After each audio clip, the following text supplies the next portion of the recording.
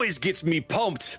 Ladies and gentlemen, boys and girls, gamers of all ages, worshippers, we are back. How you doing, Seth? We're back, baby. We're back. We're back. We're bringing the group together again. We're getting the band back together. I am getting the pig. Ginger got that reference. There you go. There you go. Welcome back, everybody. It has been, what, 10 months since we did some tournament coverage together. Last year's King of the Sea, right? Yes. Yes, I think that's about right.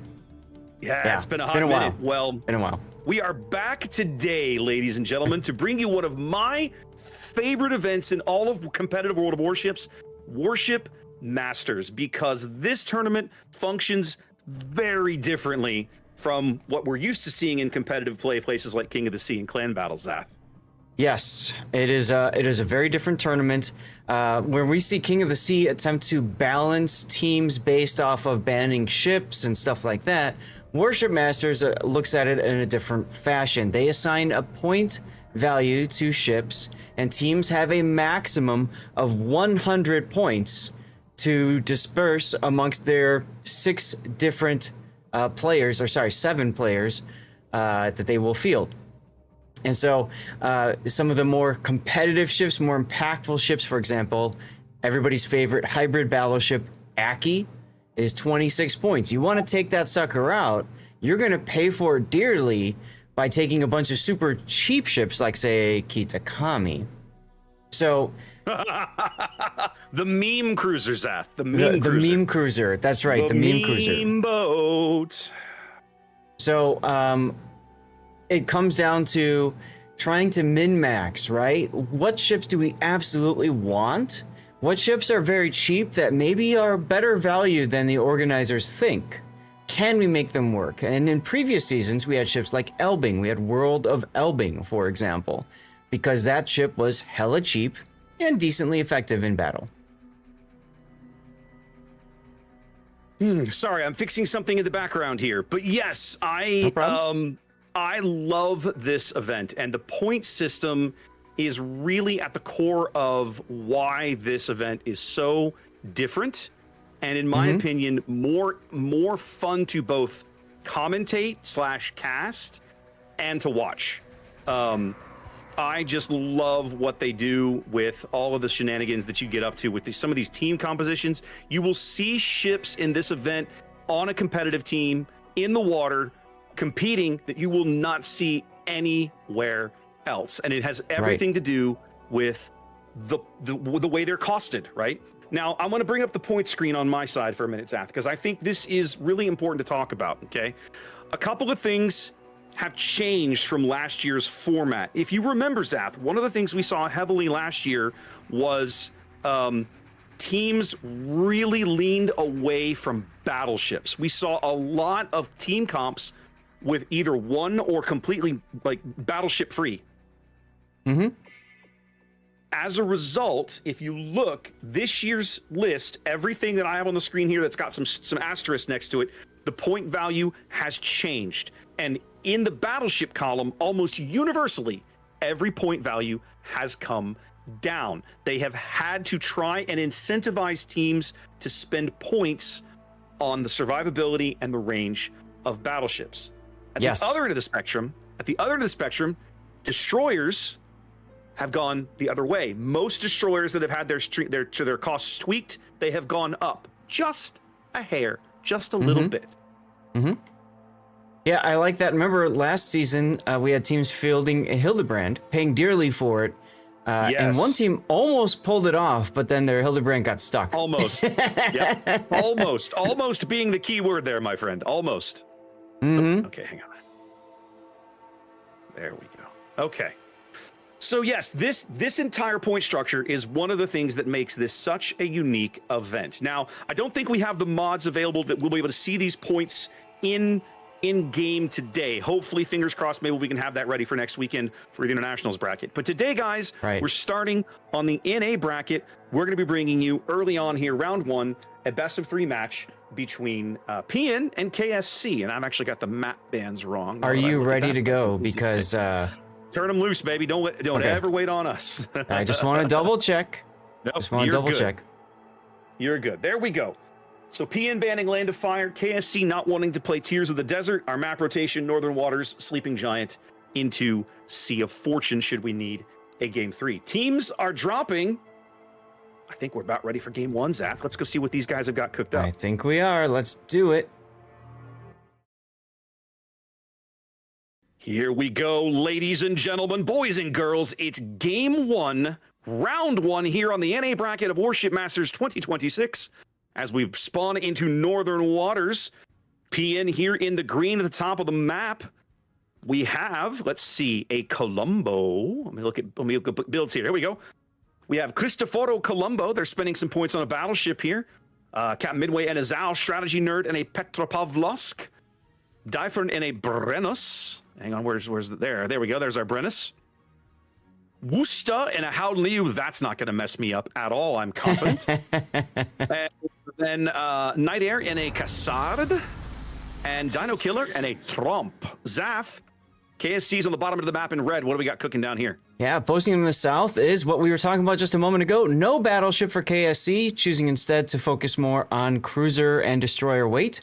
We've got Ascanir in a Colbert, just trying to save some points there. Malikan in a Svea, very powerful ship. Quicksilver in a Des Moines with reload instead of unique upgrade. Interesting choice. Kisrel in a PVO. Man, Son would be so excited to see that right now. I know.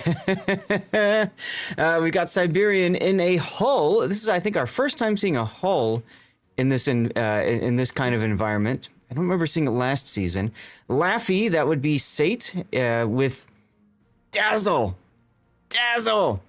and nice.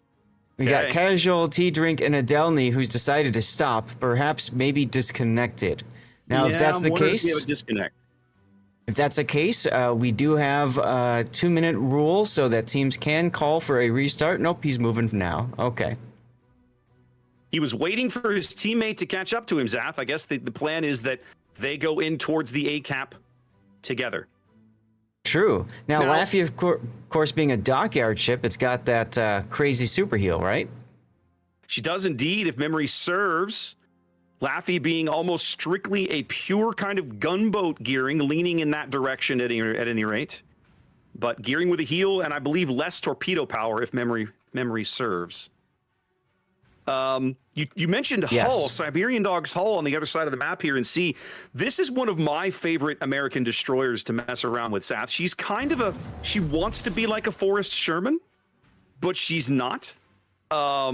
These are 8-inch guns. These are heavy cruiser guns on this ship with like Des Moines reloads. So she can put out some real punishment even against things that she's grossly outweighted by, let's say.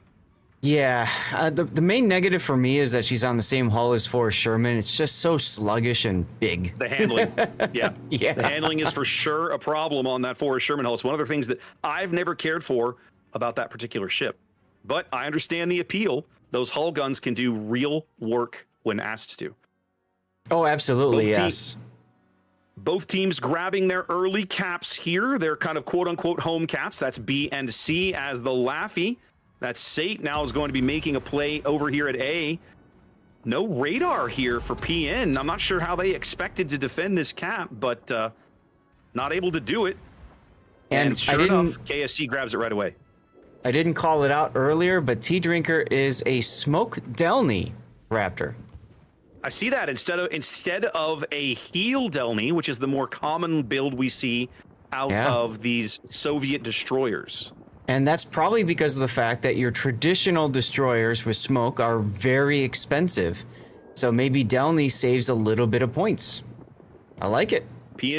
PN's Howden Liu under tremendous pressure here early, trying to get some bombs on this Colbert. Ascanier just absolutely hammering the Howden Liu. More bombs coming in on the Colbert. He's getting ravaged now between the Trump bombs and... Are they going to trade? I think they very well might trade here. It's all going to come down to these Howden Liu bombs. Is he going to get him? Oh, blown out of the water. Big early trade there. Certainly not what you wanted there for KSC, but then again, they pick up the cap, and PN does not have the forces to push back in right now. 4v2 on this flank. They don't have the numbers.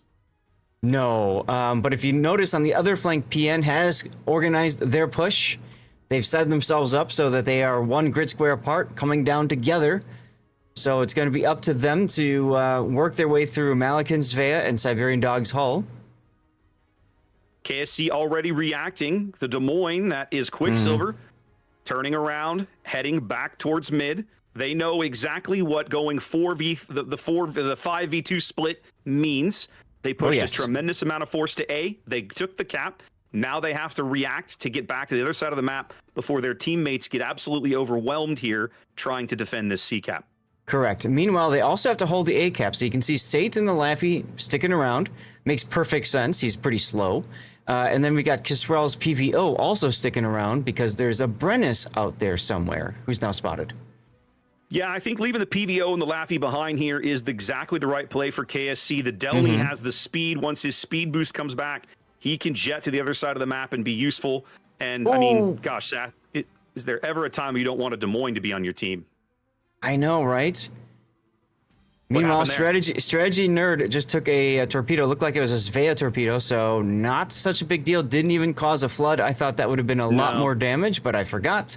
These are pan-European torpedoes. Exactly. They just tickle. The European torpedoes just tickle gently, so it's some damage, but nothing catastrophic. That's right. Knight Airs Cassard sneaks into the top of the C cap here.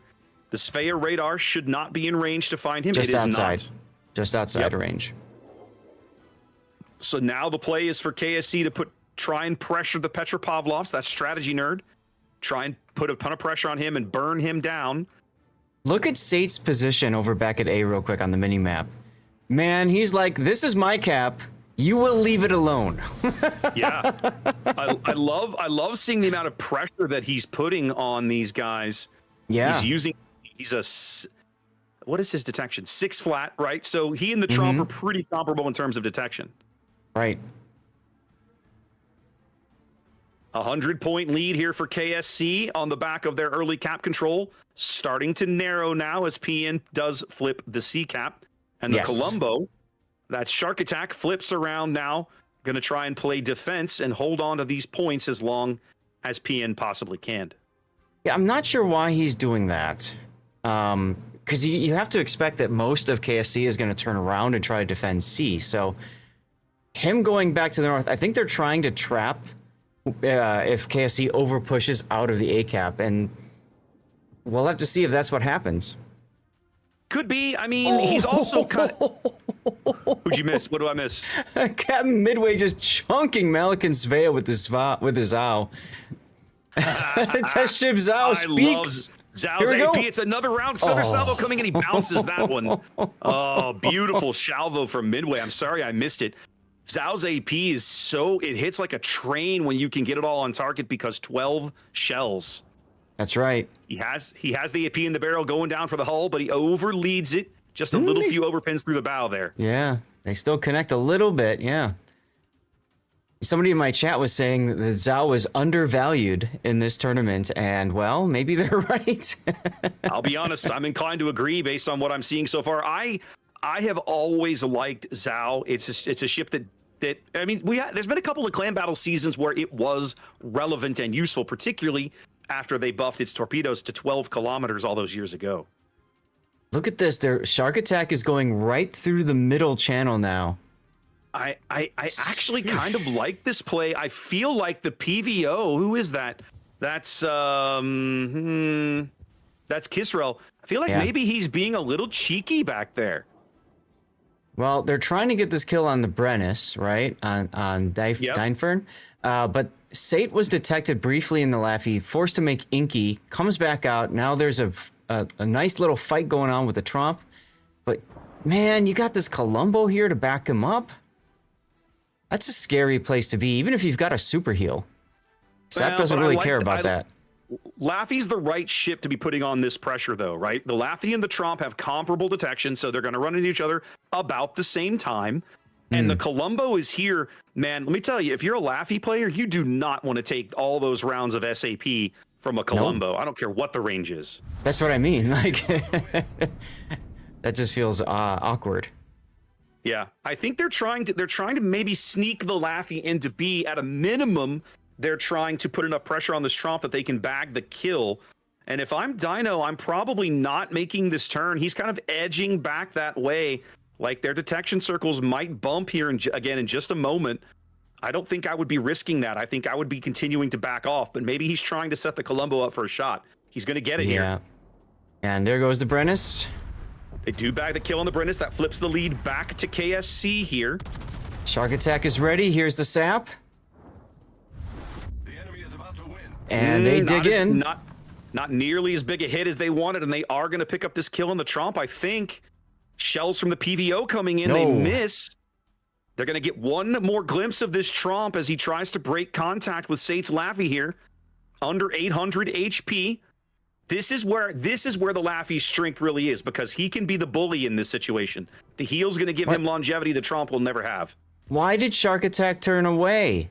He should have been reloading for another shot. Yes. Yeah, his teammate needs him, and unfortunately that's not how that engagement goes. KSC opens the lead again on the back of their third kill.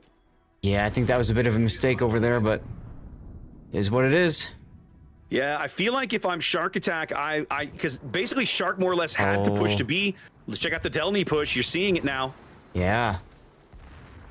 Strategy Nerd is about to go down. Tea Drinker is excited about this play, for sure. Strategy going to see if he can survive the Russian torpedo charge. He's going to take only... No, he's going to take 2 of these. And here comes the second rack. That'll seal the deal. Yeah, Tea Drinker manages this perfectly. He gives him 1 rack over the bow to force the maneuver, and then the other rack coming in from an oblique angle. Not able to dodge the second salvo, and they're going to pick up the Cassard as well. There it is, just like that. 3 quick kills, Zath. Yep, and there goes Test Ship Zhao to seal the deal. KSC is going to pick up game 1 here on Northern Waters as we kick off Warship Masters 2026. Wow, what an exciting start to this tournament, Raptor. Great reaction from KSC, right? They push 5 and 2, grab the cap quickly, and immediately turn back the other way. And it plays out exactly the way they drew it up, right? Just like you drew it up back in the playroom. Now, I'll say this one thing. Oh, I did this wrong. One thing that I'll say I wish I had seen out of PN's lineup. It felt like they really needed a radar at A, Zath. I feel like if they'd had a radar at the A cap, that whole game plays completely differently. It would have been absolutely different, yes. And, I think we also saw that in this kind of a format, how Lu just wasn't really able to hold its own like maybe PN thought they could do it, right? They're thinking, okay, we're going to hold the team here, or the enemy there, we're going to just keep dunking on it with our, Dutch airstrike, that and the Tromp together, right? That was the idea, was tag team over at A, just call forth bombs from the heavens, hallelujah, until enemies blow up. And it kind of didn't really work for them. They did get a kill. They got the cheapest point ship kill, a 9-point Colbert, trading for the Han Lu, which is how many points now? Let's pull it 11. Up real fast. Survey says it's 11. Yeah, so they were both cheap ships. Relatively comparable. Here's my thing. For what PN was trying to do with the double Dutch airstrike ability at the A cap, it worked. They know, as most teams do by now, when you play Northern Waters at the A cap in these map configurations we're playing, that island over along the 1-2 line is a very strong position to hold the cap once you have picked it up. Right. So they came ready to, as you say, rain hellfire down upon whoever it was that KSC decided to stick behind that island. And it worked. The Colbert got there, and it was the last thing he did in the match. Unfortunately, they made a couple other, in my mind, they made a couple other kind of miscalculations along the way. One of which was the lack of radar on that flank meant they couldn't defend the A cap, right? If they'd had an early radar, they would have probably been able to push Sate's Laffy out of the cap, or at least they would have had an opportunity to, and they didn't get that opportunity. For sure. And then, the 5-2 split, there's so many more guns. They're so outnumbered on that flank. And then, losing the Howden Liu so quickly, and now it's 4v2. You're still hosed. Yes. Howden, as good as she is, and I like the ship, she is a risk in map positions where she doesn't have really good hard cover. And that island position they chose at the top end of the ACAP is kind of dicey, right? It's not bad if you're getting shot from the south, but if somebody goes out to the middle of the map, they'll probably be able to get shells on you as you work around and you maybe reverse behind that island or something. So it's not the best place to stick that ship, in my opinion. No. But I mean, this is Warship Masters. This is the first day of a tournament that we have to also highlight. We all only had 1 week of advance notice for all this. So that is true. You got teams that are trying to look at the point system, trying to first of all find, hey, do we have enough guys to put something together to, guys and gals, right? Can we make a team? And if we can field the team, okay, well now what, right? So, yeah. The short notice hosed just about everybody, right? It hosed not just the teams, but it hosed the casters as well. We had no idea this was coming. What was it? We had 8 days notice, maybe 9. Was it like last Thursday they told everybody? It was something like that? Thursday. Yes, it was Thursday. Yep. Yeah. So definitely a scramble, right? You pinged me and we're like, hey, are you going to be doing Warship Masters? Like, what are you talking about? They're like, well, it's back. I'm like, it's August already. What are you talking about? Like, we should have heard this a month ago, right? Right. Incorrect. So it's also why I realized today, Zath, one of my routines when I get set up for events like this is I will almost always go to the World of Warships web portal, right? And look at the web article, right? The news article they've posted about the tournament. I like to read about the drops that may or may not be happening depending on the day of the event. I like to know about the pricing, and those kinds of things. No web coverage, none. No web article at all, right? It's like this came up so late. The whole thing, they didn't even get it into the online news feed for their own game in time. So, yikes. I know. Hey, you know what? The fact that all of us were able to respond as quickly as we did, and when I say us, I mean also the players. The fact that NA fielded 14 teams. For a while, it was the joke. It was the biggest joke because everybody's like, haha, NA only has 3 teams. But we have 14 teams signed up. Other people were asking about this. Here are your 14 teams. Now, it is the smallest region out of, the 3. Asia has the most by far, a long shot. 40 teams out of Asia. 40 teams. Can you imagine being one of the adjudicators there, one of the organizers, and trying to guys, how do we do this in the course of 2 days? Because only the top 8 teams will advance to the internationals, okay?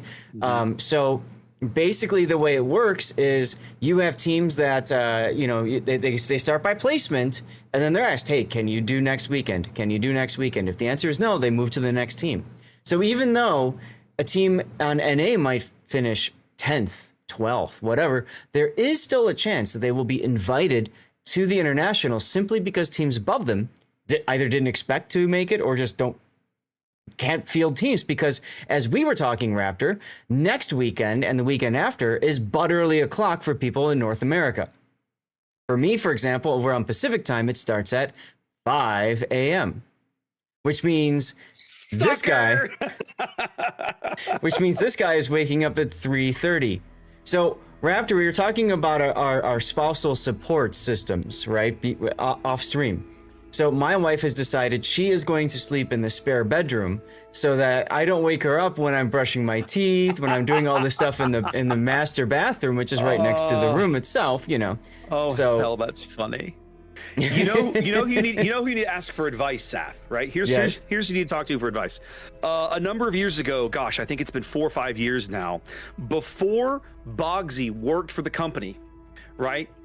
He and I were brought on to work one of the weekends of King of the Sea International with the team in Prague that was producing the stream. And it was, I think it was another one of these 7 a.m. call times for me here in US Central, right? And so like you, he was in California, he was on Pacific time.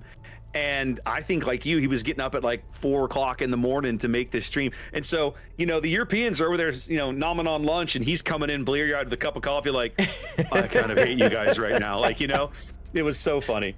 I clearly remember some of those early morning call times, you know, doing sound checks and everything, all those with those guys. It was fun. Oh, yeah. Oh, yeah.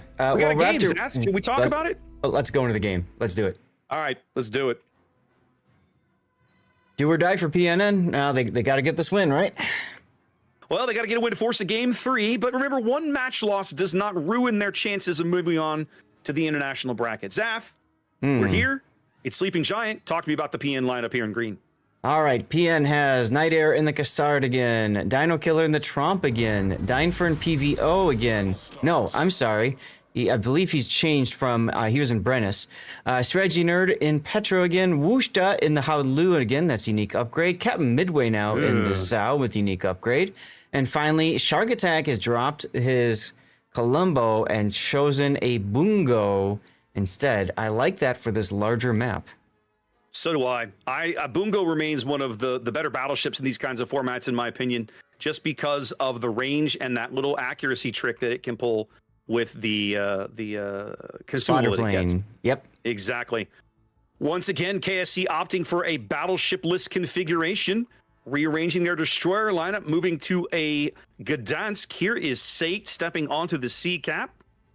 Off to his starboard side, that's Siberian Dog, now in a Vamp Deuce. And all the way over here on the right, Air 404 now in a Habarovsk. I'm pretty sure that's not a full lighthouse build Habarovsk, but he is at least running concealment in the captain's build. But he is running unique upgrade in slot 5. Backing up the Vamp Deuce and the Habarovsk on the right-hand flank, that is Malakin in a Svea. Double PVO here for KSC. That's Nakiri here, just about to step onto the Sea Cap. And off to his port side, Kisrel in his own PVO. Fall the way at the back here, last but not least, T-Drinker here in the Zhao. Hopefully he has just as good a game as he did in game 1. I'm a Zhao enjoyer, Zap. I gotta root for my Zhao buddies. All right, fair enough. One of the things about Sleeping Giant, chat, you're going to see it here very quickly. These destroyers on a collision course near the A cap. Sate's radar not quite in range to pick up the Cassard, but it will be momentarily. There we go, right there. He's crossed the line, so Sate can pick him up anytime he likes here in the middle of the map. That's right. So, you know, one other thing too, I was thinking about with lack of time to really set things up, it's also lack of time to practice different comps, different team comps. And so we might be seeing that with PN running pretty much the same comp, just a couple of slight, you know, alterations here and there. Night Air's Cassard steps into the cap. There comes the radar. The torpedoes coming in. Night Air has a gap here. If he sees it, he's going to take a little bit of chip damage. He's going to take one of these torpedoes right up the stern. Yeah, ouch. Feels bad. I feel like he could have maneuvered a little differently and possibly saved himself some pain there. Well, ironically, that radar actually might have saved Knight because he hit the W button instinctively and therefore only took 1 torpedo. He actually was looking like he would take 2. Yeah, he was already turning when the torpedo salvo was coming in. Sate played it perfectly. He led the torpedoes to where he suspected the Cassard was going to be. And now he's just fishing for resets. He's getting a few here and there against Night Air. Captain Midway's in trouble on the other flank. Look at this. He's by himself. 4 ships shooting at him. And then he just fired. Yeah, well, they're so close to him with that Vamp Deuce. This Svea Vamp Deuce trick, Zaf. Look at the coordination it takes to pull this off. Yeah, For I like Malakin it. to ride this crawling smoke at exactly the right range. Beautiful. That level of skill on display here is going to earn KSC an early kill on the 10 line. Captain Midway Zhao going down.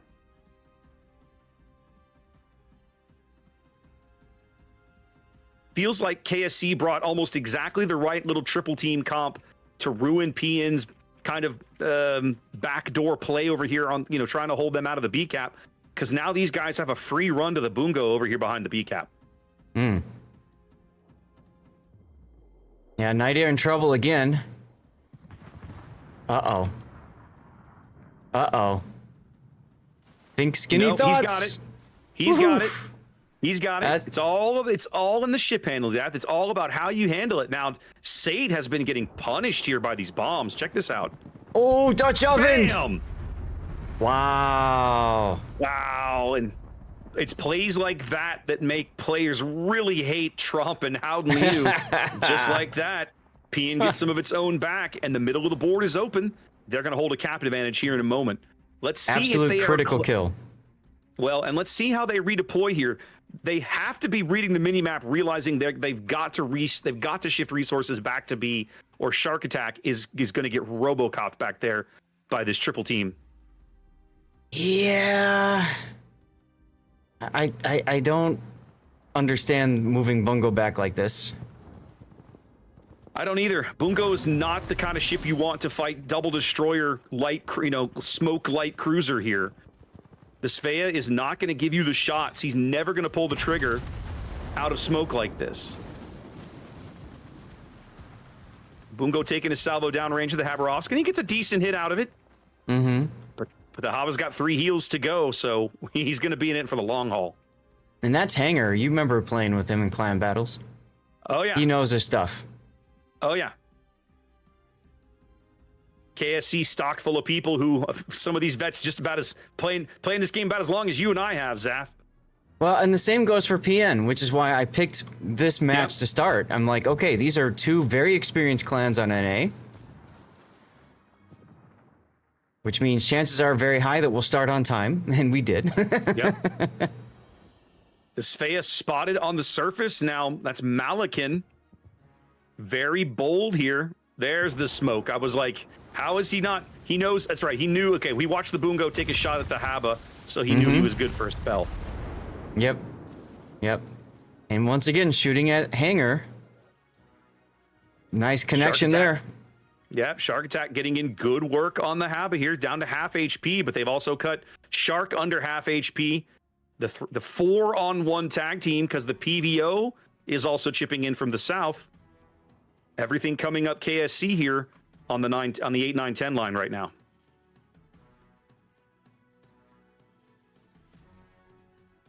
Now they did bring back Dino Killer, and Strategy Nerd is here. He's spotted. They know he's around. The Svea is holding just barely outside his... No, he's not, actually. Meanwhile, Wooster going down on the other side. T-Drinker almost dead, too. If Strategy Nerd wanted to radar the Svea, he could. I don't think they realize how close the Svea is. PN losing another ship along the edge of the map, but T-Drinker very low, working through a heal now. As the Cassard, gutsy play by PN, picking up the C-cap, going straight through the middle of the map. I love this play, Zath. I love the aggression. I mean, that's what you have to do in order to force the enemy team to turn around. You know they're all over there, but look at this focused fire from KSC. Yep. Dino's been Dino Killer dark for the longest time. Well, he's going to sneak away on 240 hit points, and he cannot get spotted again. They do get some more damage into the Vamp Deuce, Siberian Dog. Pressure continues on Shark Attack's Bungo, but for the moment, he's holding up. 30 seconds to his next heal. Meanwhile, PN controls all 3 caps. They're on a 2-minute victory.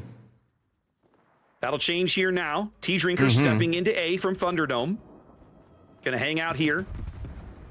Night Air trying to leave him some metal fishes as gifts, but T-Drinker declining to move up into range. KSC now stepping onto the B cap. Shark Attack 3 seconds to a heal. He's gonna make it. He's just spamming the button. He does get the heal off. For the moment, he's surviving. Shells coming in on Nakiri's PVO. Nice hit. At least one full Not pin, enough. but that's it. Not enough. The heal is going to allow Shark Attack to get off another salvo, and then he's out. PN's lead slipping away from them here. Upside down 2 ships in game 2. The Cassard is moved back into mid. That's Night Air. He's about to ground himself in front of the Zhao and record a gunfight? What's happening? Zhao's Hydro is running. This is very, very, very bad. Oh no, disaster here for the Cassard in the middle of the map. He might have been able to get some torpedoes on him. It's not going to happen. I think he was trying to bait T-Drinker into turning. He was. He was trying to bait the turn and get him to turn into the torpedoes there, but T-Drinker's Hydro was up, and so he knew better. The Cassard, That being said, he is turning. Uh-oh. That's going to be a trade. It is indeed, but if you're KSC, you don't mind the trade this late when you're already up ships. Trading ships is an acceptable outcome. Oh, absolutely, 100%. Well, despite some really clever and ballsy aggressive play from PN there, pushing through at one point, holding all 3 caps, KSC is going to go away with a 2-0 sweep here in round 1, Zaf. Yep, means we have to go look for a potential game 3. Yeah, we'll go look around and see what we can find. And there it is. KSC sends everybody to the bottom. Picks up a win here in round 1 of Warship Masters 2026. Well, I guess that means I get to test my winner screen now. Yes, indeed. I'm about to do the same thing. Let's see if it works. Survey says... Hey-oh! Mine works. Mine works-ish. I hit the wrong... Outstanding. There we go. I love it when a plan comes together, Zaf. I love it when a plan comes together. Right? All right. So, chat, this is the fun part where now we have to go and try to find a game 3, so... Apologies, but we're going to go and search. Where do we look for that anyway? Okay. Isn't there a channel like... That is a... They're usually up in the streamer chat. The international streamer need a game, but that hasn't been touched in years. Probably our best bet is to duck back to the training room lineup and see what is out there. So I'm going to do that. Yeah, I'll do that too. Yeah, let's have a peek. I'm going to jump into mock KSB just to have a look. Okay.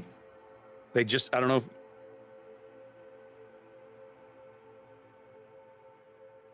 And let's see.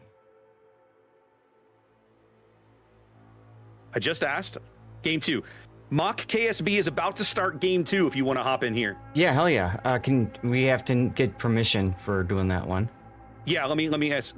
I will ask.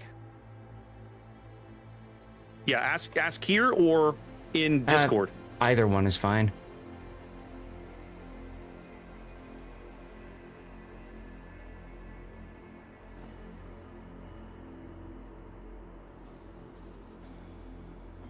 Thank you. Perfect. You're welcome. I was just about to type that out. Yep.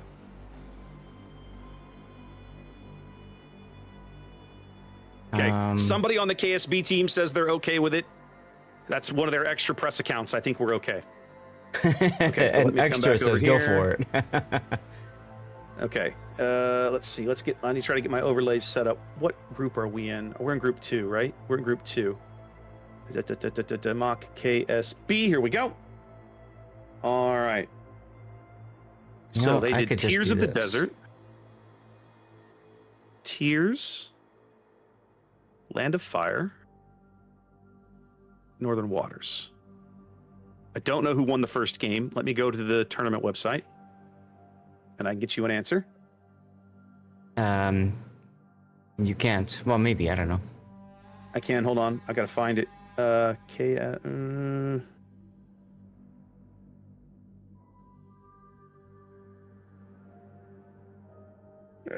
It's not showing up. All right. Well, I'm still trying to get the overlay set up. Let's get into the game and we'll figure it out. Yes. Let's go. Okay. Let's just come to here. Okay. So I'm still working on getting the overlays twinged up real fast. At least get the team names right. Yep. There we go. Okay. We got that part done. Good enough. Game 2, ladies and gentlemen. Oh, I got to reset the scores. Yeah. There we go. All right, Zath, it's our teammates in mock here in green. What do we got cooking, Zath? Yeah, a lot of people are like, Zath, what happened to Kay? Did you just leave? Nope, we drew. Apparently, we're going to have a little extra time. All right, well, that actually works out for me. I'm okay with this plan. This will give me time to put the map rotation in because I'm still trying to find the damn thing. I think because they're group 2, they're on the second page. Here we are. They're group 2. KSB won game 1. Okay. I'm not seeing that in the tournament software, I asked but in the that's training good enough room. for me. That's perfect. So KSB won game 1. And they've started again. And we are on Land of Fire. Okay, perfect. So we can give you guys that quick look. Genius. The map bands are not correct. Ignore that part, but the rest is good.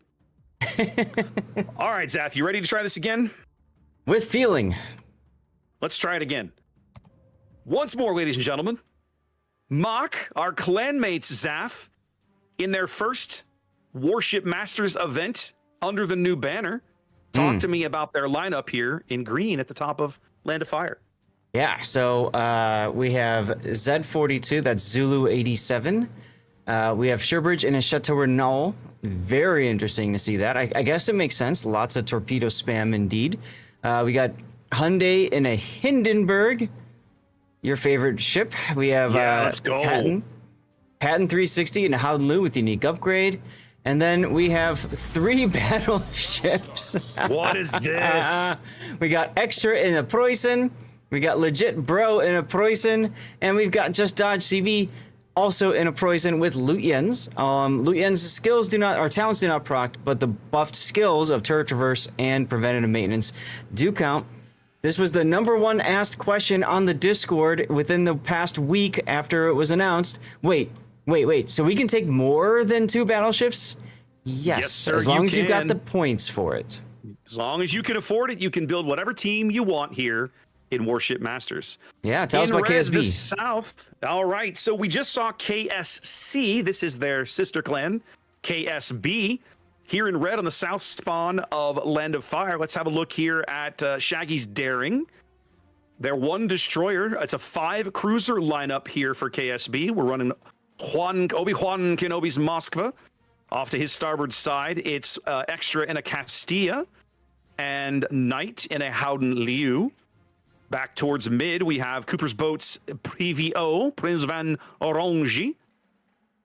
It's the meme boat, Zath, Friendly Shima here in a Kitakami over at the B cap.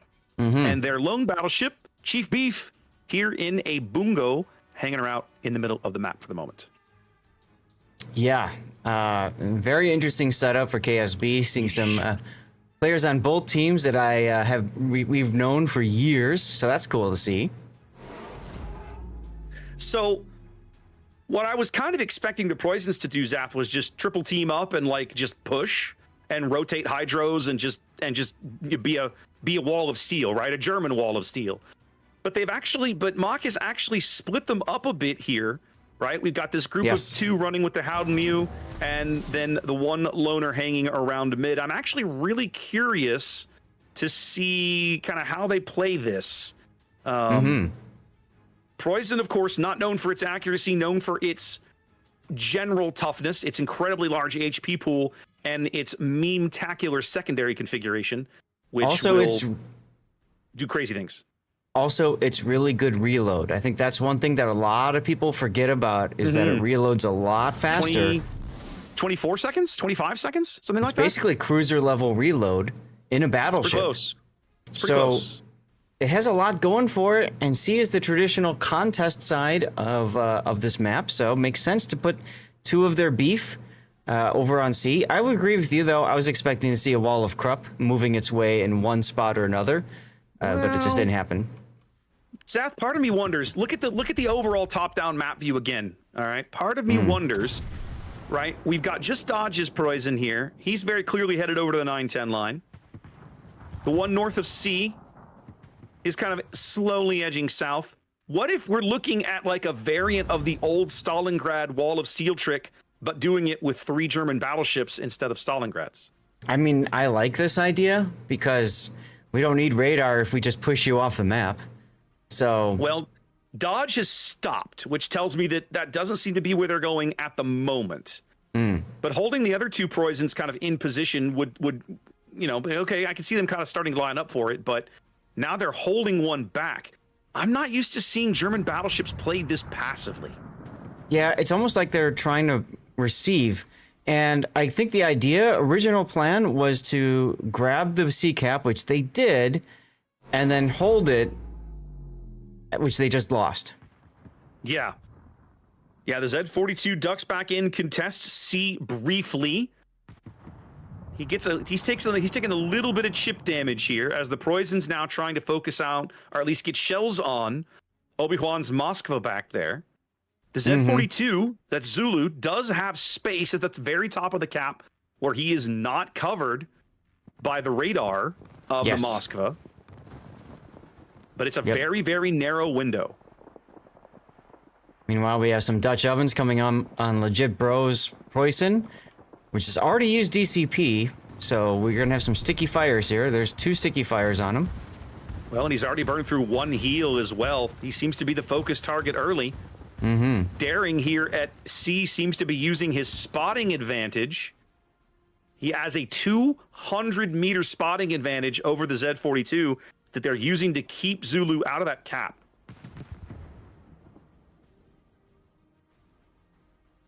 The Poison's now seeming to realize that if we can pick off this Moskva, maybe the play is we can help our teammate out pick up the C cap. Not holding C right now is the reason that these guys are upside down on points. They picked it up first, but weren't able to hang on to it. That's right. But take a look at the middle of the map. Look at Surebridge of Chateau Renaud. Oh my. Oh my, indeed. Now he blew a torped early. I'm not sure why. He's gonna have to turn all the way around, maybe. He is gonna land both of those on Cooper. Oh, just the one on Cooper's just the PVO. One. Just the one. He's got to get and waiting for another salvo. Is. There it is. There it is. They are gonna pick up the PVO kill here.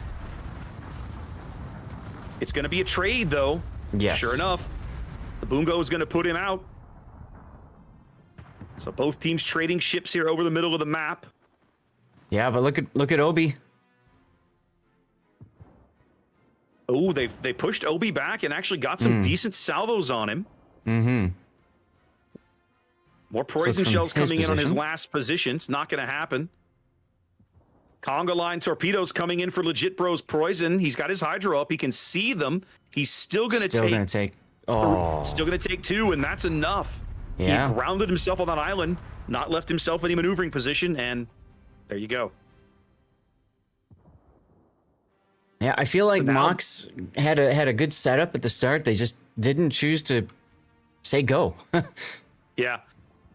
Mox hopes on the 9-10 line now rest on the back of just Dodge's Poison position here.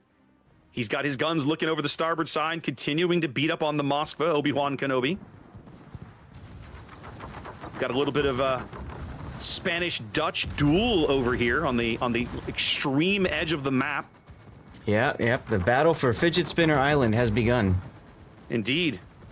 Makes me feel like we're looking at some kind of weird play in feudal Japan here, Spain versus the Netherlands. The enemy is about to win.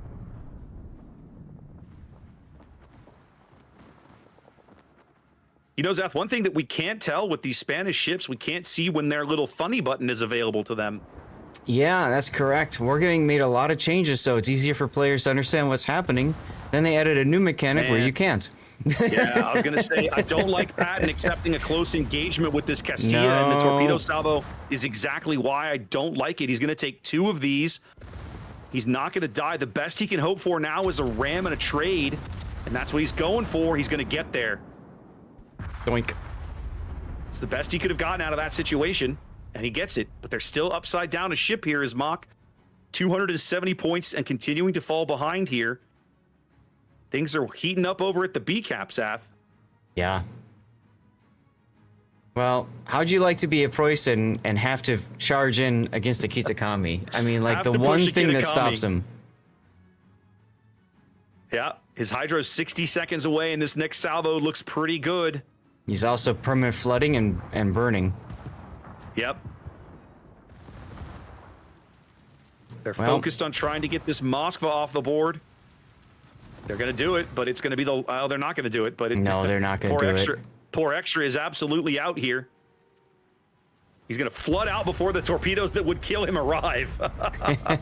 Burnout, whatever. Burnout, that's right. Obi gets the honor of the kill.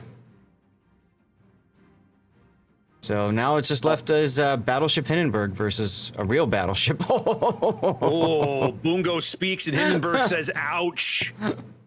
That sounds about right. This is one of the things that drives me crazy about Hindenburg in the modern game. As much as I love the ship, she eats full pins from like every modern battleship because they've jacked up the gun calibers on the battleships in so many cases.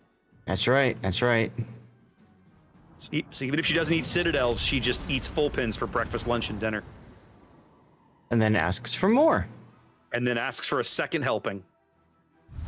The enemy is about to win. You know, we haven't paid much attention to it, but I have to commend Friendly Shima's Kitakami play. Kitakami play here. Zaf. These staggered torpedo launches, the steady stream of forcing your opponent to maneuver in suboptimal ways has absolutely chewed up the mock ships on this flank here. And we're about to see it one last time here with Hunda's Hindenburg. In fact, I think he's accepted his fate. He's done. He's done. And he's like, nah, it's over, and I know it's over, and we're fine with it. 20 seconds to go. Maybe he's not fine with it, but he can't change it now. He has accepted his fate. Indeed.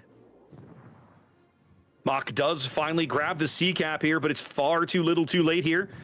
As KSB's also going to pick up a first round win here in Warship Masters 2026. That's right. KSC and KSB looking pretty strong already. Looking solid here in round one, baby. Kudos to both teams. I just realized I'd not updated KSB's score, but they are your winner here in this particular match. That's right. Let's put the screen up. There was... Let's see, we caught game 2 of that one. All right. We ought to be... we're actually maybe a couple of minutes late for our next scheduled match. Let's go see if we can find it. All right.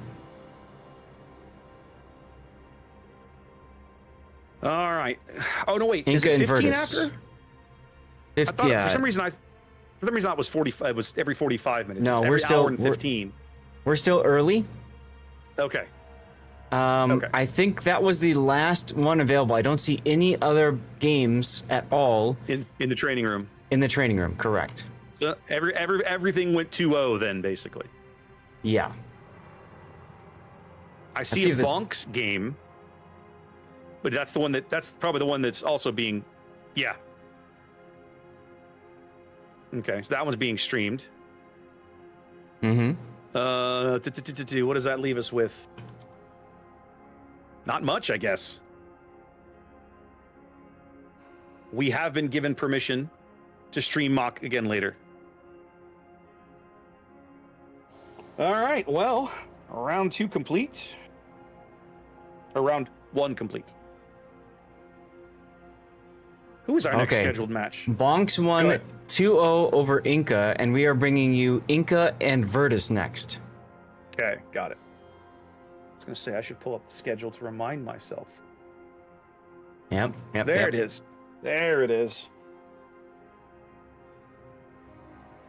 All right. Okay. Times on the screen there on my stream, guys, are U.S. Eastern time. So adjust your, U.S. Central time. No, U.S. Eastern time. So adjust in your brain accordingly based on where you live, wherever that is. That's U.S. Eastern time, minus 5 UTC right now, I believe. If my memory is not faulty. All right, so we need to find round 2, Virtus versus Inca. Okay, they haven't done anything yet. No, they probably haven't. We've probably got some time to kill, I'm guessing. Yeah. So, chat, it's going to take a few minutes before we get started on the next one. We'll talk a little bit about the tournament in a moment, but this is also a good opportunity to push an ad, get it out of the way. So I'm going to run and do that as well. Good call. Since I'm on a 5-minute delay, I'm going to wait for mine to catch up on Twitch. So I'll get to that in just a minute. Yeah. But in the meantime, I hope you guys are having a good time with the tournament, as always.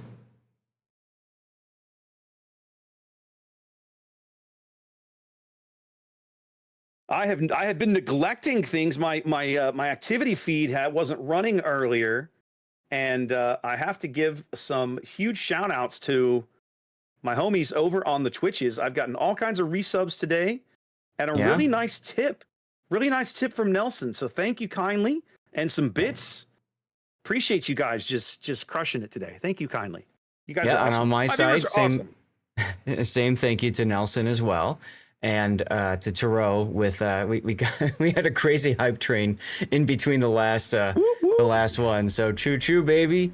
But it's always appreciated, guys. When these tournaments get announced, right? One of the things for me that I always say is, it's a lot of work. It's waking up early, especially next weekend and the weekend following. But I'm here to do it because of you guys. And, whether you sub or not, the fact that you've turned up, you've woken up early, you're here with us, it matters. It makes a difference. So thank you guys for being here. Yeah, big shout out to you guys. Zath and I have been doing this together for a very long time now. Over 8 years, we've been bringing Warships tournaments, live coverage, whether it's been just us doing it or being a part of bigger things. The official coverage from time to time. Bloody hell, Zath, during COVID. Do you remember this? During COVID, you and I were scheduled to go for, I think it was like King of the Sea 10 or 11. We were supposed to go to Austin, right? And stream it out of the Wargaming offices. And of course, COVID shut the world down and everybody went home. I produced that stream on the Wargaming channel out of my house, you and I together with Happa. The three of us put that together. Man, that's been a hot minute. And then there was the time when Gus produced Warship, the King of the Sea finals from his PC. From his PC at home, I remember that. And do you remember that his monitor output wasn't working properly or something like that? So he couldn't actually see the output. He was just going on feels the whole time. That part I don't remember. I don't remember. Yeah. I do remember I had another instance, and it was another one of these oddball tournaments like this. Something that we ran back when Femininity was still with the NA team. So this has been a hot minute, guys, more than 6 years now. But I think it was we ran an event with them called Fight for the Flagship. And this was back when I was working down the coastline a little bit, down in the shipyard. And so I drove to Austin for the weekend to do this stream. So Fem was going to produce it, and I was just going to do live commentary. I think I was going to do it by myself. Actually, maybe you were joining me remotely, but we were going to do it at the Wargaming offices, right? We got over there, and there was no power, or everything wasn't working for some reason. I don't even remember why anymore. We ended up. I folded myself into her little Miata, and she drove me back to her apartment, and we produced the stream that day from her PC, her streaming PC at home. It was one of the strangest days of doing this I've ever had. It was so much fun. We've had so many different experiences doing these tournaments. Yeah. And then there's, you remember the time that we were doing, I think it was one of the King of Sea Internationals, and they were introducing you and I as the commentators, and then my power goes out right as I'm talking. Literally. I had a similar story, right? It was the end of the day. Yours was at the beginning. Mine's at the very end. So we're at the end of the stream. Last game is over. And for whatever reason, we're basically saying goodbye, good event, thanks everybody.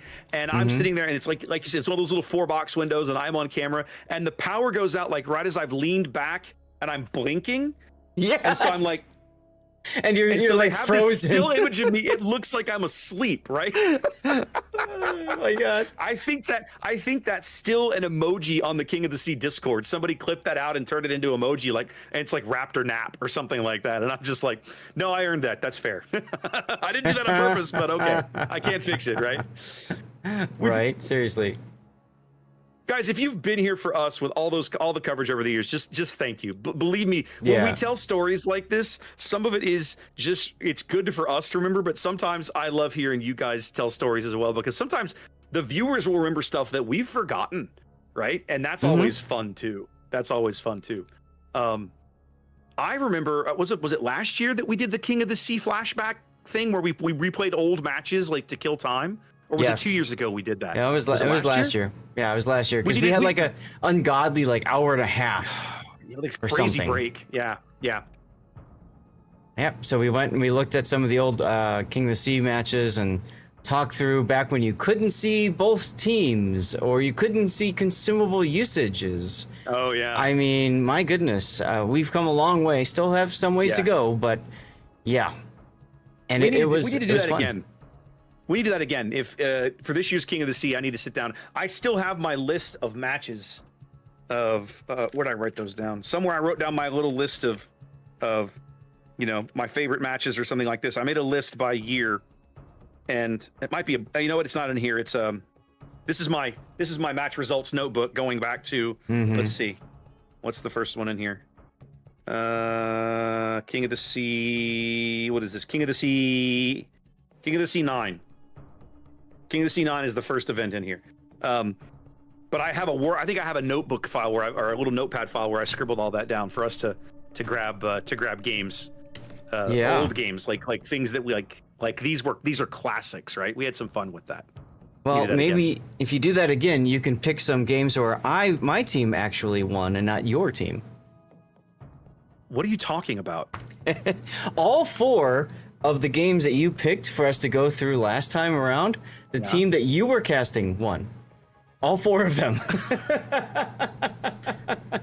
It cracks me up that you notice these things, Af, because never in 8 years of doing this has any of them ever felt like my team just because that was the side I was sitting on. That's so ridiculous to me that it's even wired that way in your brain. Like, no, I don't even think about it like that. No, I just happened to notice it when I was prepping for doing it, because remember we had to put the video screen up, get ready to go, right? So I was prepping for all of them, and I'm like, okay, my team lost.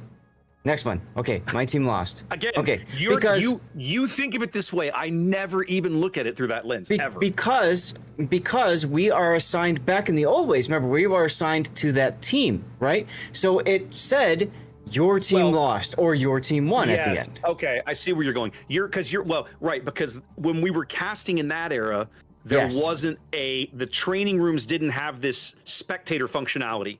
And so you literally became a part of the opposing team. You spawned in a level 1 ship and you rammed each other to start the match. Right. And then you were free cam and you could commentate the match. Now that all ended around King of the Sea 10 or 11. Yeah, right? I want to say 10. We've had the spectator system a long time. Right.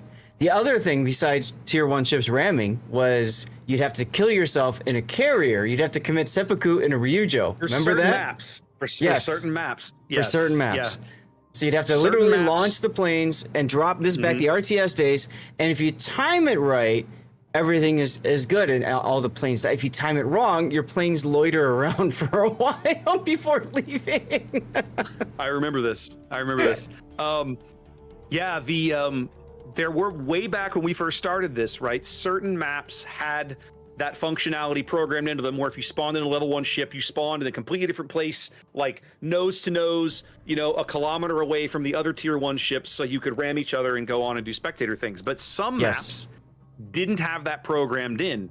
And when you were on one of those maps, we took a tier 6 carrier, a Ryujo, because you could reliably sync yourself. This was in an era when team killing was still a thing, right? So I could torpedo, I could take my carrier planes and torpedo my own carrier and sink, and then I would have the free cam and could run around and stream the match. Oh my God, this game's come so far. And if you set it up right, you would bomb yourself, which would start a fire or two, and you would torpedo yourself and you would flood, and you would die just as your final squadron landed. If you time it perfectly, that's how it all worked. That was the challenge. So in that era, ladies and gentlemen, you didn't have to be nearly as good at streaming the game, but you had to be good at playing Aircraft Carrier 2. Who knew? Then there was a time when people would fail to kill themselves because they would miss the drop or something, and ask their team, "Hey, can you take me out with friendly fire?" Right? Or their opposing caster would run their ram boat in reverse and intentionally try to screw them up. Zath, I'm looking at you, buddy. I'm looking at you. Yeah. Oh, that was great. Some of us don't forget. Some of us don't forget these little slights. Hey, I was gonna bring it up as well, but you know, there you go. There you go. Hey, speak of the devil, Happa Fodder saying hello over here. How's it going, dude? Happa, we were just talking about you, Happa. So That's right. Welcome in, buddy. We were just taking your name in vain. I mean, talking about you. So yeah. Yeah, we were reminiscing about old King of the Sea in 2020, about working that one out of the house here. Yeah, absolutely. So, pick bans are going on for Yes. our next match, but they are not completed yet. So I'm keeping an eye on it. We'll keep you guys in the loop as necessary.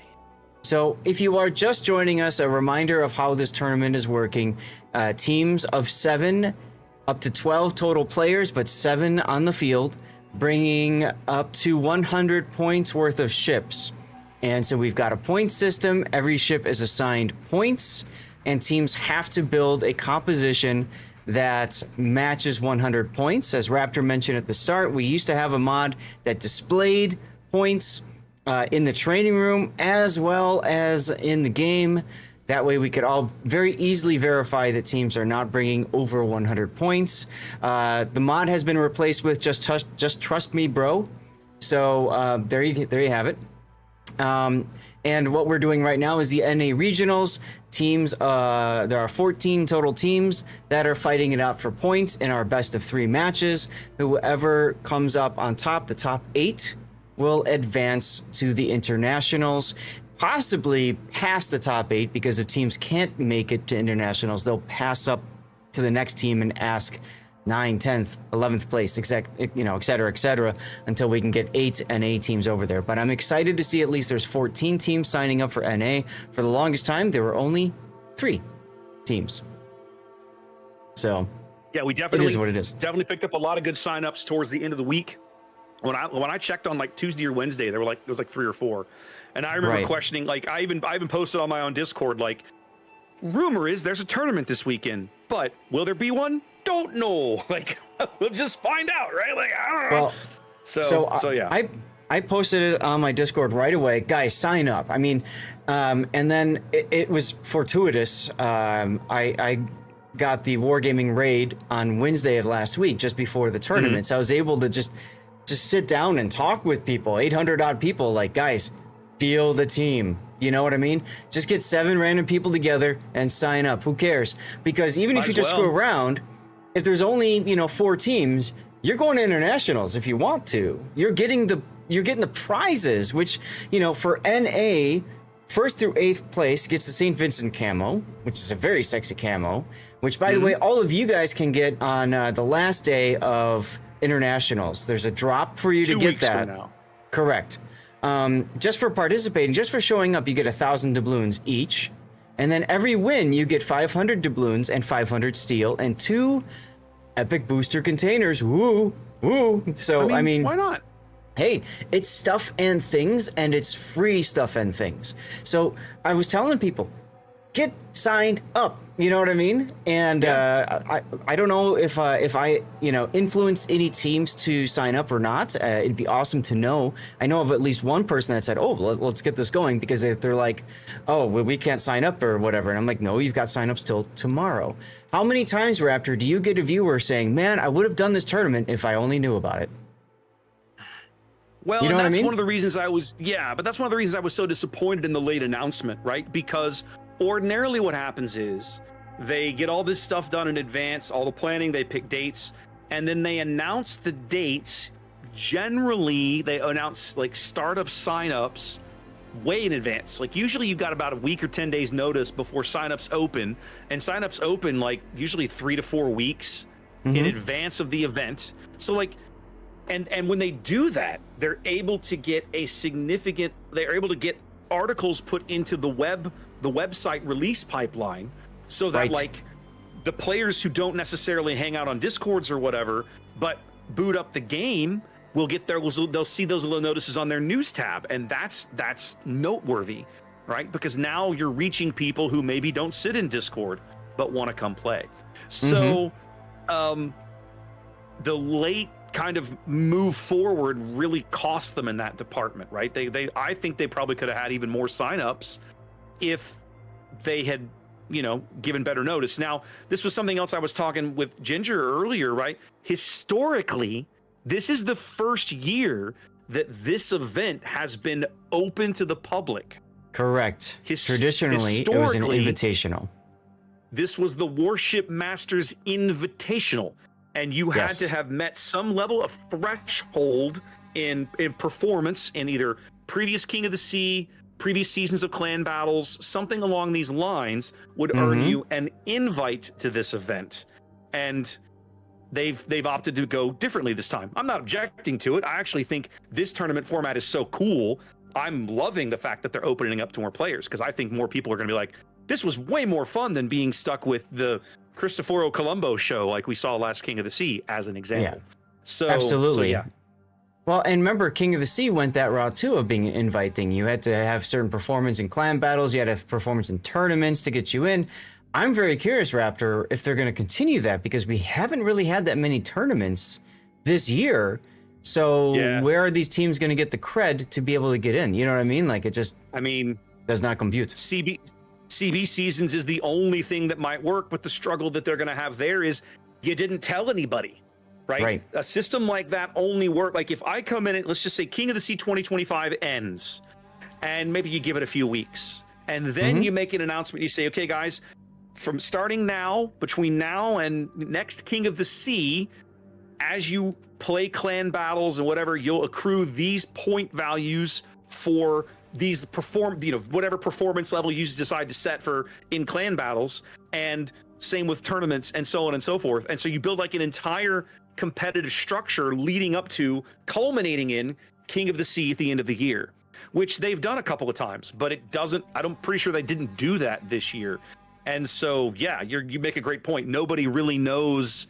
Is King of the Sea going to be back to we just throw the doors open and let anybody in who wants to play? If that's what they're doing, I don't object to it. The tournament was that way for a very, very long. Tournament was that way for years, right? It was literally a player-run event. You want to show up, sign up, show up with a team, and play. So maybe we'll get back to that. I don't know, but yeah, the whole idea of going back to a system where you have to qualify for it only works if you tell people far enough in advance that they know what they have to do to qualify. So I'm looking at some early statistics just because I think it's kind of interesting to see. And the most commonly picked ship is Prince Van Oranje. Yeah. We've seen it so far in the tournament 12 times, but it's early, of course, in the day. That's really interesting. Now, I'm going to switch regions. I'm curious what Asia shows. I'll say the tournament data you're going to get out of Asia is going to be more impactful because they have played way more games right now. So let's actually have a look at that. Prince Van Oranje and Chateau Renaud are the top two picks.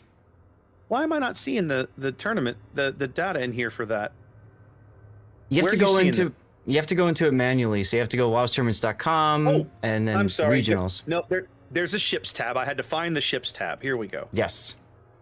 That's win rate picks. Yes, PVO remains so PVO was the most chosen ship on Asia, and the Asia bracket started late last night for those of us here in North America.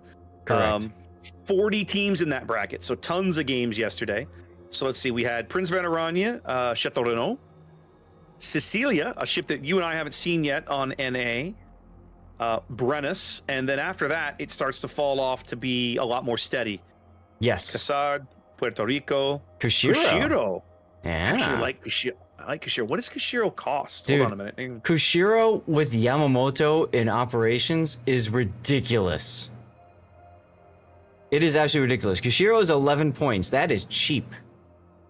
She's only 11? You're kidding. She's only 11 points, just like Yoshino and Zhao. And Hindenburg, Haunleo, Gibraltar, Defense are all 11 points.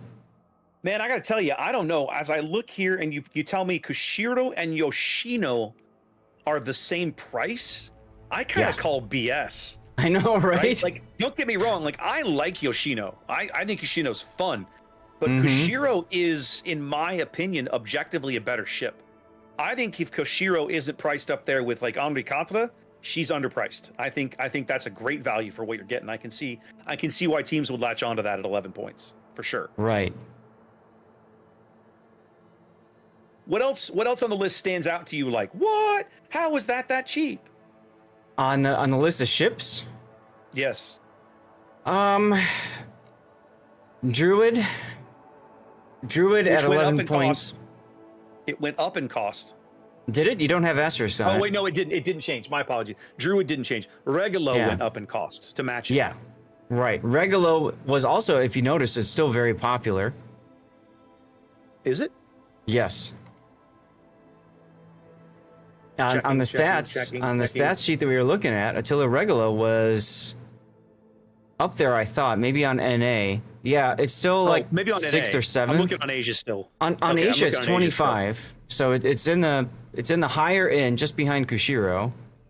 So it's up there in popularity. But you know, I feel like Druid can bring a lot of value to it, to the table. Doesn't have the torps, of course, and that sort of thing. But I think it's a fantastic support destroyer if you need something that's cheap that doesn't have a citadel. And I think that's the key part, is it doesn't have a citadel, so it's gonna be harder to kill than than a Zhao or Kushiro, Hindenburg, etc. All right, looks like they are swapping spawns in the training room. Yeah, they had done the spawns incorrectly. Inca is going to be the alpha spawn for all 3 maps in this matchup, which reminds me, I can put that up now. Yep. No, I haven't. I need to get this. I put the map rotation in, or I was putting the map rotation in, but I didn't set the teams correctly. Okay, so let's finish this up then. Land of Fire and Sea of Fortune and Northern Waters. There we go. There's our matchup and our map rotation. So we're going to start on Northern Waters here again in just a moment. And yeah, we'll have to use the reverse spawn for all 3 of these. No big deal. That's all right. No, it's easy. I had someone chat saying the moment that stuck in their mind the most from previous tournaments was when carriers were still part of it and watching a Midway obliterate a Des Moines behind an island. That would be watching 07, because 07 played Midway despite everybody else playing Hakuryu. No. The King of the Sea that he's talking about would be King of the Sea 10, which was the first King of the Sea that ran under the new carrier system in the spring of 2019, right? Yeah. And in that event, everybody played Midway because Midway's HE bombs were broken, right? You could reliably just dunk even a maneuvering destroyer. You could just dev strike a maneuvering destroyer with those HE bombs. It was lunacy. That King of the Sea, that one event is the reason that now you'll never see carriers in King of the Sea again, right? That one event.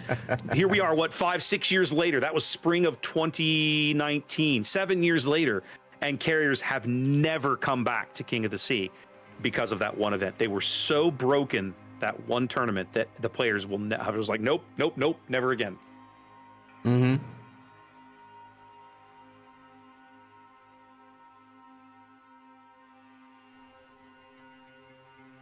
Sorry, checking on a couple of things. Yep. No worries. We're waiting on teams to ready up, specifically Inca. How are we doing on time? We're right. We're 1 minute late now. Oh noes. I mean, Inca's all here. They're not readied, but yeah, we'll be on our way, I think, in just a moment, ladies and gentlemen. I just realized the other big change from last year's app is I'm sitting here looking at the prize pool. I had not made the time to actually dig up what the prize pool is for this year. Last year, this was still a cash tournament. I think about a $10,000 prize pool all in that they had divvied up between the top 4 teams. This year, they've gone back to all in-game pricing. It's all doubloons and other things, right? Yeah. But you're right. Just making it to the international bracket, you get something. Correct. May not be huge, but hey, it's better than 0, Yeah. Yeah. Do you know what those prizes are? I do.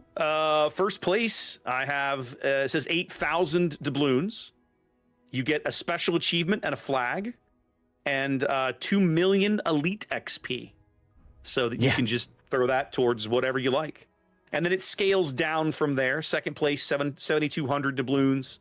Third place is 6,500, and so on and so forth. The crazy thing, the reason why I was asking, the crazy thing about this is that you've got teams that have been playing for years. What do they care about 2 million Commander XP? You know what I mean? Like, come on. I mean, the achievement, I want to know what this achievement is. Flag It'll be sounds an cool. in-game achievement like any other. Yeah. Hey, We got a game. match is beginning. We got a game. Let's do do this, it. baby. Here we go, ladies and gentlemen. Round 2 begins. We're looking at Northern Waters once again. This is going to be Virtus and Inca here on the NA server. Inca in green, spawning at the top end of the map, bringing a triple destroyer lineup. We're looking at double Attilio Regalo. That's Peluca here. Let's take a quick look at this build. Okay. No, fairly standard. Halves Regalo opting for what's the name of that stupid skill? I can't remember it. What's the Fearless Brawler? That's what I. Yes. Fearless Brawler. That's what I was trying to come up with. Fearless Brawler. And then runs Chateau Renault, going for obviously more of a torpedo build in his torpedo-focused destroyer. Triple cruisers, Salem, Amilcar, an extra here on a is that a radar minnow? It is a radar minnow, and unknown here in a Brennus, a lone battleship that is Hugo's Saint Vincent. Virtus in red, bottom end of the map. What do they got, Zaf? Yeah, also good to see Havo again, always. Virtus has one destroyer in their lineup that is also a Chateau Renault of their own. That was Cobra was taken. Currently making speedy revolutions towards the Alpha Cap, backed up by GM Schwartz's Marseille and I Am Coup's Marseille. So those two are going to do the typical French push stupidity up the 1-2 line, most likely. And they're backed up by Danny Loves' Thor. Now, when we were looking at stats, I don't know if you noticed, but the Thor had the highest win rate on the Asia server. I did notice during that. Behind them is Ancient Tangerines and the Prince Van Oranje. And going to the other side is a defense. That's the man with an, guessing RX-7, heading towards C. This is how you know we've done this enough, y'all. We've done this a long time. And then we've got Moko Fua and a Kushiro. I love that special smoke upgrade in slot 3. Means the guns are going to be less accurate, but it's going to extend that deep water smoke, so that'll be nice. Yeah, I'm really interested to see Kushiro in this event. Now, we're going to see some really early action at A here, Zaf. Oh, yeah, I've already flipped back. Yeah, one to Chateau Renault already in the cap. The other one chugging along on the south, double Regalo right behind him. It is a 6-1 split for Inca versus a 5-2 split for Virtus. So, man, is it going to be an exciting rumble here at the A-Cap, Zaf. I mean, just look at the Chateau Renault. Look at Run just vomiting torpedoes everywhere. Yeah. Then we got Renault, Regalo Torps from Havo and Peluca's Regalo Torps as well. They are just going fishing at A. Now, what I'm loving here, Zaf, Coop and Schwartz unspotted as they make this maneuver all the way back, using this island on their port side as kind of a guide. They're going all the way to the 1 line, and then they're going to try and race north. Yeah, that's how you have to do it with the Marseille. It is interesting that they went in front of the island instead of behind the island. It does expose them to being spotted a lot sooner, but they are going to make that turn. And that's a key turn for them to make, as Danny Loves does take a torpedo, forcing the DCP, and is using his first heal already. Yeah, he took a DCP and a couple of decent salvos out of the St. Vincent back there. Nothing catastrophic, obviously, but he knows he was in a fight. And now, the beauty of this position that Coop and Schwartz have managed, they just now are catching a glimpse of Schwartz's Marseille, but they still can't see Coop. They're using this island cover perfectly. Nope, they spotted Coop earlier. He is dark right now. The question is, are they going to take up? I think what they're going to do is take up position bow facing opposite ends of the island. Side. Yeah, you point one in each direction, and you'll be in good shape. It's great as long as you don't allow Chateau Renault to come charging you in the face. Zap, are you seeing this? They got the Chateau. They know he's there. He's locked up on Schwartz's Hydro right now. Mm-hmm. It's interesting. So Inca putting all their resources except for a lone Brennus at the A cap. So if Virtus is able to sneak the A cap and hold it, I mean that's a huge win for Virtus because they got 2 on the other side. Well, they're outnumbered on this flank as well, right? It's a 6-1 split for Inca. Most of their team here at the A cap. Now, granted, most of the opposing team here as well, but at the moment it's Inca that holds the real estate, and so Virtus is going to have to try to find a way to break in if they're going to hold this level of commitment on this side of the map. Havo turning into torpedoes here, going to have to slow down. There he goes. Yeah, he'll be all right. For those of you that don't know, Havo, one of our fellow community contributors here. He is former. Oh, did he leave the program? I missed that. He left the program. That's unfortunate, but I think he still streams the game, doesn't he? He does still stream. I think he does stream the game. He just wanted to take time out for family. That's understandable. Sure. But if you haven't had the chance to hang out with him, he is a ton of fun. Super chill guy. He's from Argentina, yes? Yes. And taught himself English just for the CC Summit. Yeah, I remember we met him in Belgrade almost 2 years ago at the CC Summit there. And like you say, he had taught himself English so that he could participate in the various forums and discussions. What a great guy. Check him out on Twitch if you get the opportunity. Definitely. Well, Emokar and the Salem almost down. Oh, they have put a ton of focus fire into him, haven't they? Yep. He's still lit back here. Yeah, Koopa's flipped so he can get his weight in on this as well. Or sorry, he's reversed so he can do it. Emokar going dark, burning his, not his last super heal, but getting down to the bottom of the barrel now. They're going to have to pull him out of there. And the push up the 7 line starting to develop now for Virtus. They know where Unknown's Brennus is. They know he's not in the B cap, and now he knows he's outnumbered. Yeah.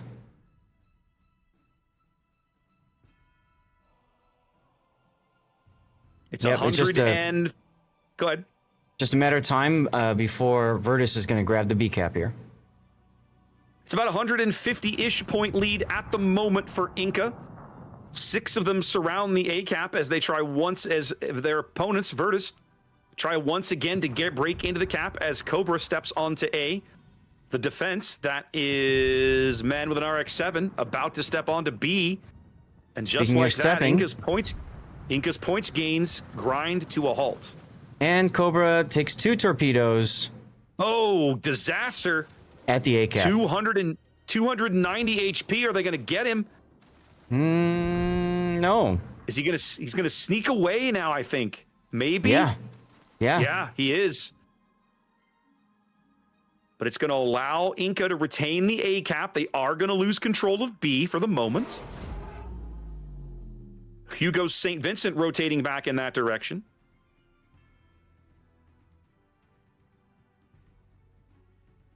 Chateau Renault, that's run, just kind of holding these Marseilles in position, denying them pushing around this island.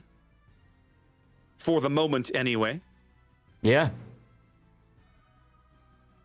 7.5 minutes gone, 150-point lead and shrinking here for Inca. They have surrendered control of the B cap as RX-7's defense has retreated back out of the cap, not visible for the moment. Oh, actually, he is visible. Why have they got him spotted? Maybe he fired, and I guess maybe the Brennus can spot him. There he goes. He's dark now. Ooh. Palooka's Regalo takes 2 torps in smoke back here. Top of the cap. Just saw that bar disappearing all of a sudden. 4 radar going up, trying and pick up that kill, but he's just ahead of it, just outside of it. Manages to stay away. Look at Run. He's making a play now for Schwartz's Marseille. Oh, I don't think I like this. I don't think this was necessary. Oh, they're pushing him into the torpedoes though. Yeah. So he's gonna die one way or the other. Yeah, he is. Schwartz is going to go down, but he's going to go down to Regalo torpedoes. Yeah. As Very Coops wild. Marseille drives into the cap. And his own teammates' torpedoes. Yeah, but those don't hurt him anymore. No. Hamilcar's be able found to a good keep- spot in the Salem.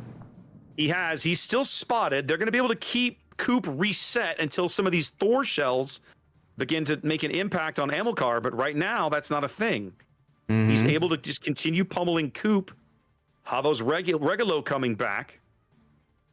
As the St. Vincent, Hugo steps onto the B cap. A Ouch. 40-point lead here for Inca. Their early advantage holding for the moment. A tightly contested game here at A. Bit of a Both teams mistake slugging it out. Bit of a mistake by Havo. He fired thinking he was in smoke still and was not. So he just lost Ooh. half of his hit points for his trouble. Yep. Just costs him half his HP as he makes the turn there. Now these torpedoes into the cap here on the Marseille are spotted on Hydro. They're spotted on the PVO Hydro. Is about to win. They finally bag Amilcar at A, and there's no way Inca's gonna be able to get back into the A cap now. No. So now they've got to pick up some kills somewhere.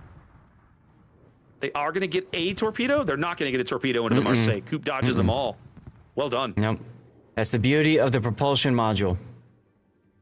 Havo playing a dangerous game back here, firing right on the edge of that smoke. Manages to make it work. Going to smoke himself now.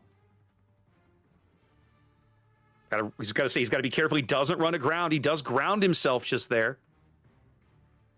Thor radar still offline for 30 seconds. I do like how the two Regalos were working together for the Yes. longest time. They still are. Brilliant.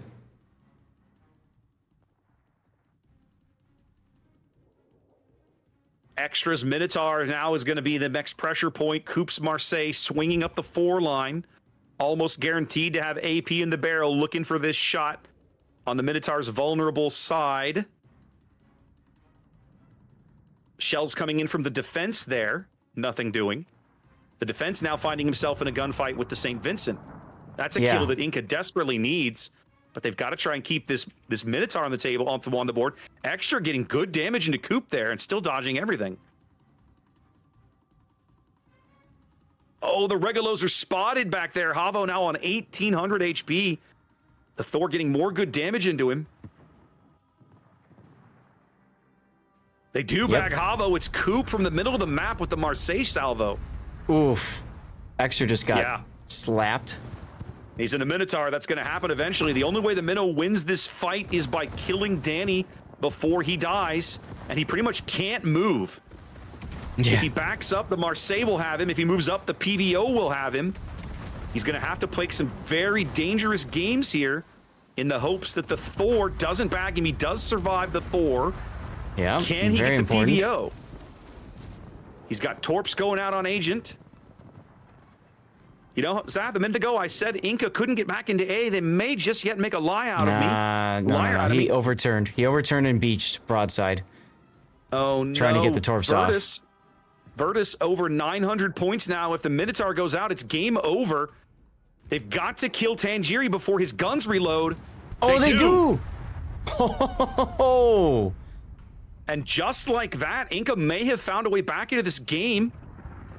Minotaur sitting out the torpedoes. He's going to hold off the Marseille because the Marseille's Hydro is running. Hugo goes down. Man with the Narc 7 does not take the torpedo, doesn't arm in time. No! Red October maneuver. RX-7 wins his duel with the St. Vincent. That's big deal. He lands a big Citadel there on the Brennus. Yeah, this is going to be sealing the deal here. Yeah, I think so. I think when the Brennus goes down, and it's going to be moments here, that's going to seal the deal for Virtus. Inca almost with a brilliant comeback here. Ooh, the they Minotaur got does Coop. get the Marseille. Whoa. What is happening, ladies and gentlemen? 2 on 3. The Brennus goes down. They'd have to pick up the Chateau Renault and bag that kill, but there's no way he's ever going to let him do that. No. No, so now it's going to be a win on time for Virtus at this point. the hero Minotaur here, ladies and gentlemen. I wish we Right? knew who this player was. I know. Otherwise, you can't buy him a beer, can you? Right. You can't high five them in the training room afterwards if they don't. Holy cow. Wow.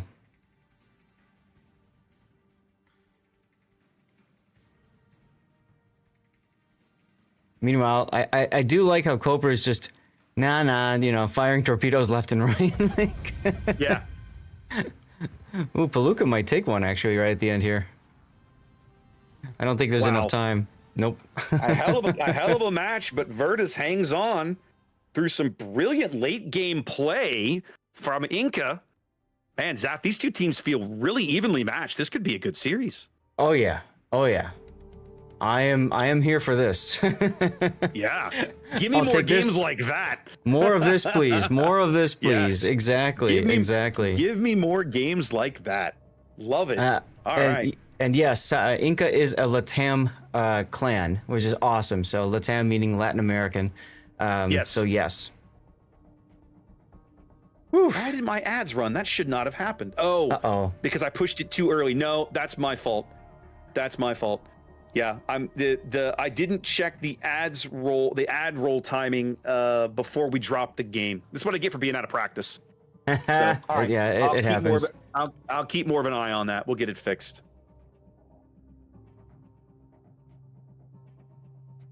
Yeah. Let's see. Oh. What is this? Why do I What are you have... looking for? I have two background scenes, and I'm wondering why I have two background scenes. Scene Don't know. background. Oh, okay. So scene background.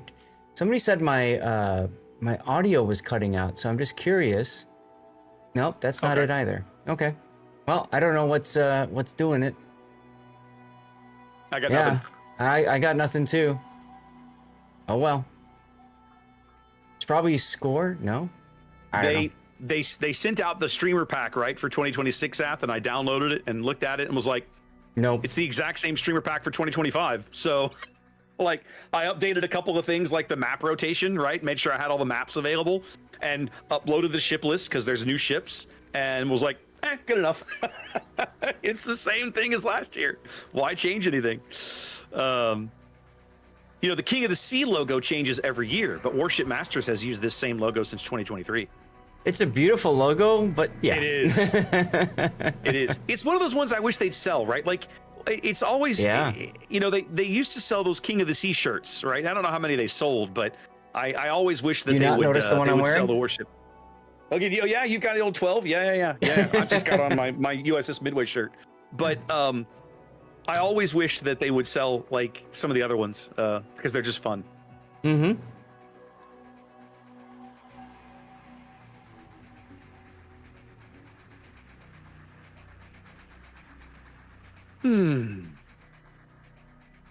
Let me close a couple That's what of I get. tabs.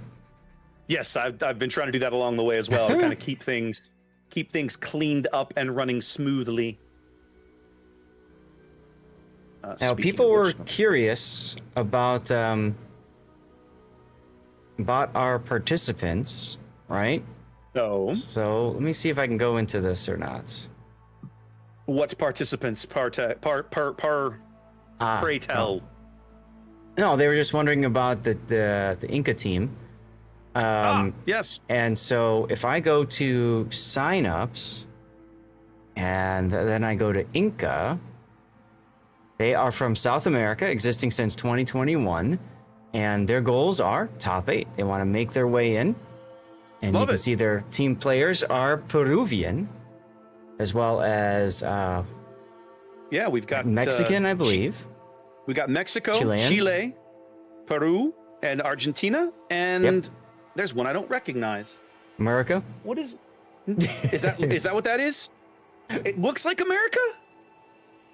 It is. The stars are so at that resolution. The star. You're right. It is American. Okay, that one's awkward. That's because you're from Texas. you know- you only well- recognize the Texan flag. You joke. There are people who legit get the Chilean flag mixed up with the Texas flag, right? Right. No, I know. They're similar enough that they're like, oh, that's obviously Texas. No, it's not. Right. But that's the thing, is that a lot of flags, a lot of national flags borrow from each other. So at first glance, when the icon is this big, I'm like, that looks like America, but I don't automatically assume that I'm right without knowing it, right? So. Right. Meanwhile, Virtus is from everywhere, existing from 2022, and their goals are sleep. Well, if they keep doing well, they're not going to have sleep. Blair, you in the wrong tournament. Right? And they have a Chilean of their own. I was going to say, Moco's from Chile, so that's cool. I love that they give you the national flags for the players now. And Danny Loves is a Brit? Did not know. I did not know that either. Interesting. Very interesting.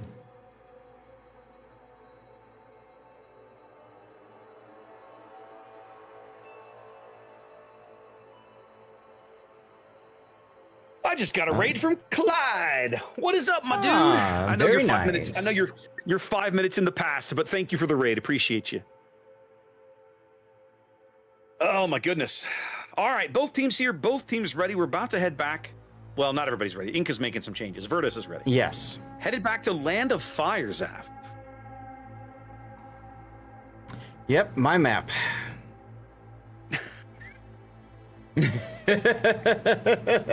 You have this weird habit of like claiming I'm realizing now what it must have been like to live in the 1700s.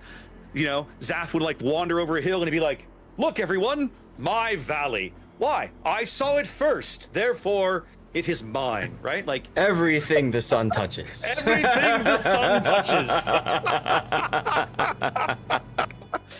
Zaf, why is this map mine? Because once upon a time, I did a voiceover for a video that featured this map. Therefore, it is mine forever. Well, you see, there's this thing called... it was my island. 'Twas mine. But I mean, there is this thing where the maps that I voice over don't show up in the following King of the Sea, or they're just banned all the time. Land of Fire was banned. Hey, Islands of Ice. I did Islands of Ice. That one was only one and done. I did the Faro Islands. That was one and done. No, seriously. No, I had to. What? Pharaoh has come back. Yes, it has. But I mean, it missed the one following or whatever. Okay, fine. I actually rotate things. Whatever. Yeah, but then the cap layout changes. Anyway, I actually redid Faro Islands. I remember. Because I didn't say the. Because the script didn't say the. I had to redo the whole damn thing because it didn't say the. I'm like, can't blame me for that one. I didn't write that one. No, you did not. I wrote a lot of the original script map intro scripts. I didn't write that one. By then, Wargaming had kind of taken it over from me, right? Because they were the ones basically doing it. It started off where I did them all, and then I had a tournament where I asked people to do voiceover work, and then I still mixed everything. Yeah. And then we hit a tournament where it wasn't Chrysantos, it was who was his buddy in Prague? It's escaping me right now. Yeah. Conway. It was Conway. Because Conway was like the big tournament organizer type, right? It felt like to me. And so he came to me and he goes, look, we want to keep this up. We'll do the video work, but you still need to go out and write the scripts and get the audio voiceovers and send them to me. Sure. So I did that. I maintained the scripts with the new cap layouts and got people and recruited people from the community to do voiceover work and that lasted about two events. Yep. And then not somewhere along in there, they just took the whole thing over and like I was no longer involved anymore. Sure. It got done, right? Yeah. Yep. Inca is resetting some of their things. My guess is they're changing up their lineup and their comp. And so they have to go and redo the builds and stuff. That's usually what happens when we see people leaving the training room and coming back in. Yep. They are being. Go ahead. They're being warned. They got 3 minutes.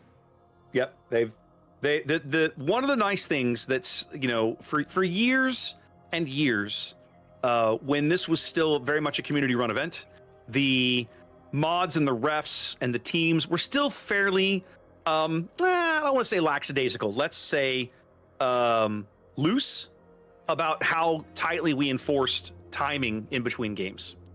Yeah.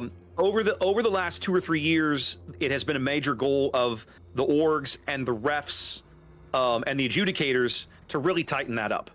And so generally, like I know for sure, like in King of the Sea, when you come back into a room, the adjudicator will tell you game ended at time X. Next game must start by time Y, whatever it is, right? And otherwise, there's penalties associated with not having your team in the room, readied up and ready to go when that time window hits. Right. So now Inca's all here. They're all ready. Virtus is now the one caught down a person. So they're making a last moment change. We'll see what they do. So while we're waiting for them, just taking a look at the board for right now, we are currently in round 2. Yodo and KSC have won both of their rounds, it seems. I'm guessing that's how it's being done, unless they're that far behind where this is only by game. We'll have to see. And in group 2, we just have Bonks, Bonky, and KSB in the lead right now. They had a player disconnect. Okay. Well, they are readying up.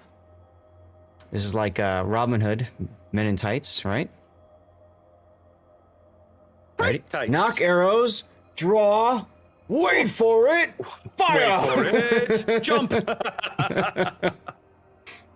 All right, this time I am pushing an ad roll when they drop. That way I know there will not be an ad roll during the game. So, excellent. Glad we had this little chat, everybody. Awesome. This is going to be entertaining. I hope you guys are ready for this. We good to go, Zath? I am good to go, sir. Let's do it, baby. All right, welcome in, ladies and gentlemen, boys and girls, warshippers of all ages. It's round 2 of Warship Masters International 2026. We're spawning here on the top end of Land of Fire with Inca and Virtus. Inca in the green. Let's take a quick look through the lineup here at some builds and such. Sticking with double Regalo Chateau Renault for their destroyers. Let's see if we notice any build changes. Did the Chateau last game run Dazzle? He is now. I don't recall. Okay. Double Regalo. Fairly similar builds. We've got our hero Minotaur from the last game. Doesn't look like his build has changed very much. We're now running Koshimi and a San Martin. And Amilcar has moved from a Salem now into a Bremen. Still sticking with the lone battleship. That is St. Vincent. We have changed players. Hugo, no longer in the St. Vincent. This is now unknown. Virtus in red in the South Spawn, Zath. What do we got? Yeah, we've got a Castilla. First time seeing that. GM Schwartz making his way to the B cap along with Coops paid to Rico. Danny Loves behind them in the Preußen. Not secondary build. I want to highlight that for a second. I talked about the last time we were on this map, Preußen with a really good rate of fire. And so Danny Loves looking at building just a full battleship build, standard battleship build. We have a crew with another Pay to Rico heading towards the B cap. Looks like C is going to be the hold cap for Virtus, with Cobra heading towards C cap with the Chateau Renault. Agent Tangerines and another Pay to Rico. And then finally, it's Holsch. This time in a Bremen. Now, I gotta say, I saw Holsch do dirty, dirty, dirty things to destroyers in the shoot, I just lost it. I can't think all of a sudden. Tier 10 Italian cruiser. My God. You're talking about Venezia. Venezia. My brain didn't want to brain. But we saw him do dirty, dirty things to destroyers that way before. And now, can you imagine being tasked with a Bremen? Eesh. Virtus opting for a fairly traditional 4-3 split. Inca once again going for the 6-1 split. And the Chateau Renault might be blundering into some torpedoes here early. Going to have to really lean on the rudder, not drift into one of these torps. He's got a gap, and he's found it. Yeah, he's holding true to his name. Run for your life. Yep. I mean, if you're playing a destroyer, that is literally the name of the game, it feels like. Interesting to see a lone San Martin hold things back on the other side as Cobra takes a torpedo up the butt. Unfortunate. I'm not gonna lie, Zath. If I am Hoshimi, and I look out on the opposing lineup, and I only know where one of the opposing Puerto Ricos is, I am I am clenched over here at the ACAP. Let's just put it that way. I am just waiting for the pain to arrive. Absolutely. Puerto Rico, by the way, 15 points. Good. Yes. Inca, with the massive amount of firepower they have at the CCAP, still are not able to pick it up at the moment. They have a mountain of torpedoes out here hunting for Tangieri's Puerto Rico, but they're all going to pass down his starboard side as he moves up into the position the Chateau Renault was in just a moment ago. Look at both Chateau Renaults just... No, we're out of here. The sea is lava, guys. Dracula's Regalo gonna... Oh, he does take one of the stern. I thought it might pass under his screws, but it didn't. He took it right on the rudder. Yeah, right on the rudder there. As now the Regalos begin to try to farm out this Puerto Rico with the SAP. Wow, Palooka actually got hit by a blind shot from Tangerines' Puerto Rico. Well, and who else is... the Bremen. The Bremen is dropping shells in their blind fire and is also landing the occasional shell on one or both Regalos. Yeah, I like this positioning for Holsch. Well, I got to say, Zath, I'm not keen on how Inca has set up this game, right? They went 6 ships to the seaside for a cap they don't own. Yeah. Now, they have rotated Run for Your Life's Chateau back towards the A cap to try and provide the Saint Martin some cover. But the other Chateau Renault, Cobra, also moving this direction as well. So now it's so still on this flank, Inca upside down 3 ships. And where they have a massive firepower and ship advantage, they have not bagged the real estate. In fact, they're actually down on points right now. Only 25, though. Right, yeah, because they didn't get their home cap as quick. The big thing is the Puerto Rico, right? Tangerine's position with the radar is such a threat. But I agree with you. They should just say screw it anyway. And what they should do is probably go into where Extra's Minotaur is, because then nobody really has a shot on him, right? Who cares if you radar at that point? You know. But instead, they're sitting in position to try to continue to farm out the Puerto Rico. There's the radar. Love's going to take 3 torpedoes here.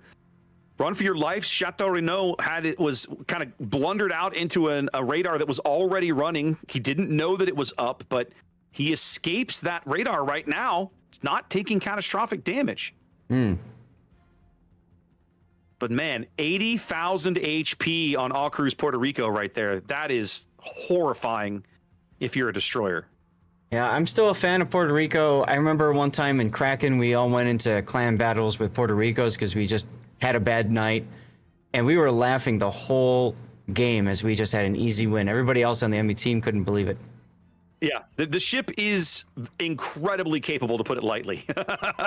So, yeah, I get it. Danny Love's Poison Hydro ticking now after those early torpedoes coming in and punishing him just a little bit.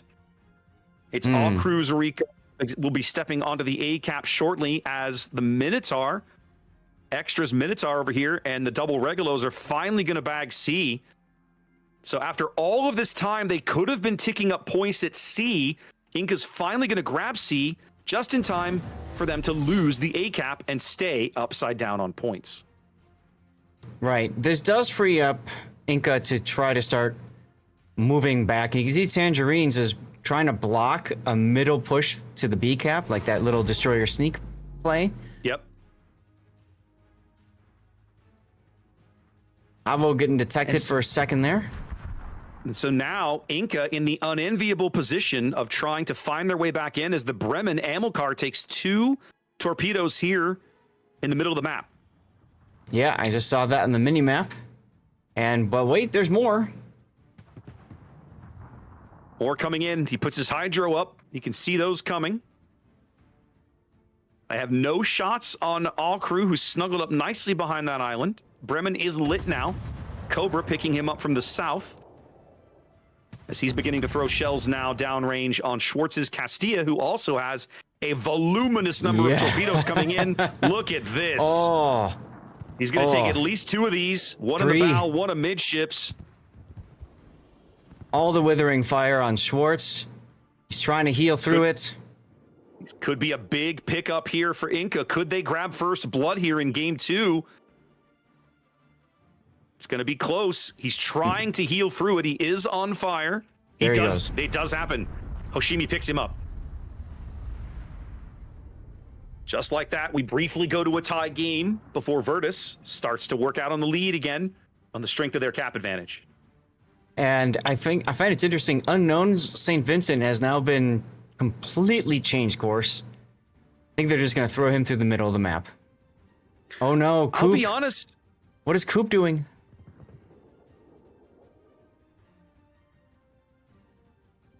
Go ahead. What were you saying?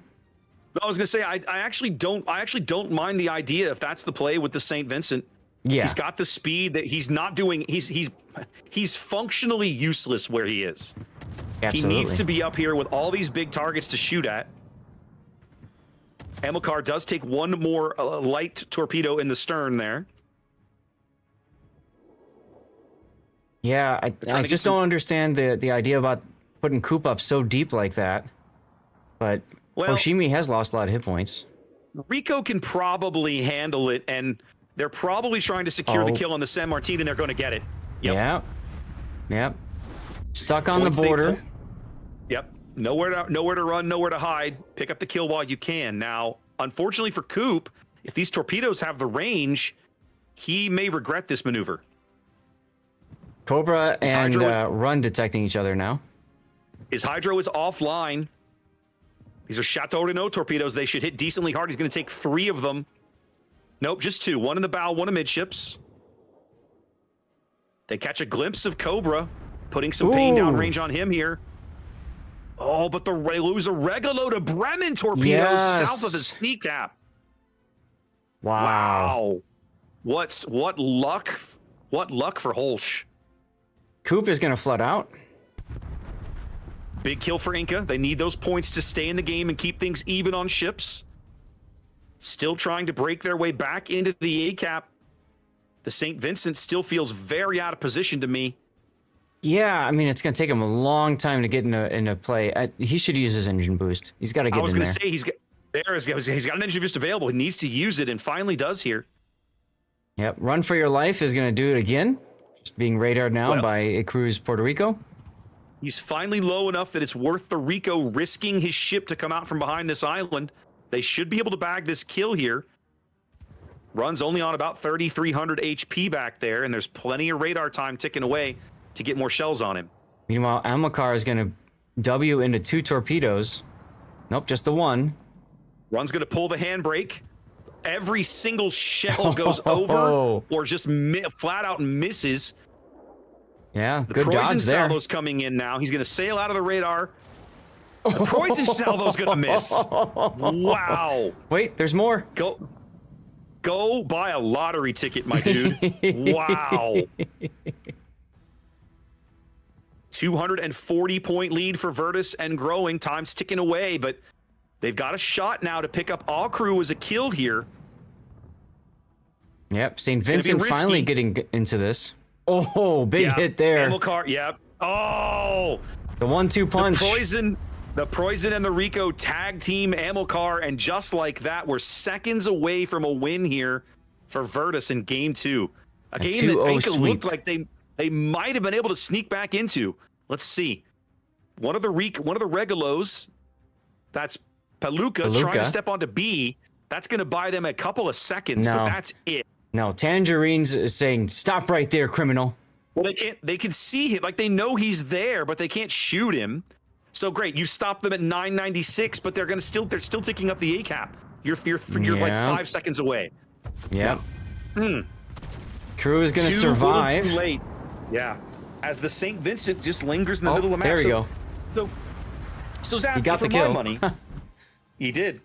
So for my money, Zaf. Yeah. Inca there made at least 2 mistakes that I don't like. One was, we talked about at the time, they sent tremendous firepower to the C-cap right away and didn't actually get the C-cap. And the follow-up to that, kind of the corollary there, is they sent their battleship all the way to the 10 line And Yes. then basically he was never able to get back into the game and kind of be useful again. Yeah, and I think it's a case of they had an idea of what they thought Virtus would do, and Virtus just didn't do it, right? Right. So, Right. you Fair set point. up for one particular play, you think your enemy's going to do this, your opponent's going to do whatever, and it just doesn't happen. Yeah. That's all there is to it. All right, well, it's a 2-0 sweep here for Virtus in round 2. Let's see if we can wrestle up another game. There's no other training rooms available right now. So I think we might be done. You know what, though? Timing-wise, that should work. No, because we still have another half hour to kill. Yep. Guys, they've got to plan these schedules better. What on earth?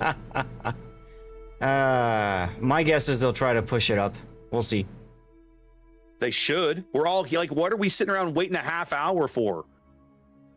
Come on. Let me just say this. This isn't an EU run event right now, at least. No, but what does that have to do with anything? EU typically sticks to the plan when it comes to timing. NA Well, will typically that's try to push fair. it forward. We'll be like, hey, look, why are we all sitting around waiting on things and we don't have to be? Yeah, why are That's we? right. That's right. Especially when it's like an hour or whatever. Like, come on. Mm-hmm. What are we supposed to have next? Resin and Yodo. Got it. That one will be an interesting game to check out. I hope so. I'm looking forward to it. Because Yodo is at the top of the bracket, along with HSR. Resin hasn't been doing too well today.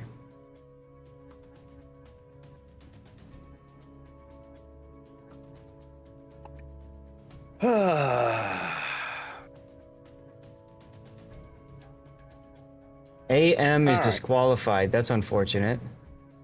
Oh, what they do? I do not know. Who did they piss off?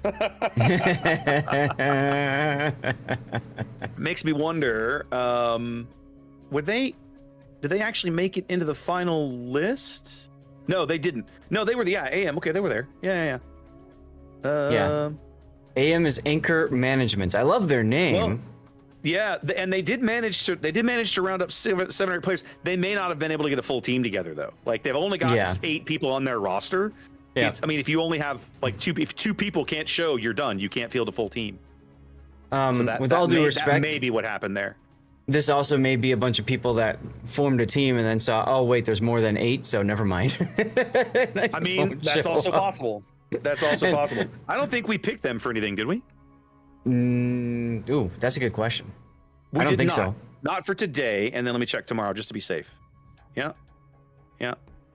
I have them round 7 tomorrow. We'll have to change our last round 7 match tomorrow. Well, why don't we do HSR and Yodo, because they're looking pretty strong, both of them, right now. I'll change it right. And I'll let's change it grab right before anybody else does, because so many Fixed. people are streaming this tournament. Yeah, totally. Fixed. Oh my god. Oh, come on. Why will this not work? In the meantime, I'm going to see if I can find the thread for what we are doing today next, which is Resin and Yodo. Yeah. Found it. Okay. Cool. Nobody's posted in it yet. That always feels good. Why do they make this so hard for me to clear these people out? This is killing me. There, fixed. Hey, there's Okay. Holsh. I knew he would What are be you giggling at? the Oh, is he in Holsh. chat? I knew he was going to come and hang out. So when I was talking about him just blapping a destroyer in Venezia, you know, sometimes Yeah. I do the replay, right, just a view from the players. So I actually watched his game during the after party. He came in with a bunch of the other Virtus guys and just talked through their play and stuff, and we just got to watch him hammer destroyers on loop. That was a thing of beauty. It's one thing that's fun about tournaments, right? Is like when you are a player with the 5-minute delay, you can have a streamer up that is streaming your match, and you can be kind of half listening, especially at the end of the game, or if you've already died and you've got nothing else to do, you can kind of listen to what happened 5 minutes ago and hear your name, hopefully in epic glory, you know, like causing a hero play That's and true. all that. How many times have you and I called a game with a spectacular ending where like because we're on a delay, the guy who just made the play is by then sitting in the chat like, watching "Hi, you that call was the play, me." right? It's like, oh, I just did that. It's like, I mean, and you can get away with that on these little on these delayed things, right? That's totally possible.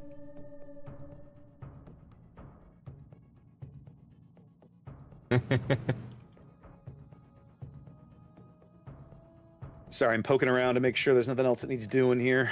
No worries, no worries. I'm also kind of poking and prodding. Like, can we move on, please? Yes. I mean, here's the problem. If you move this round up, do you move the following round up too? Like you should, but then what, right? Like, I don't know. When you've only got 14 teams, it's like any other event. Well, what I'm getting at is you and I both know the more teams you have, the longer any individual round will take. The fewer teams you have, the faster it will go. There's fewer opportunities for there to be a game 3, for matches to go to time, for there to be problems, disconnects, things that cause delays, right? There's just less opportunity because there's fewer people involved. When you get down to 8 or 12 teams, we're kind of in that range now, you know, you can run a 3-game match pretty efficiently. And if you're running 5 minutes late, well, you probably will end up making it up somewhere along the way. Right. I understand what they're doing for an hour and 15, and it's better than the hour and a half we used to have blocked out for 3-game matches. You remember? It used to be 20 minutes for the game. And in King of the Sea, I think still does this because 9v9 games do take longer than 7v7 games. Yes. In fact, I'm not sure I've ever seen a 7v7 game that goes to time. Whereas King of the Sea game going to time is not that unusual. Oh, it happens often. Absolutely. Happens all the time. But 7v7 going to time doesn't happen. So now we're in 15 for these games feels pretty good, but I'll be honest, you could probably get away with an hour. You know, again, if you're running 7v7, the average game is probably about 12 minutes, maybe 13. So okay, so let's just say you need 40 minutes of actual game time to run 3 matches. If you block an hour, you've still got 7 to 8 minutes in between each game, and you're still fine. So yeah, I think they've just overblocked the time they need for rounds with only 7v7 play.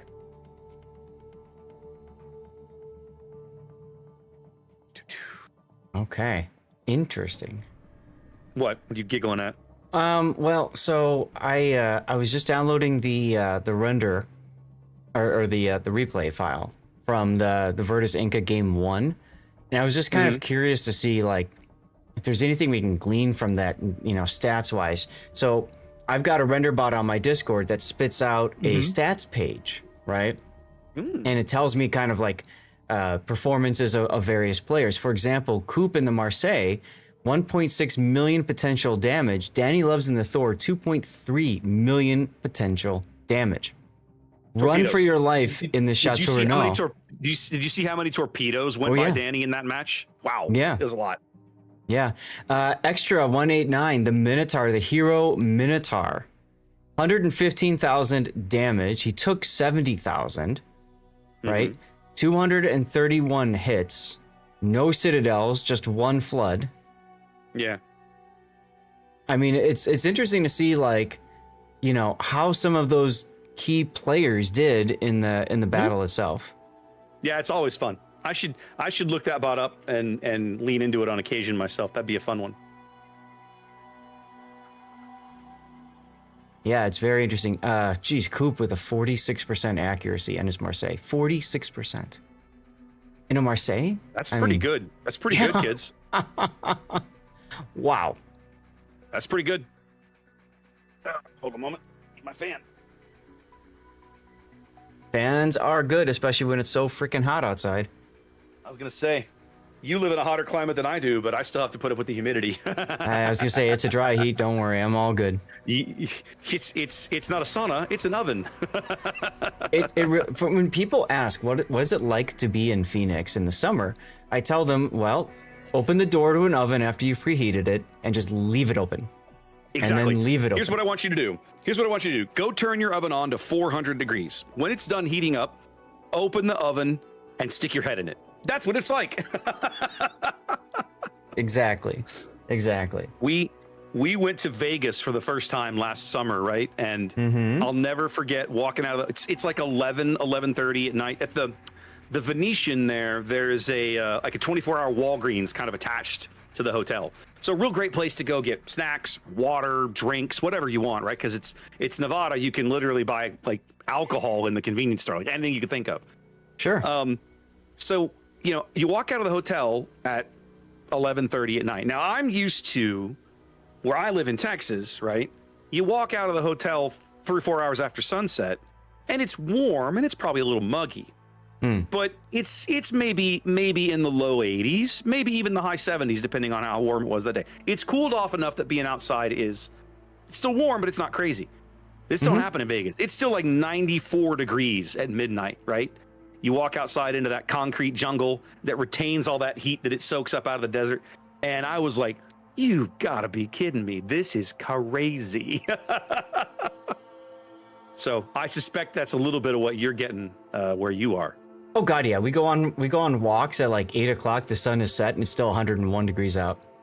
Yep. And like, you know, the sidewalk is right by the pavement. So as you're walking, you just feel the heat radiating off of the pavement. Yep. It just soaked up all that sun all day, and now it's feeding it back to you.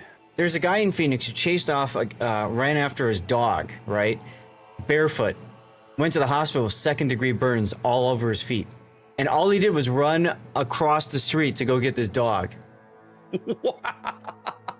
Okay? There's a woman. Go ahead.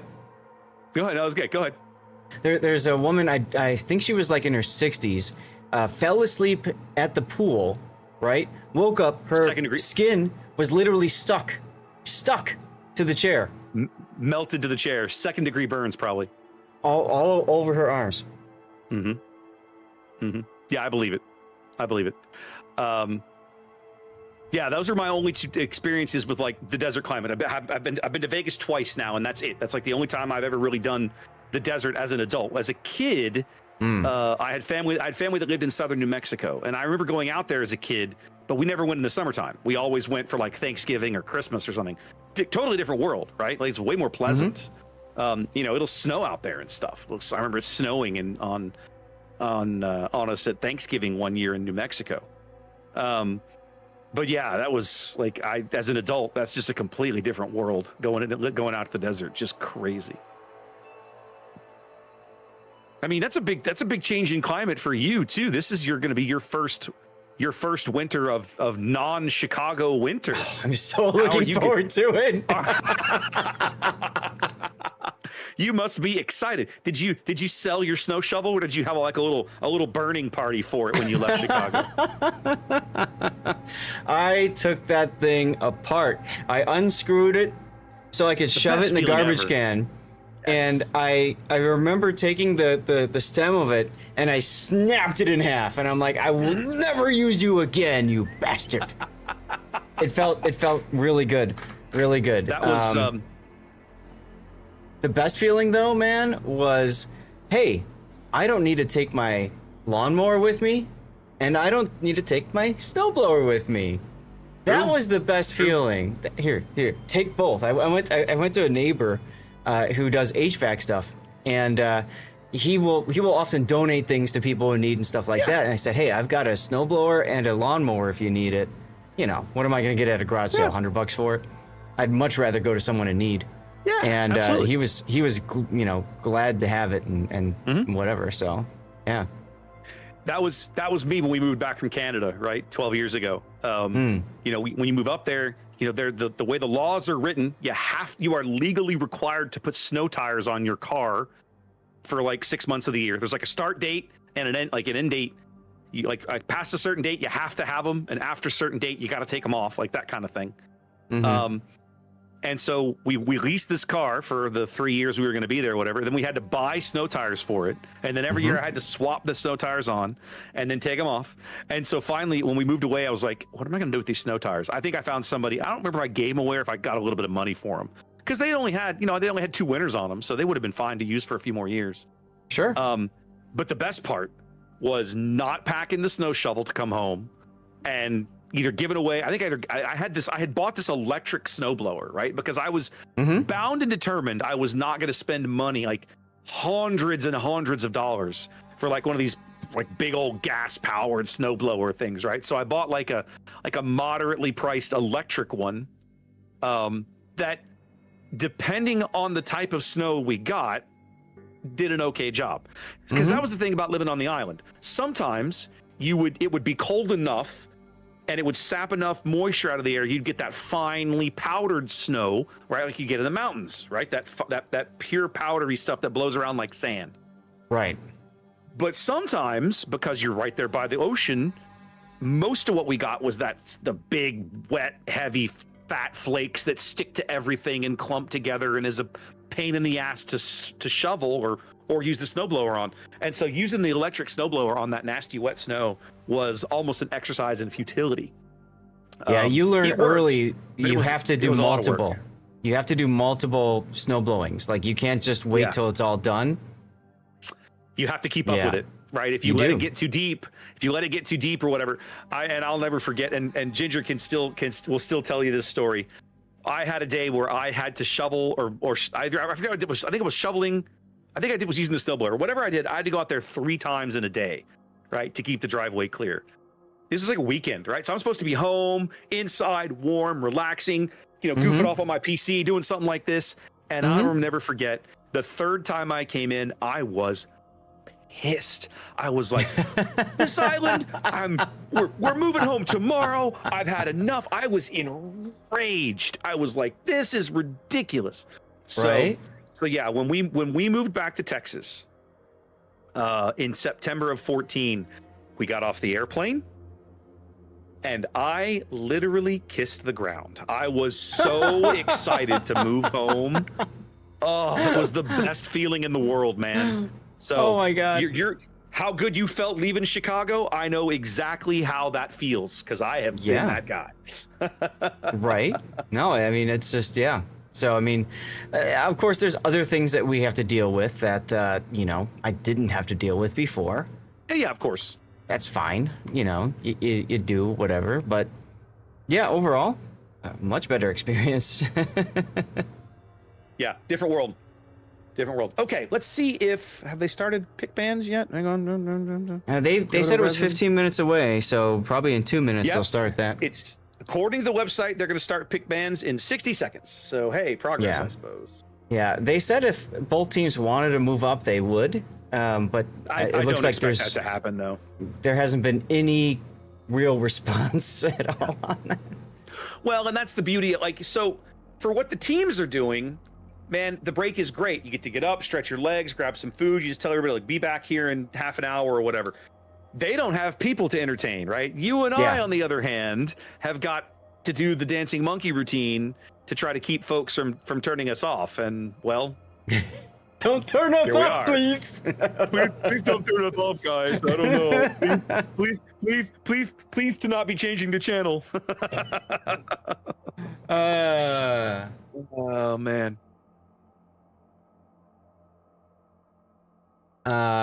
So up next, guys, is going to be Resin versus Yodo once that gets out. Unless you wanted to find another team that is willing to move forward. We can do that too. For this point, I don't think anybody is. And I mean, at this stage, why bother, really? Voting just opened. So we'll let them do their thing and do the shenanigans and do the stuff.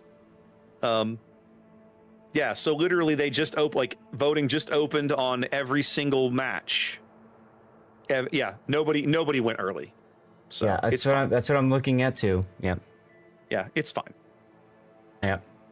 The part that for me sucks the most is, when we do this, typically we're able to build up a good kind of ad buffer so that if either of us forgets to run an ad roll, we can get through a game and it's not that big of a deal. This resets that buffer, right? Because unless we're just pressing ads all the damn time, which then also runs people away, we're kind of stuck here sitting that. So it is what it is. Well, and this is one of the, let's say, ordinarily when we run day one King of the Sea, right? There's so many games going on. There's so much going on that moving from game to game to game is usually pretty easy and pretty seamless as long as we're on the ball and fairly aggressive.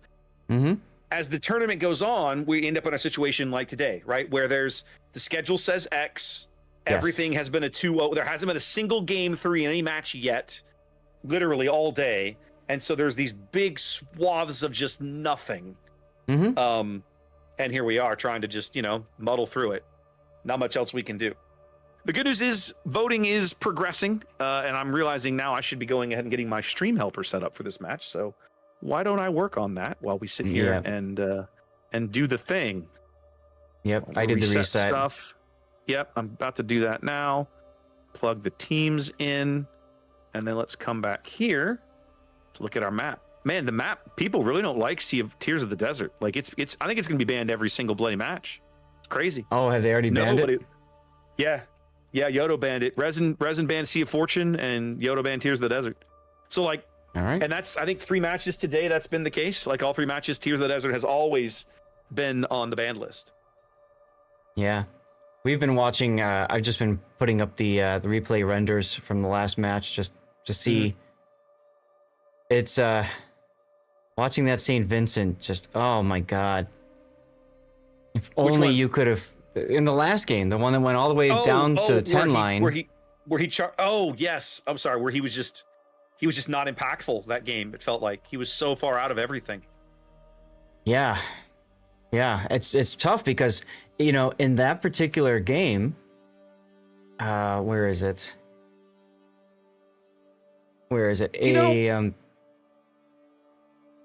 Yes. Go ahead for a minute, Zath. But I'm going to talk. I've just had an idea that I think is worth exploring from a discussion standpoint. But continue your thought. Amilcar, the Bremen that was sitting there farming, he had 190,000 almost damage that game. I believe it. Just sitting there. I believe it. All right, what's your idea, sir? All right. I put the Land of Fire map up on my screen because I want to talk about something for a minute. Okay. In King of the Sea play, 9v9 with the traditional cap arrangement we see for Land of Fire, which is right through the middle of the map, just like you would see in randoms, right? Mm-hmm. Mm-hmm. The 9-10 line tends to be a busy place, right? It's a fairly impactful position for 1 or 2 ships to find themselves over there, jockeying for that flanking position on what I believe is the C cap when the cap names are put on the map. Yeah. But we're playing 7v7, right?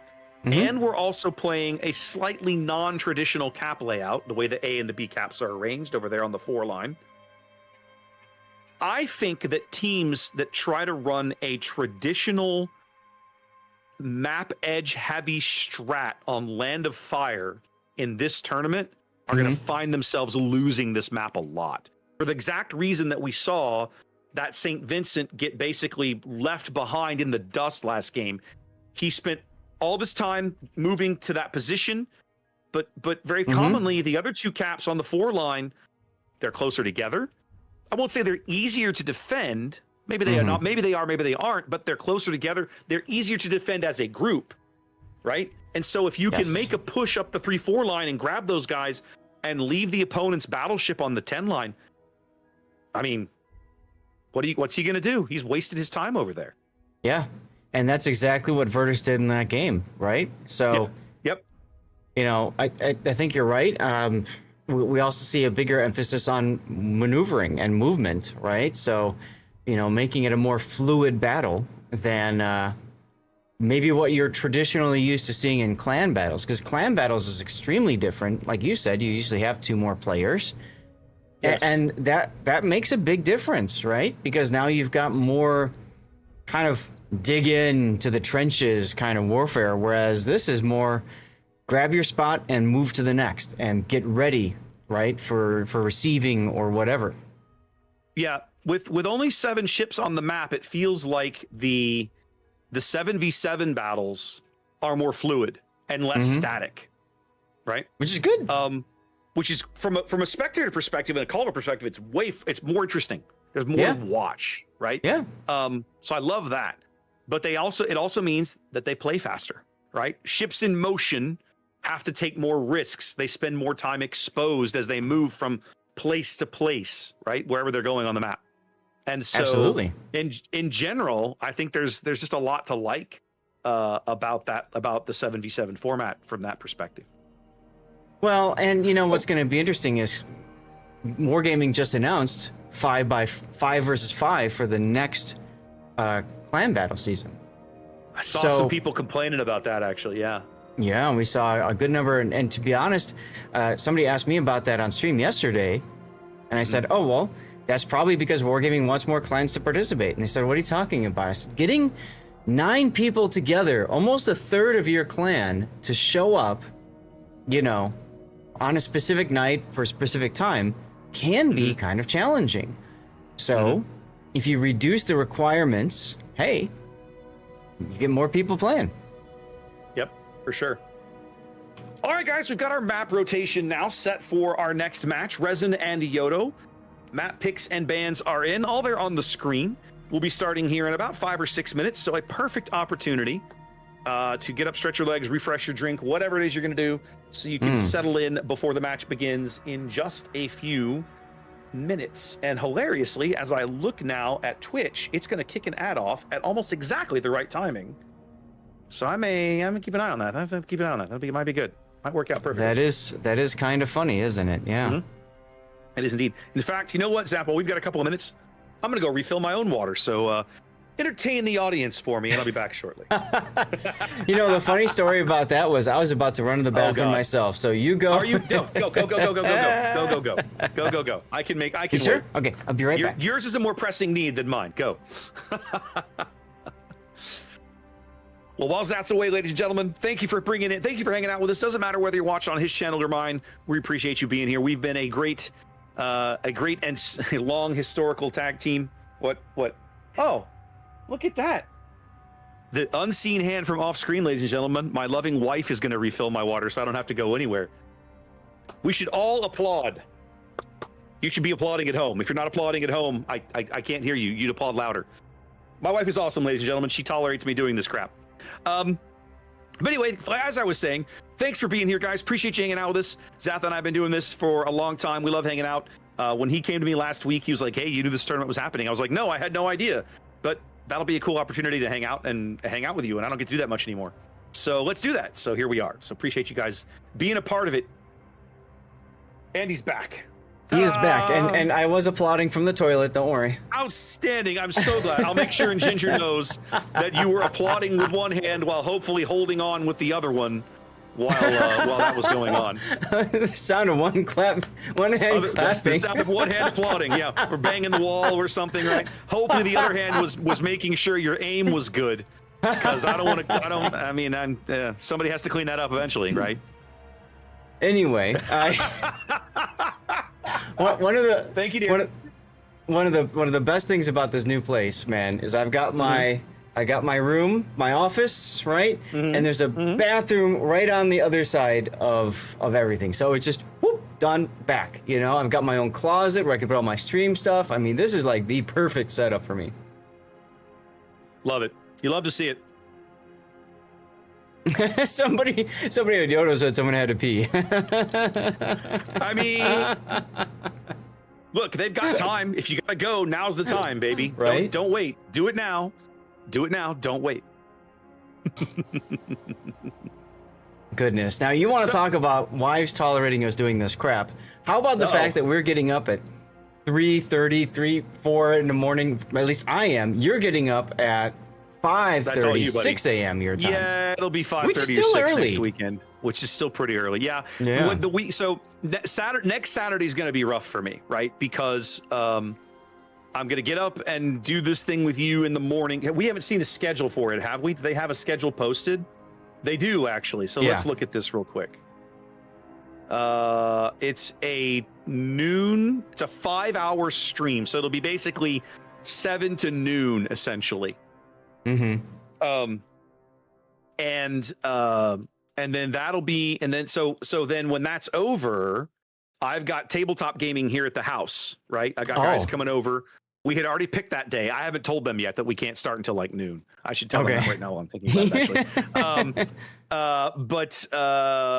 And then I got to try and get some sleep and do it all again on Sunday. Sunday afternoon is going to be the most epic nap of all time. There you go. Oh, we have a game. We do have a game.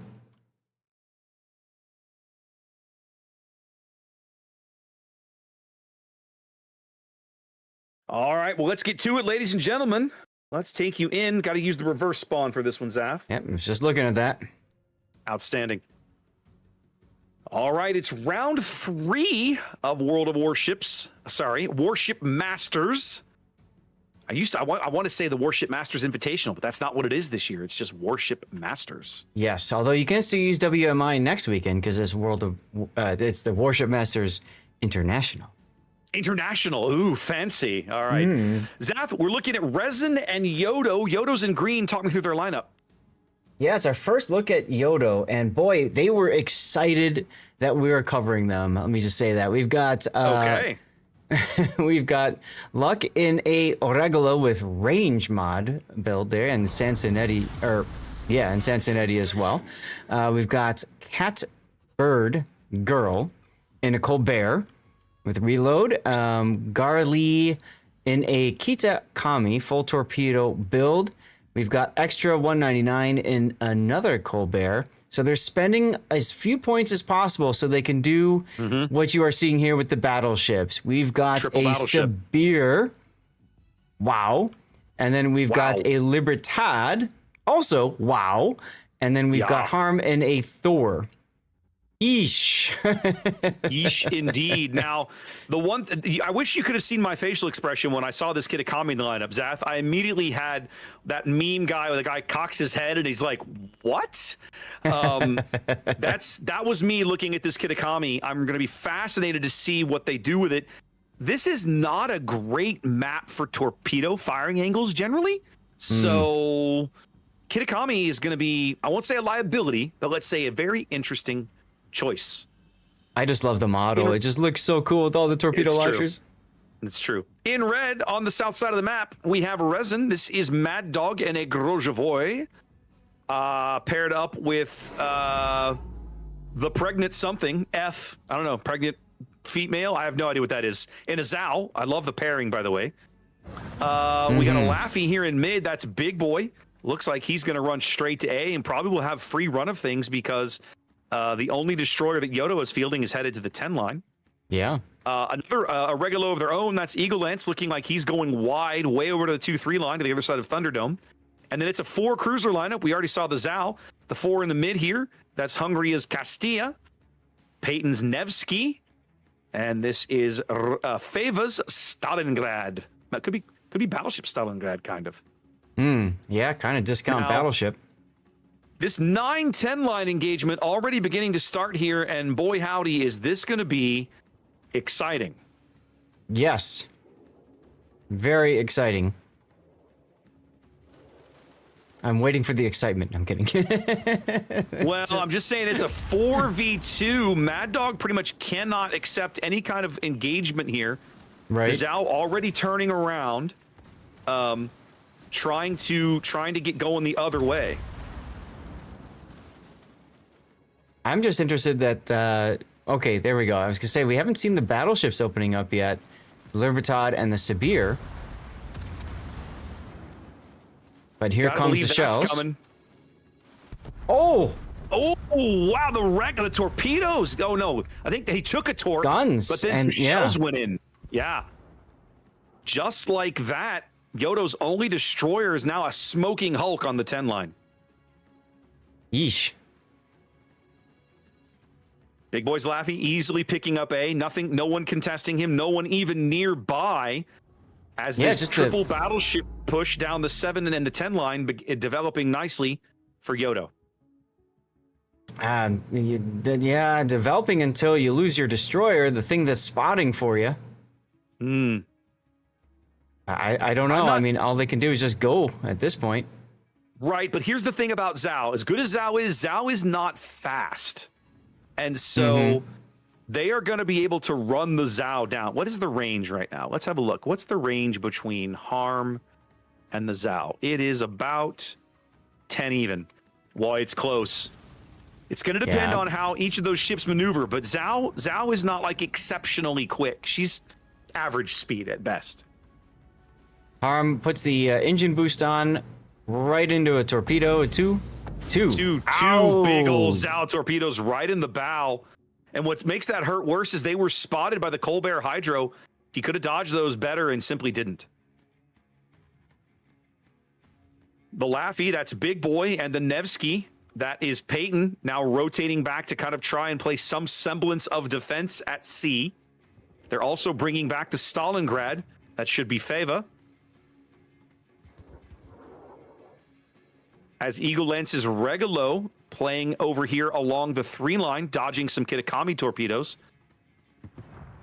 I'll be honest, if I'm the Kitakami, the Regalo is actually a little terrifying. It can be. I'm more interested in Big Boy 69's torpedo spread right now. This nope, they saw the torpedo smoke. spread. Laffy torpedo spread looks pretty rocky. RZ is going to take 1 in the bow, and I think Ozymandias is only going to take 2 in the stern. 1 in the stern. So not as devastating as it could have been. But he does force them both to burn their DCP, which is going to open up an opportunity here for ships like Peyton to get in with some HE. Right. Pregnant F is spotted, probably going down. Yep. Zao, Zao going out, but they do manage to take the Thor with them. So a good trade over here on the edge of the map for Resin. Yodo down. Yodo remains down a ship. Mad Dog now trying to go dark. You know, the other interesting thing I was just thinking about, battleships are worth more points. No, they're the same points as cruisers. Okay, never mind. It depends on the cruiser. Libertad versus Stalingrad feels pretty bad for RZ right now. RZ getting burned nicely. Stalingrad, Feva still has plenty of HP to chew through. Oh yeah, as the Libertad goes down. And just like that, 2 of the 3 battleships that Yodo paid such a steep price to bring to the game are sitting on the bottom of the ocean.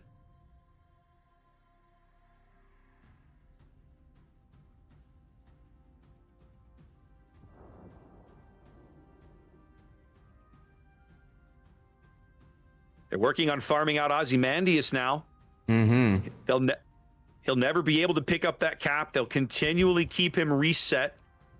Sabir's chewing through a heal. Sabir has one of those slow and steady heals, doesn't she? No.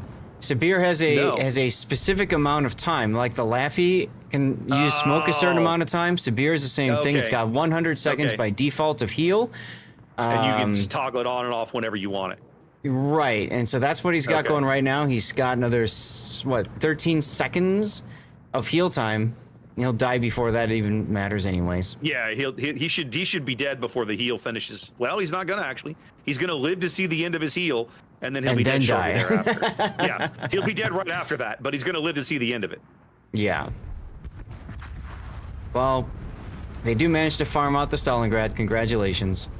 Yep, but it does cost them their 3rd battleship, as now the Colbert is spotted. Eagle Lance kind of in an awkward position here. Mm-hmm. This Colbert is about to find him. Can he stay out of the hydro range? He's just meters ahead of it. There it is. He's falling into it right there. Colbert shell's coming in. He's going to have to turn around and get back behind island cover. Should be able to manage it without getting dead, but he's definitely going to take some punishment. And there's also the Kitakami on the other side of him, too. Yeah, but Kita's guns don't frighten you. No. But now if you're extras Colbert, do you go into the channel and have the Kitakami go in a position to torp the channel? I mean, I don't know. Because you know Eagle Lance is just going to sit. Yeah, they've got Eagle locked up on Hydro. Colbert Hydro has 45 seconds longer to run, so he's going nowhere. And they've got 2 Colberts potentially to be farming him outbound back there. But right now, they can't get shells over the island, I don't think. Nope, they can't. And if Extra just runs out there, well, that's going to be that's a risk because, I mean, I'm sure if Regalo's torps are ready, you could still find yourself on the wrong end of that engagement. Looks like he's going to go for it, though. Well, the Here we other thing go. is he's only got 20 seconds left on his hydro, so it's like you either do it now or you don't. He didn't get the kill he was hoping for. Ooh, he gets it. They get Eagle Lance for free. A little surprising there. Eagle does get some torps in the water, but the Yodo Colbert dodges them handily. And Meanwhile, Mad Dog's Catbird. Grosavoy also a little low. Catbird trying to do French radar, but Mad Dog's left the smoke. Yeah, Mad Dog's like, no, I know how this story ends. We're out of here. Yeah. So only down a ship is Yodo, but down on caps and points here, nearly 300 points down, 9.5 minutes into the game. Yeah, but you know what? You're down a ship, but I mean, look at the point values of those ships. You've got the 3 cheapest cruisers you can take, essentially, up against everything else. Colbert is quite capable in its own right, but the Kitakami is the ship that I look at and go, I'm not sure what you were expecting to get out of this ship on this map. They could have just But I'm taken another I'm betting Colbert. you didn't get it. Yeah, yeah.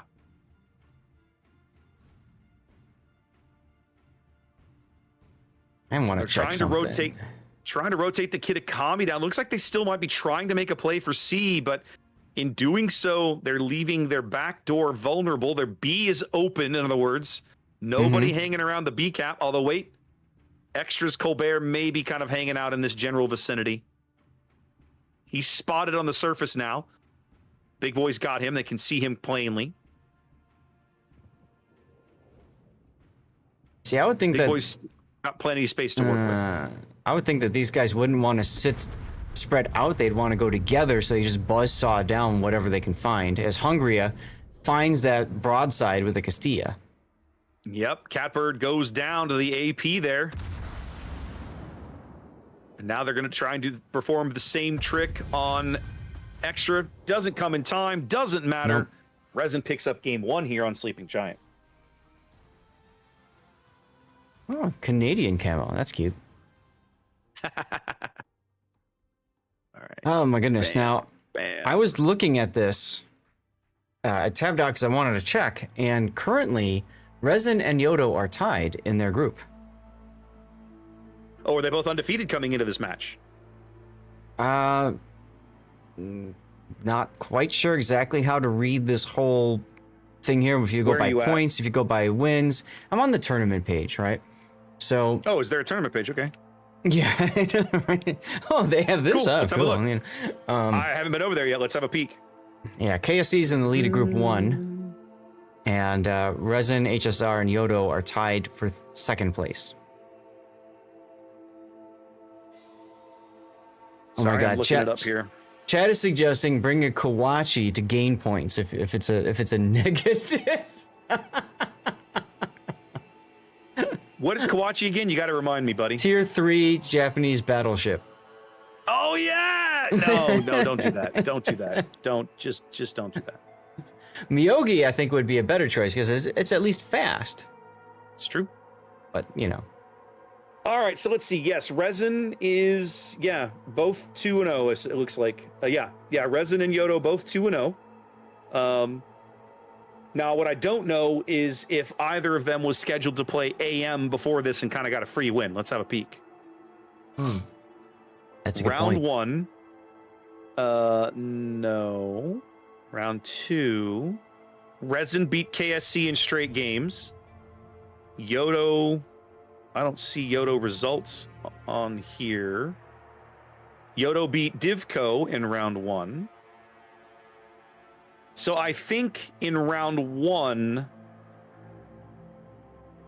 No, AM had HSR. That was the buy there. Correct. There was the buy in round 2. Okay. So I'm not sure who Yodo played. Oh, Yodo may have had a buy in round 2. I That's think what so. it is. That's what it is. Yodo had the buy. So Yodo's won in a buy, whereas Resin started the day with a buy and then won their second round match. So Yeah. both teams are technically like 2-0, but they've only played one match up to this point. Yeah. So they are kind of tied head to head right now. So Yeah, That's kinda cool. Technically correct. Technically correct. I'm gonna be really curious, Zath, to see. We're headed back to Land of Fire for next game, right? I'm gonna be really curious to see what teams do for lineups. Like Yodo brought 3 battleships that game and basically didn't get anything out of them, did they? No. And I'm curious why you have a clan named, or a team named Yodo Maxing, and yet you field no Yodos. I mean, Yodo's 10 points. She's also not that great. No, she's also not that great. That's true. Not like what has always driven me crazy about the Japanese light cruisers. Yeah. When I take a light cruiser, I'm looking for gun performance, right? Mm-hmm. But the Japanese light cruisers, very much like the Pan-Asian cruiser line, they are torpedo cruisers, aren't they? Yep. So it's like the gun performance is okay, but it's not amazing. So like, why would I do this? Why would I invest? Like, are there maps where I would take a Yodo into a game? Sure. Are those maps in the map rotation for this tournament? No. Like North would be a perfectly valid place that you could field a Yodo, in my opinion. Yeah. But North is not one of the available choices for map picks in this tournament. So Loop is another good one. Don't think I would do that. Loop would be another good possibility, but again, not in this tournament, not available. So probably not. Nope. Oh well. What are you gonna do? What can you do, right? Right? What can a free man do? What's that from? I recognize that. 300. Oh yeah. I was reminded of that movie the other day. I saw one of these little clips go by on my feed, right, or whatever, and it was the one about they meet the it's not Athenians, the Arcadians. Arcadians. They meet the Arcadians for the first time. They right? make a mess of things. Exactly. And then this you, what's your profession? You, what do you do for a living, right? And Spartans, what is your profession? See, old friend, I brought more soldiers than you did. I love that scene. The way they framed it, and the way that they shoot it, and the way Gerard Butler delivers those lines is just perfection. I mean, there's so many great lines in there, right? Like, we've been sharing our culture with you all day, all morning. We've been sharing our culture with you all morning. Right? I mean, it's a great script. I've never read the comic, but I'm sure it's just as good. Yeah. And the history nerd in me adores that an entire generation gets to know that story, right? Because most people don't study ancient Greek history. They don't know anything about that battle. Nope. But thanks to comics and Hollywood, they got to learn about it. Now it's a highly stylized version of the battle. Of course. But they still got to learn about it, which is just awesome. Yeah. And I got to go, and a couple summers ago, I was in Greece for a trip and got to go to Thermopylae. Got to stop where Thermopylae happened. It looks nothing like it did back then because of it's not surprising. Water change and erosion, and now it's a highway. It's been what, 2,800 years, 2,500 years, something like this. It's been a long time. Yes, but there is a statue of King Leonidas at the spot. And that's kind of cool. I didn't know that. That's cool. I didn't know that. Yeah.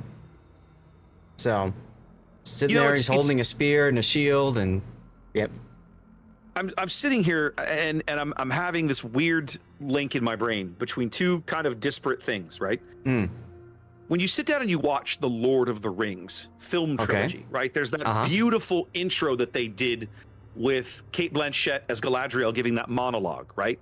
And she has that line about something like, and for 3,500 years, the ring passed out of all knowledge, right? And you think about the distance in time and history between today and the Battle of Thermopylae. And it's a significant chunk of that. It's roughly 2,500 years, right? And yet that battle hasn't been forgotten. It's kind of noteworthy when you think about it. Yet it kind of is, yes. Yeah. Like, what a story to keep telling people. What a story to have in our history. I mean, well, and there's so much at stake in that battle, right? I mean, the same thing with big Marathon earlier, but Yes. you know, Like the entire, like what we think of Western civilization could have been extinguished in its infancy, literally. exactly. You know, And the fact too, you know what a lot of people don't realize is that Athens actually burned. Like the Yes. Athenians were pushed away by the Yes. Persians, and Yes. you know they got to watch their city burn in the distance at nighttime. I mean, think about that for a moment, and then they held on, thanks to, you know, alliances from the other city-states and everything. And I mean, I remember we were driving on the Peloponnesian Peninsula, and like the lady goes, "Oh yeah, and over there's Sparta." I'm like, "What?" You know, like, where? I must see this place. You know, like, what's left of it anyway. yeah, pretty much, pretty much. Yeah. I'm always a sucker for movies like that tell important historical stories to generations that probably don't know much about them and probably haven't taken the time. Many of them probably haven't taken the time to learn. Right. Oh yeah, like Kingdom of Heaven comes to mind. That's a movie I need to see. You haven't seen it? I mean, I have not. Oh my God. Okay. I have not. But I have a friend who recommends it to me on the regular, so I know it's worth seeing. Oh God. Now you've heard two. It's Yes. the meme comp, Zach. Are you ready for this? Here we go. Here we go, chat. Yeah, I mean, you might as well. You read that correctly, chat. That is the meme comp. We wondered what Yodo would do, and they said, "Hey, it worked so well in game 1. Let's just run it back and do it again." I mean, remember I said they needed to bring a Colbert instead of the Kita, and it's almost like they listened. They took your advice, so let's see, I suppose. Welcome in, ladies and gentlemen. It's game 2 of this best of 3 series between Yodo and Resin as we spawn into Land of Fire. Here in green, Yodo running a quadruple Colbert lineup. Hon maximizes. Are they all the same build? They're very close. I'm looking. Slight Okay, difference, but yeah. So Catbird, Garly, and our extra are all running the same build. Only Harm's build is slightly different. He has given up what's the Demo one for expert? Fire Chance? Demolitions expert. He's given up those points and placed them elsewhere. That's it. Then we're running similar battleship lineups. RZ still NA Libertad, although this time, that's full secondary Libertad. Ozymandias in a secondary build, Sibir full secondaries, and Luke now also going for a full secondary build, Sibir. What have we got opposing them in the south side of the map, Zath? All right. To the south, of course, is Resin looking for a second game to go as efficiently as the first. With Mad Dog in the Laffy going through the middle of the map this time around. Peyton the Rock Hider is in a defense, perhaps fitting for the name. And we got Hungria in a Napoli. They're heading towards the B cap. Everybody else going towards C. We've got the Pregnant F this time in a Svea instead of Zhao. Big 6 TV in an Henri Quatre, as you like to call it. Mubuki in one as well. Eagle Lance in the Chateau Renault, making his way to the C cap right now. Interesting. Dath, if I am Resin, I see 2 things in this opposing lineup that really get me excited. One is we as a team have a massive spotting advantage over these guys. No destroyers on the Yodo lineup, right? So they have the opportunity to build up a nice solid lead and be aggressive with these destroyers if they choose to in areas of the map where they know that they can avoid being, spotted, right? In other words, you got to be careful coming around like blind islands, but beyond that, you've got great spotting advantage. Yes. So now here's the downside. You are upside down almost 150,000 hit points in terms of total team HP. So whatever you do, you have to trade really smartly, really well, and not give up any big dev strikes and not give up too much HP early. So let's see how Resin manages it here, picking up the early cap, starting to build a lead here in game 2. Yeah, this is very similar to the olden days of the Wall of Stalin, where you Yes, just sir. take all the cruisers, all the tanky stuff, you fan them out, and you just push. And that's exactly what we're seeing happening here with Yodo. They're taking cold bears though, which aren't as tanky as Stalingrad's and Moskva's. Not even a little bit. However, what they do have is the DPM advantage. So can they put that to play? I think the key is going to be getting the Sibir to shove into a position to get focused and all that, while the Colberts get into positions just to farm at distance. The thing is, Resin isn't going to fall for that. No. So, these guys have been our veterans of the competitive scene. They know exactly what they're going to have to do to receive this push. They're setting up for it already. The Henris that went to sea are already speed boosting back the other way. Yep. So is the Chateau Renault. That's an Eagle Lance. They're going to leave the Svea behind here to play a little bit of token defense between the radar and the smoke. I think that is an excellent choice, and they're going to try and bring all their firepower to bear on this push coming down the 2, 3, and 4 lines. that's right. Now we're getting to the part here where the island is going to force everybody into a narrow channel.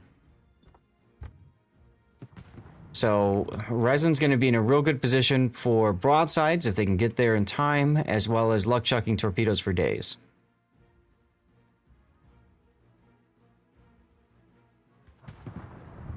The struggle. Go ahead. Ozzy already coming under fire, putting his heal up. He's got 87 more seconds of heal time. Yeah. The struggle with the strategies like this, in my opinion, Zath, is always that, what is it we say when you play boats, to achieve board position, you generally have to give up health. Correct. So what Yodo is doing, they are trying to be smart. They're trying to maximize their board position and minimize their health losses.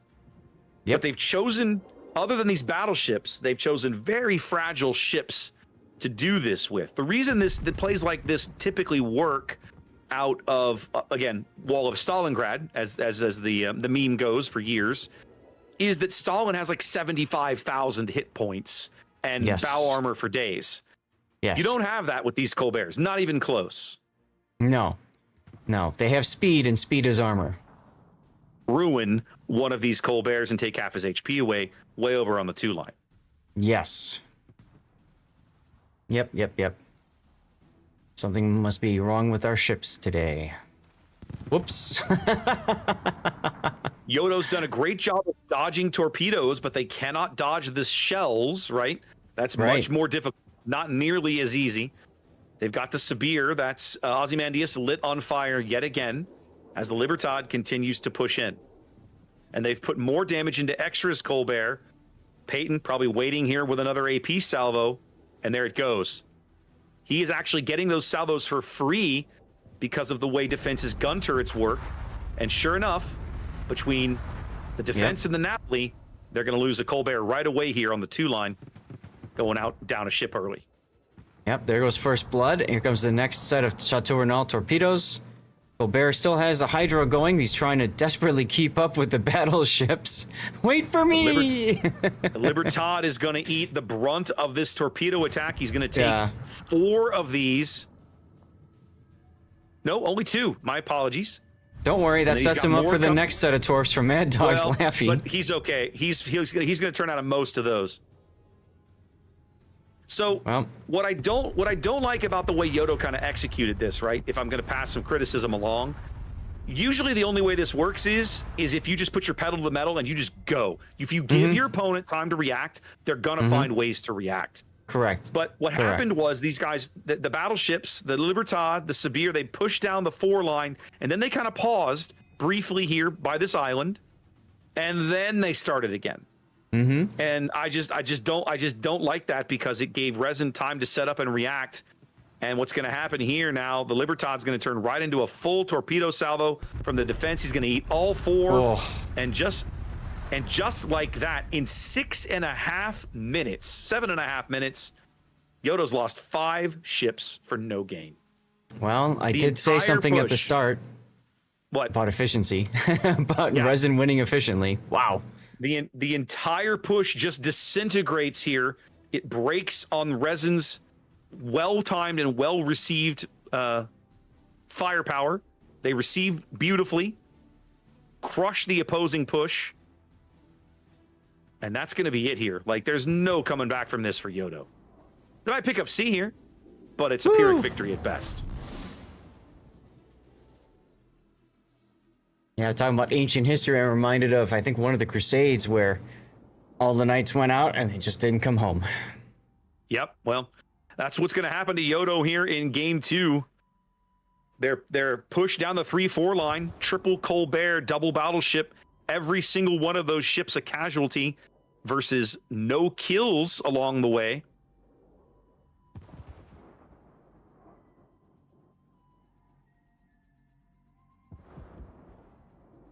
Eagle Lance's Chateau Renault kind of edging forward here, trying to figure out, can I afford to get spotted?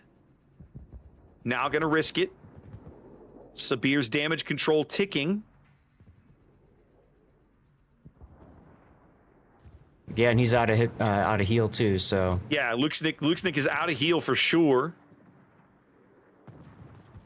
I mean, we're 992. The only question is whether or not they're going to kill him before time ticks, before they get the win on time. I just want to know. There it is. Okay. Want to know what?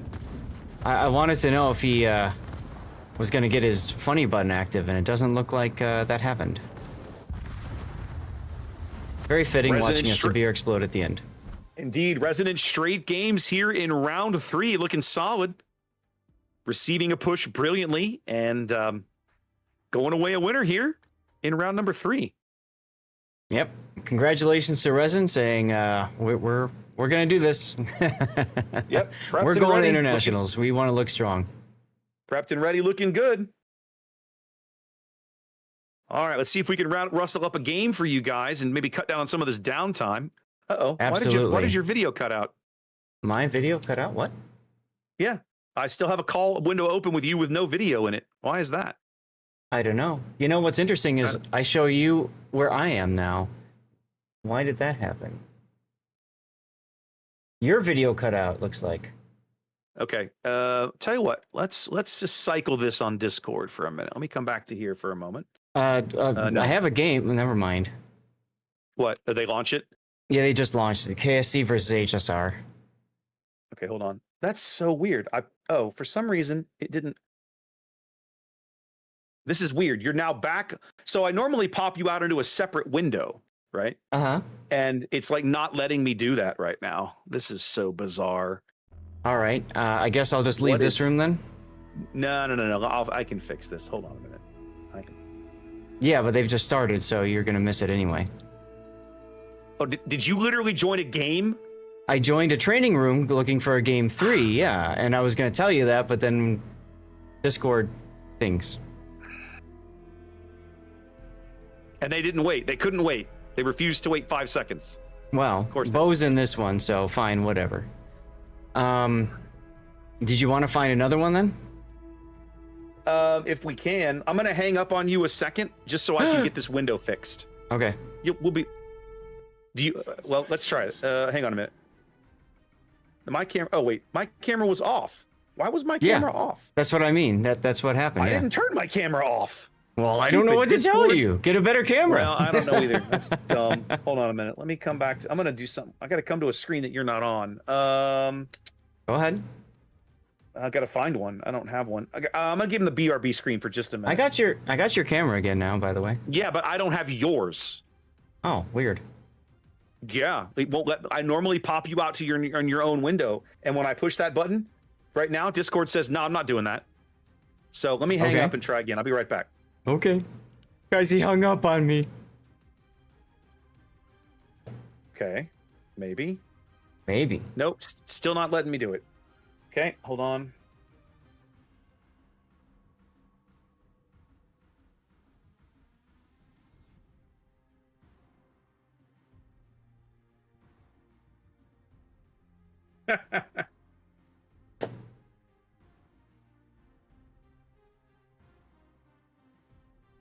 All right. Here's what we got to do, apparently.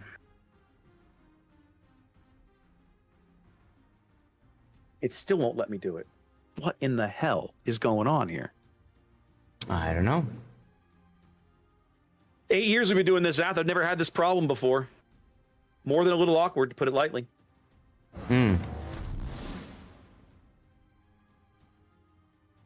All right. Well, in the meantime, on my stream, I am still in this training room game, so I'm watching KSC versus HSR on Tears of the Desert. Here's what I'm going to do. I'm going to completely shut down Discord. I think I have to just crash Discord to try this out. So okay, I'll be right back. All right. Everyone, technical difficulties are so fun. Well, if you're still listening to me, welcome, guys. We are looking at KSC versus HSR. I just wanted to grab this because we haven't seen HSR yet. Hey, you're back. Yeah, now I think it's going to work fine once I get it all set up again correctly. Let's find out. You are here. Turn you on. Oh. Yep, you are working perfectly. All right, then. Do you want to try to find a game that I can exit out of this and then jump into with you? Yeah, let me see what I can dig up now. Okay, now that that's all fixed. Boy, that's irritating. Let's see. Any game 3. Any game 3. Streamer chat. Anything? No, nothing there. What can we look at? You're just going to have to go into training rooms. Yeah, that's what I'm going to do. This doesn't... These guys look like maybe they're done already, I'm guessing. Let me check.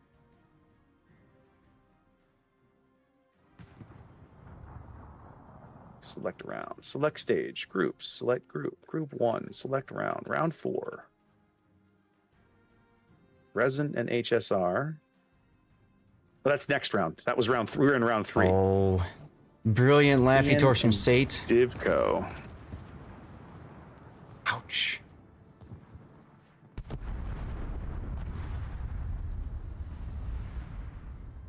But HSR shoves the Mecklenburg with the Cecilia through the middle. This is a dirty play by HSR. I like it, but I think Fleeing is gonna get beached. Nope, he's coming out. Okay. KSC and HSR might be in game 2. That's what I'm watching right now. Game 2 Oh, that's right the now. one you're in. Okay. That's the one I'm in. This is Okay. Tears of the Desert. So is that game 2 then? PN and Divco might still be in game 1. I'm not positive. I'll check in just a moment. Okay. Inca and KSB. Let's see.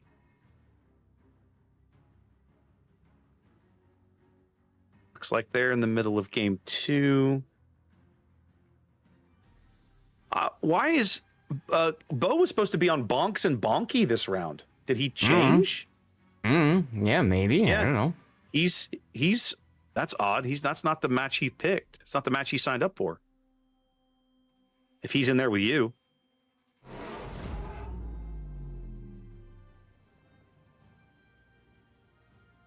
I don't know what to tell you. I don't know what to tell me either. But I'm watching a Cecilia like smoke move a Mecklenburg into the middle of the map. Oh no, Torino's not ready. All right, let me come back to do. Game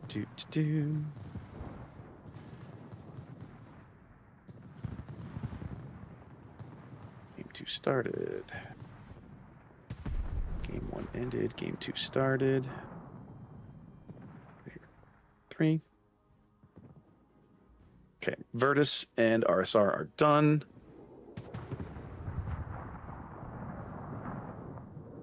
Guns on Malkin's Ragnar. I mean, he's full health, so whatever.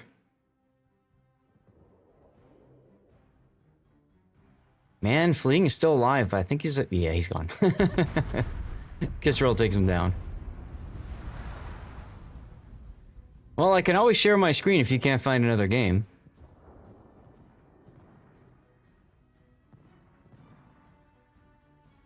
I am inquiring about a possible game 3 over here.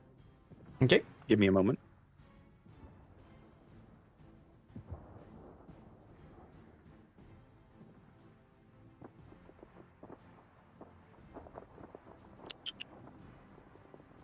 We just saw that. Okay. No, I think these guys are done. no. Sol Coral Sea beaches, and his Hindenburg takes a couple torpedoes for his trouble.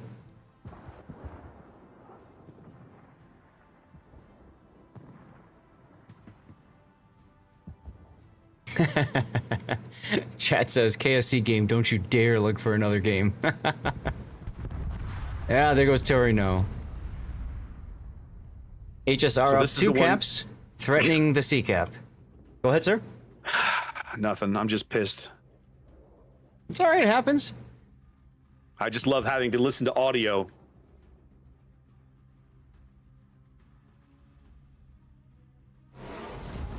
Well, like I said, I can share my stream so you can at least see it. By the time we get that set up, it'll be over. That's a possibility. Oof, 2 big kills for KSC just now. Yeah, it's gonna be interesting. Currently, KSC is up a ship. They have no caps. It's a problem they've had before, isn't it? So is this game 2, do you know? Is it, Tears Inca of the and Cruisers? KSB are going to Inca and KSB are going to game 3. They just got out of game 2. Okay, why don't you head on over there? And then I'm what I'll sitting do in the is... room right now. Perfect. All right, I'll swap over once it looks like they're gonna drop. Yeah, they've got a couple of minutes for sure. They're Yeah. reshuffling. Now, for those of you on my stream, that means you're probably gonna get stuck watching a commercial break at some point. I'll try to time it, but no guarantees here. Kisrael in trouble.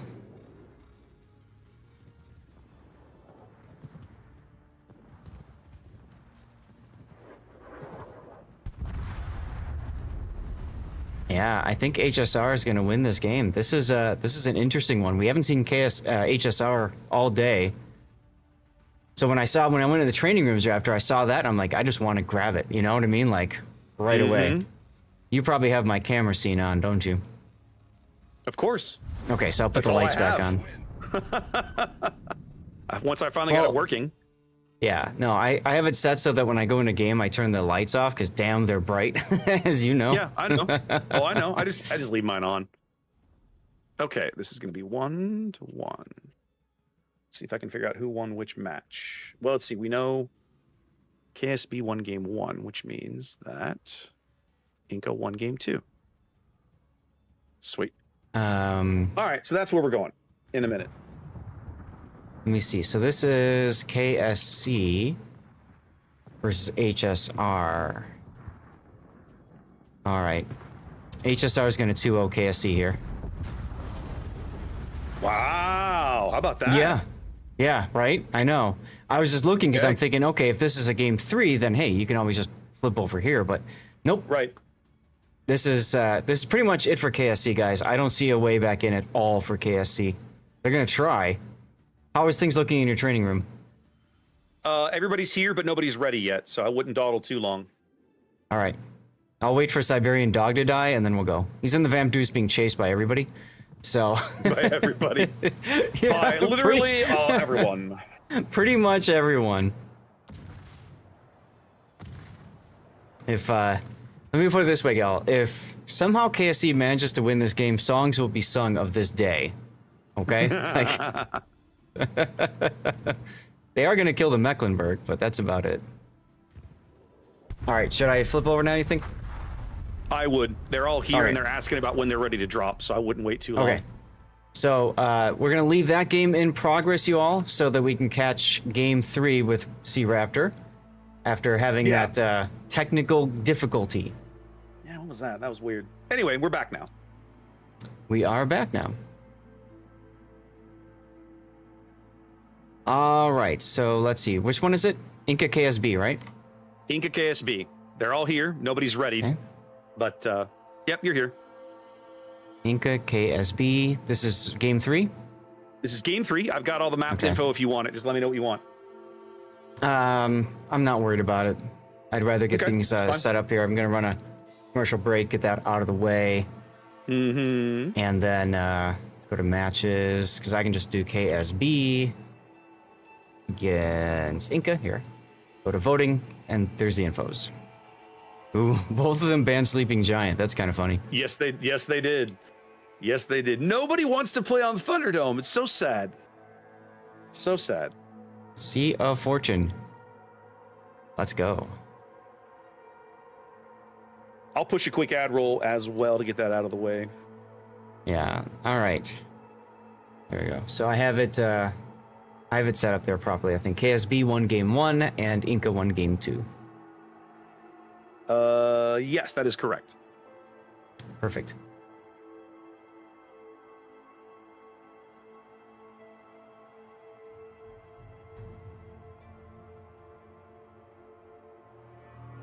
Cool. Well, I guess I found a way to squeeze in a little bit extra. I don't know. Maybe it was Salt that was in. I don't know. Bo changed his name and it's confusing.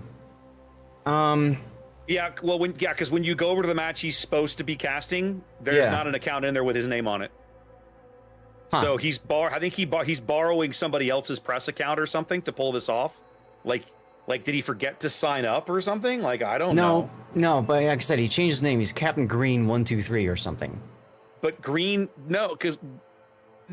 Green is another streamer. Like, I know. That's my point. I don't get it.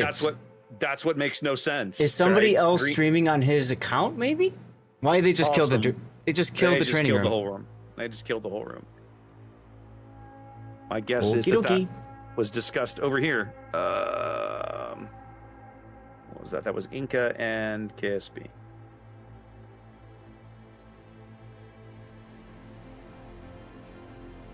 Okay, host. Their game host crashed, so they've got to restart it.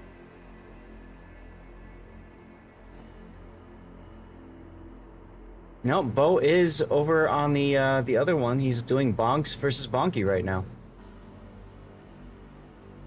I don't know.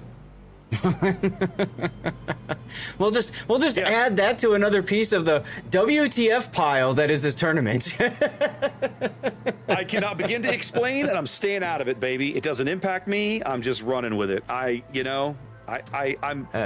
on tournament days. I'm just like, man, I got my own show to run. I'm not worried about what anybody else is doing. The only thing that's weird to me is it's like I don't see him logged in. So it's like, is he streaming? Apparently he is. I guess. Like, I don't know. Yeah. It's just weird. Is the new room up? I don't see it. It is. There is an Inca room back. He hasn't got the map set yet, but we can probably hop in there. Yep, he's getting it set up. Is it the unknown kin? Yes. Okay.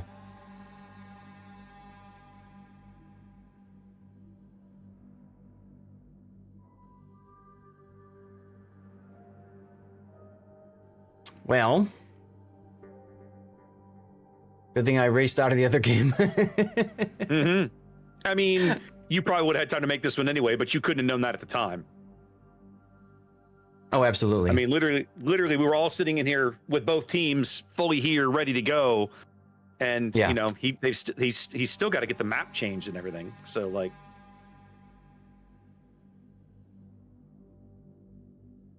why can we see ship selections? We shouldn't be able to see ship selections. Pick the map. Room settings need fixing. All I know is I'm gonna have a snack because I think I have time.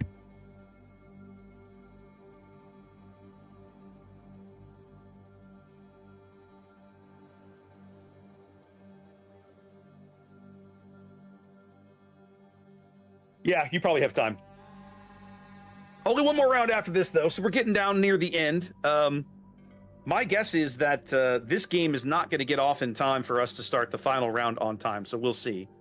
We'll see what happens. We're supposed to start at... Hang on. Oh, we're not supposed to start... No, we're supposed to be starting now. How does this happen?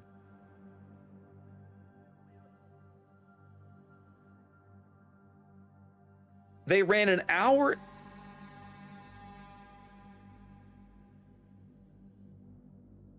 Oh, no, what? Have I got it? Hang on. Have I got it programmed in wrong?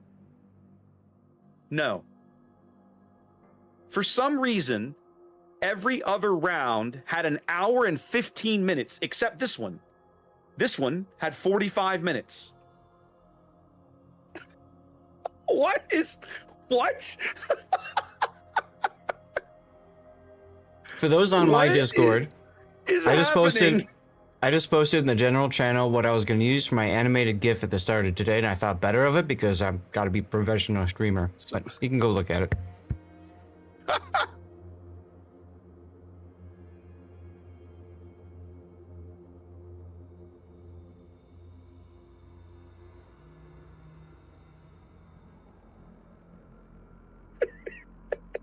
I'm looking at the schedule now, just realizing, like, wait, this mount round shouldn't begin until 17:45. What is happening today, ladies and gentlemen? Wow. All right, I'm staying out of it. Oh my God.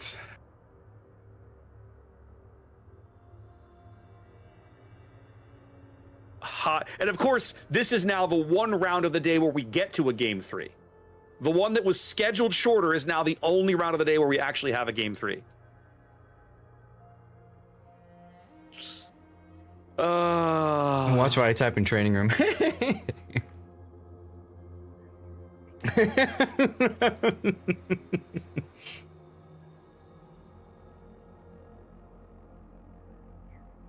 Oh my God. I mean, you could probably go look at his stream if you really wanted to know what account he's running. Like, no, he's sooner or later Captain. you'll see I it. told you, he's Captain Green. He's green? 1, 2, 3. Yeah, he's Captain Green. Which makes no sense to me. Like, That's his where is Discord green name. then. That's his Discord name in this Discord. Is Captain Green. In the King of the Sea Discord, it's Captain Green. It took me forever to figure that out. But on the CC What? Discord, it's still Overlord Bo. Oh, I yeah, got nothing. I see it. I got nothing. They changed it in here. That's bizarre. That's Bizarro World. What is happening today? All right, we finally have a game, ladies and gentlemen. We have a game. We should probably start talking about what in the... Okay, this is going to be entertaining. Woo, baby. Are you ready, Zaf? I am ready. All right. Well, ladies and gentlemen, after much to do and debate, we have now arrived at Game 3, our first Game 3 of the event so far here on NA. Yeah. We're back. This is Inca and KSB. Inca in green and a fairly traditional lineup here on the top end of Sea of Fortune. We're looking at a single destroyer. That's a Run for Your Life's Chateau Renault. A 5 cruiser lineup. Again, not horribly unsurprising. Emokar and an Henri IV. We've got Extra here and a Monmouth. Hoshimi and a San Martin. Yeah, Monmouth, a bit odd. We've got another Henri IV. That's Havo. And at last, Angela in a Colbert. A lone battleship, Unknown's Libertad. But Zaf, KSB has opted for something on the bottom end of the map in red that we have not seen much of. Talk to me about their lineup, my friend. They're going for Kitakami Chaos. We've got 2 Kitakamis and then a whole bunch of battleships. You want to talk about HP disparity? My goodness, we got the Rock 86 in a Kitakami. We got Friendly Shima in a Kitakami. And then followed by basically whatever battleships we can fit for the points. So we've got a Mecklenburg, triple Preußen, and finally a Sicilia. Bit of a difference in build selection choices for the Preußens. Very odd. I want to highlight WH Knight's build. He's got secondaries in slot 3, but no secondary skills. Why you do this? I don't know. All 3 Preußens have gone for survivability builds with fire prevention. Not all of them have opted for the secondary skills. In fact, Knight is the only one with any secondary modules installed. Everybody else has gone for maximum survivability and, interestingly enough, like a gun build range. Now, looking at points, Cecilia is 16 points. Preußen is 17. Mecklenburg is 17. Okay. Now, what's going to be awkward for these guys, right, is the way the caps were designed on Sea of Fortune. A and B sit on top of each other, and they didn't bring any destroyers. That's right. So it's going to be more than a little awkward for these guys. They're going to be upside down on points super quickly here. They're going to have to commit something, probably one of these poisons, to drive right into this cap and to try to pick up some points here while getting reset. And despite the hydro, Raymond may take some torpedoes here. He's going to take one Chateaurenault right on the bow. That's not so bad, really. You know what I find interesting is they didn't take run and have him go to C cap after. I mean, wouldn't you say, hey, all 3 caps are going to be free, right? Instead, they say, go get the 2 caps and then go spot. I don't like that. That gives KSB more time to be able to do something. If they were able to put a destroyer into all 3 caps very quickly, the amount of pressure, the amount of points that ticks up is very, very, very many, very fast. And Raymond's not even going into this cap, Zaf. Oh, I hate this play. Yes, he is demonstrating. It's like in the Battle of Gettysburg, right? You go forward, then demonstrate, then turn to the left, then demonstrate. Yeah. Trying to fake out the enemy to think he's going one way, and he decides, nope, not going to go that way. Yeah, I really don't like this play at all. The poison would have been far better served to drive into the B cap, in my opinion. The only rationale for this that I can see is that because his damage control was utilized with that early torpedo hit, they didn't want him to go in and get farmed out on fire super fast. So fine, right. But you're already 160 points behind. You cannot wait. No, you can't. You are 2 caps to 0. You have no positive points 4 minutes into the game. You must get into a cap circle, and you must do it soon. And they are not even making maneuvers like they care. I'm shocked. Mm-hmm. Poison's hydro is still up, and he's still going to take torpedoes. turning into another salvo now as it comes down on him. I think he's going to sneak out of the way of these ones, though. Yeah. These ones I think he can escape, however. Nope, he's going to swing his stern right into one more. He's slowing down so he can take that one. Wow. Don't worry, he's going to get an A, though.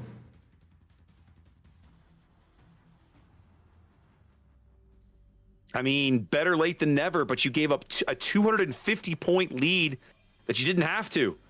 Mm-hmm. I'm baffled at what I'm seeing with these battleships, Seth. When you bring this kind of weight disparity, you have to go for the jugular. You got to go straight in. Yeah. Yeah. This pussyfooting around is just going to set you up for a loss. They're just focusing Raymond. He's literally the only thing they can even see. Mm-hmm.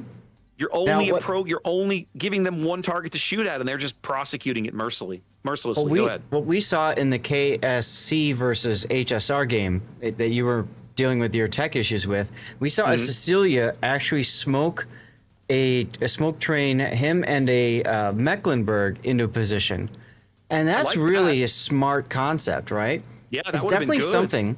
They could have easily done that with this comp. Cecilia smoke pushes Poison. Kitsakami smoke pushes another Poison on both flanks. Think about that for a second. Yeah. That's really powerful. They may yet lose Raymond's poison. They're trying to get eyes on him. They can't spot him right now. He is dark. They know where he is. It's crazy he's dark.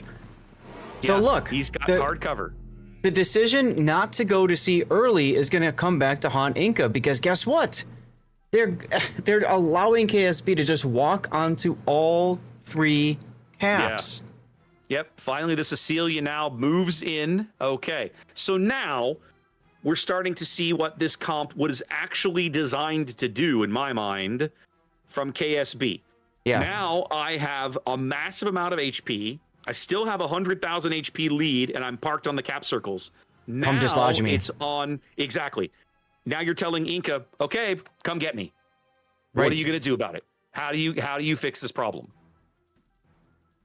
Spartans, lay down your weapons. Come and get them. That's exactly what's happening here. Come and take them. The key is not killing Rainman. If they were able to kill him, or Ryman, if they were able to kill him, they'd have some room to maneuver, but they don't anymore. Cooper needs to get back under cover. There's no reason for him to be out here in the open taking these shots. He needs to be on the south side of this island where he can cover the cap and not take obscene amounts of incoming fire. He's slowly getting there because poison. He's not going to get there fast. No. But he's also shooting, so he ensures that he's going to remain spotted. Yeah. Well, the lead that Inca had built slowly now falling in the other direction. Down to about 100 points here. I just don't get it, right? And now Ryman's Hydro is detecting run for your life shot to Renault. Yeah. But they're going to lose Coop here. Feels like the only way this comp works is if you understand the handling of these poisons, and I'm not convinced that these guys really have a good handle on it. They do pick up an early kill on the Monmouth. Yeah, because that's going to make up some of... I mean, they're going to make up some of the points that they're going to cough up here when Cooper goes down here in a moment. We did have a lead change. There, the lead flips back briefly. 30-point lead and shrinking for Inca. They're ticking up no caps right now. Yeah, I just don't get it. Now, Riemann has been left alone to defend both of these caps in mid. That part I actually don't care for. They're leaving him alone for this Chateau Renault, and here he comes. Run for your life now. We'll have possibly a free run at knocking out this poison. Let's see what happens. Riemann's in here with no backup. If you ask me, he needs to get into the B cap, flip the cap, then go for the run. He's about to. He's about to try to do both. He'll have the opportunity to pull the handbrake and sit in B. He's not doing it. He is simply going for it. He's just going for it. Because the other problem is you're on Hydro. Well, wait. The Hydro just ended. The Hydro just expired, and so exactly right. He had an opportunity. Now he's simply hard lit on the surface inside of 2 kilometers. He'd already made up his mind. He was going for it. Yeah. Oh, I don't like this. Going to the inside like this, he may not have time for his torpedoes to engage. He rammed some of them into an island. He's out of reload boost. He's got it. He's going to get it. He's going to get it. But again, this was an unforced error from KSB, right? Yeah. They left. If the Cecilia hangs in mid, this play becomes impossible. Correct. Or at least more punishing. But no, for some reason, he turned over. That guy ran and went to C. Regardless, it's a 40-point lead for KSB. It'll start to grow here in a minute, and they still do have about a 40,000 HP health advantage.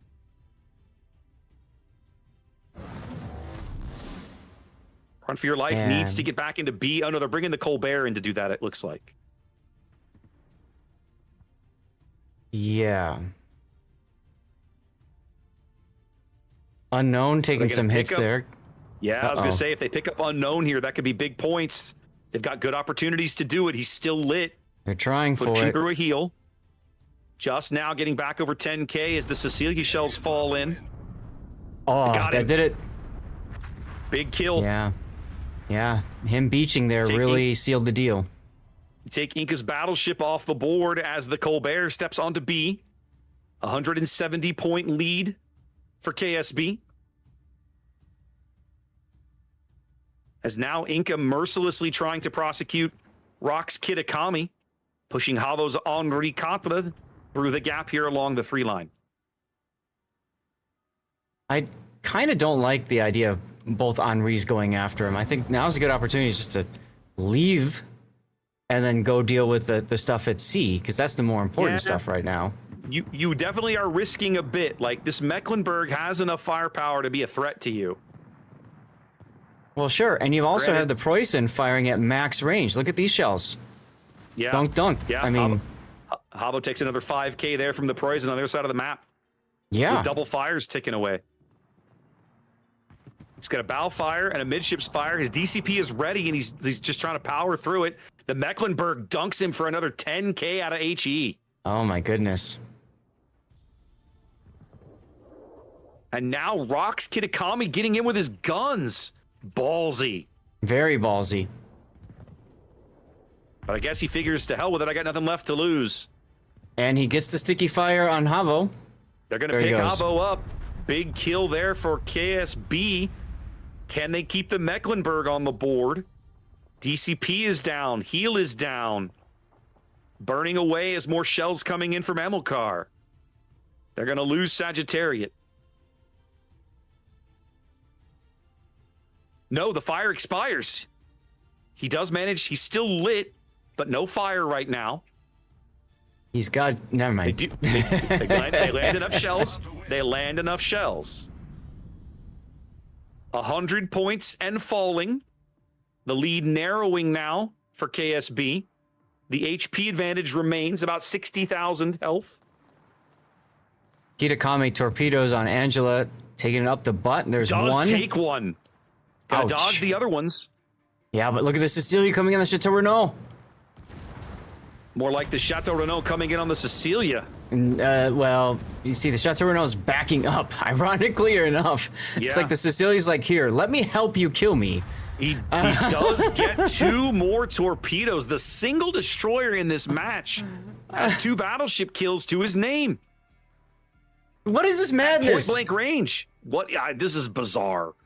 This is the weirdest game I think I've covered in a long time. And now Rox Kitakami turning around to engage at Hamilcar. He's like, Oh, this will be fun. This is going to be something.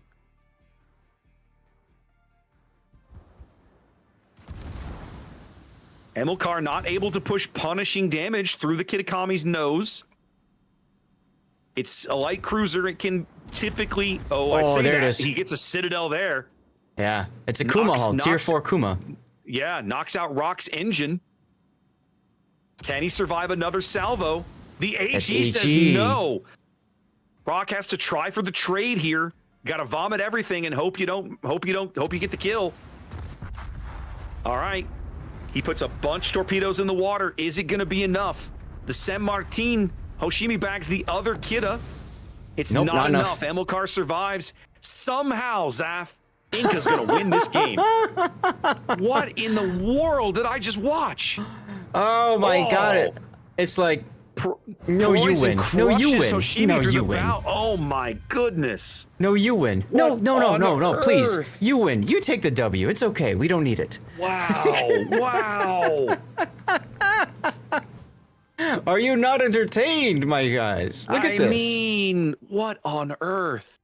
Kudos to Inca, right, for getting back in that game and carrying the W. Like, kudos. Oh my god. But it still, to me, feels like a match that was KSB's to lose, and they just kept finding new ways. You know, I mean, like, I just think back to at the initial deployment, I'm thinking to myself, you know, Inca just put themselves in a corner, right? But they managed to work their way through and burn down all the enemies over there. It was brilliant. Well, not only that, but again, KSB gift wrapped the middle of the board for them, right? Yeah. When they pushed in, Raymond managed to get to there and not die, which was its own little miracle. Don't get me wrong. But then, once he does, they abandoned him. What is happening? What are you doing? You can't do that. Stop. No, please. And Chateau Renault punishes him for it. It makes you wonder, is Chateau Renault undervalued point-wise? It's 13 points. 13 points. That's good value. Why is there a password on this game? What are I don't know. doing, guys? I'm gonna guess it's New England clam chowder. Is that the red or the white? God, I can never remember this part. White? Yes. You remember that movie? It was the white. No. What? I'm giving you a movie quote. You don't. Oh. I don't. I'm so irritated as to like why I can't join the game I'm supposed to be in. Ace Ventura, Pet Detective. The guy who knocks on the door says, "What's the password?" Oh my God! How have you never?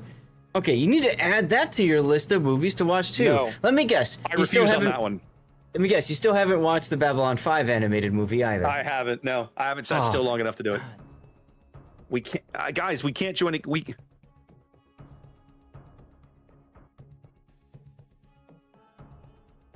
So we have a password for the game we need to bring to you next, but don't worry, we've got about 10 minutes before it happens anyway. So you know. I'm just baffled as to why is there even a password on this game. The memes, they write themselves, guys. You don't do this. You never do this. Hey, at least we did get formal permission to cover the game. So that's nice. Yeah. Progress, I guess. Ay, ay, ay.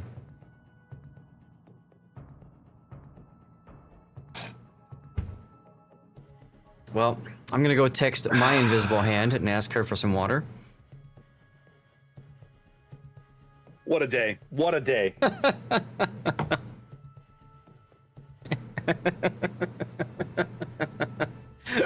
Are you not entertained?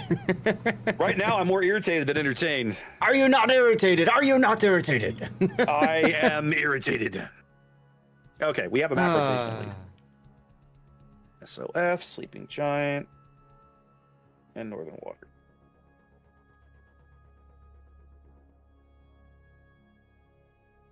Bands are Tears of the Desert and Land of Fire. Okay, so rather than simply remove the password, they just removed the training room. So keep your eyes open. There'll be another one shortly, I think. Yeah, it's fine. We got time. Oh, there's time. It's more irritating. Like, what? All right, I think we're in group 2 now, right? Aren't we in group 2, round 4, RSR and Mach? Yes, we are. There we go. Okay, now let's pull this all up. All right, so we're gonna have.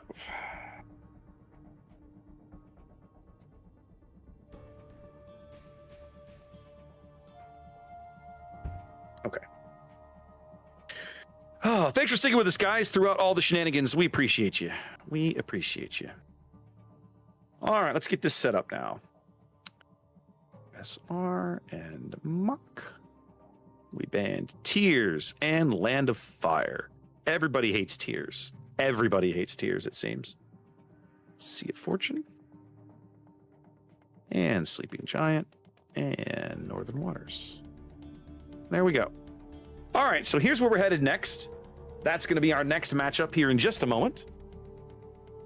Once we figure out how to get everybody into the training room. And we're working on it. Hey-oh, look at that progress. Let's go. Woo, progress. Progress.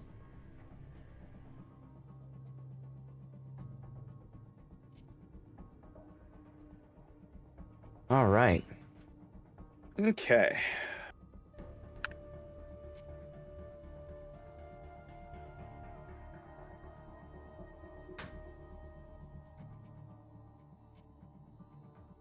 So this is our final round of the day, y'all. Round 4. Round 4 will be the last round of the day. I'm not seeing all the results for round 3. Okay.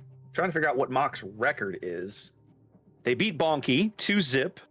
They lost to KSB in round 1. We caught a little bit of that. And then it looks like they had a bye in round 3. So they should be 2-1. They should be 2-1. Let's see. Yeah. Okay. Yeah, although technically they're 1-1 since they had the bye.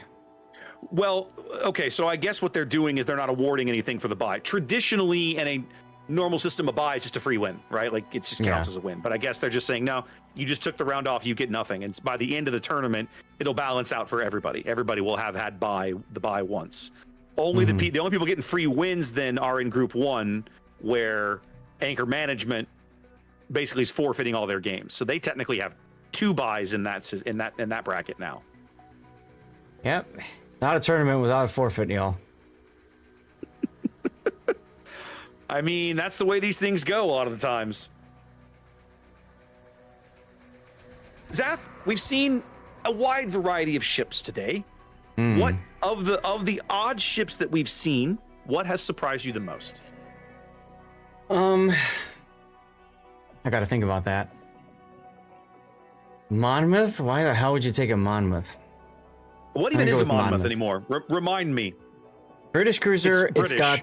It's got the. If I remember right, it's got better The quads? improved AP. Yeah. Quad turrets? I think it's the Goliath. It's basically a Goliath hull, but with. Is it like, okay, so it's not like a Gibraltar. Right, but with AP only. And I don't know Okay. if it's a super heal or a regular heal. But the big thing Okay. is it's a really good AP DPM machine, if I can remember right. Okay. It's been a Okay. while since Awkward. I've looked at it. It just feels awkward in the context of the tournament. And I'm just saying it that way because, Yes. you know, because it is still a good ship overall, but I mean, the opportunities for broadsides to use that, you know, buffed AP is just not there. I mean, for 12 points, you could have a Brennus, a Castilla, a Janan, a Monmouth, or a Sevastopol. Of Right. that list, we've seen Brennus and Castilla, and we've seen teams get pretty good value out of both of those ships. So yeah, I feel like for 12 points, there are better choices. I know. How about we consult the new wiki? Oh.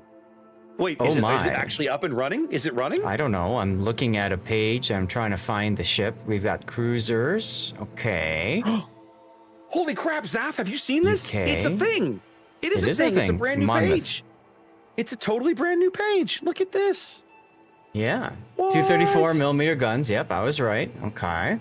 Look at this. Long firing range, AP shells with reduced chance of ricochet. Yeah, so it's buffed AP. Yeah, yep. And it's got specialized repair teams. It's got only AP, so I was thinking of the right one. Yeah. I have not seen the new wiki. This has literally blown my mind, Zaf. Literally. Oh, yeah? My, Wow. my head is exploding as we sit here. And the wiki URL, for those wondering, is wiki.worldofwarships.com. Wow. 7 years after the corporate, well, I guess technically 5 years after the corporate divorce, 4 years after the divorce, Yeah. we finally got an updated wiki. Check Mhm. it out. Mhm. I love it. I love it. Do they still have the pages for mechanics like fire and flooding? I don't know. Damage I'm and playing ship around. health. They do. If you go under damage and ship health, there's a section for fire and flooding, and then we have specific articles for fire and flooding. Look at Oh, this. you look at that. The formula for fire chance is in there, just like I wrote it all those years ago. Still, it warms my heart to see, Zath. It really does. Right? Where you realize that fire prevention does nothing percentage-wise, and then the slot 2, the whatever it's called, reduces fire and flood chance by 3 and 5% respectively, also does nothing. What do you mean it does nothing? Well, the percentages, it does it by the percent, but what matters more is your fire chance, because when you do the math, you look at the formula, that reduction in fire chance is nowhere near a flat 3%. It's the No. point, you know, times the other It gets things. it gets heavily modified again. Yes, that's true. And here's all the flooding chance stuff I put in. Oh, this makes me so. This warms my heart. And the big tables for torpedo flood chances. Let's go. Now, the This real was question is, Such a pain in the ass to put all this data in. do they have anything on ramming? Ooh, that's a I good didn't see question. it. Let's look. Let's look. Ramming. Main article. Ramming. Mechanics. When ramming an enemy ship, a certain amount of damage is inflicted. No, they don't know. They don't know. No, this page is just as vague as it was when we wrote it 8 years ago. That's what I figured. Yeah, the content of these pages is more or less the same. It's been reorganized a little bit, but I really like the presentation here. They've done a really good job with it. I don't see anything about the unique upgrades, though, which would be nice. Yeah. Okay. Something's better What than unique nothing. upgrades? What do you mean? Unique for upgrades. Research Bureau Just upgrades need- for ships. I don't see it anywhere There's on here. probably, I mean, on here where, like in the section for upgrades, modules and Yeah. upgrades, Yeah. modules and upgrades, upgrading. That's not right. Upgrading modules? No, that's not it. That's something else. See what I mean? Access levels, economy, game modes, port, clans, commanders, ship exteriors, secondary armament, torpedoes. Yeah, okay. Yeah, I don't see it in here. It's not obvious. If it's buried in here, it's not obvious to find it right away. Right. What's the title of one of the upgrades that we can think of? Oh, I don't know. We're about to have a game, so we probably should come back to this later. Yeah, one of them is like Now- shore now I- battery. That's the whatchamacallit, Hanlu. It's not in there. Yeah. Now I kind of want to do a video on the new improved wiki. Like, this will be cool. Oh, there you go. Yeah. Well, you and I spent, I've lost track of how many hours we spent those 3 or 4 years we were part of the wiki team, right? Oh yeah. I worked way too much on it back in the day, trying to help people learn, right? So I'm glad that a lot of that data has survived. That makes me very excited. All right. It's time, Zaf. It is to head time. Back to Sea of Fortune for our last match of the day. Don't forget to use the reverse spawn. Let's go. Oh yeah. All right, Zaf, take us into our last match. What do we got? All right, checking out Mach. We have Just Dodge a CV in a Lucian. First time seeing that today. Sherbridge in a Chateau Renault. Seen a lot of that. Hyundai in a Jinan. First time seeing that today. Castilla, that's Shikishima. And then we've got Extra in a Hawaii. Yeah, that's interesting. First time on that one as Indeed. well. Patton is in a Honolulu. And Legit Bro is in a Cecilia. Kind of liking the change up here. We'll see what Mach is able to do with all of these newfangled ships that they have found. What do you got to the south, Puddin? Or I'm saying Puddin, sorry. I see what you did there, you son of a... Okay. All right. RSR opting for a destroyerless lineup, going for 6 cruisers to pair with their battleship. This is going to be a double Colbert. That's Malik here, as he is on the left and going right, I should say. And Kriegsfuhrs in his Colbert, also headed towards the right flank. Joining them, Baked Potato in a Jinan. Headed the other way, Interesting. Nyborg in a Defense. And Ian Hawke in a Hildebrand. And Sir Booman in a Kitakami. Their lone battleship, Zaf, USS Louisiana here in the form of Bishop Gamer. So we have Two hybrids. two hybrid ships in this lineup, the Hildebrand and the Louisiana. Very interesting choices on both teams, frankly. Yeah, relying heavily on hydro and the spotting afforded by the hybrid planes. And the hybrid planes still spot surface ships the same way that carrier planes used to? Yes, no, question mark? They've changed some of that. I'm sorry, say what now? I was tabbed out. So carrier planes don't always reliably spot surface ships anymore, right? No, they do. Okay. The fighters don't spot ships anymore. That's what I'm thinking of. All right, then. Well, we'll see how this goes.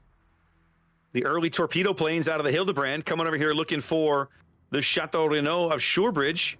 He's got 10 seconds to pick up this Cap 4 he's spotted, and then the Hildebrand planes will be on him.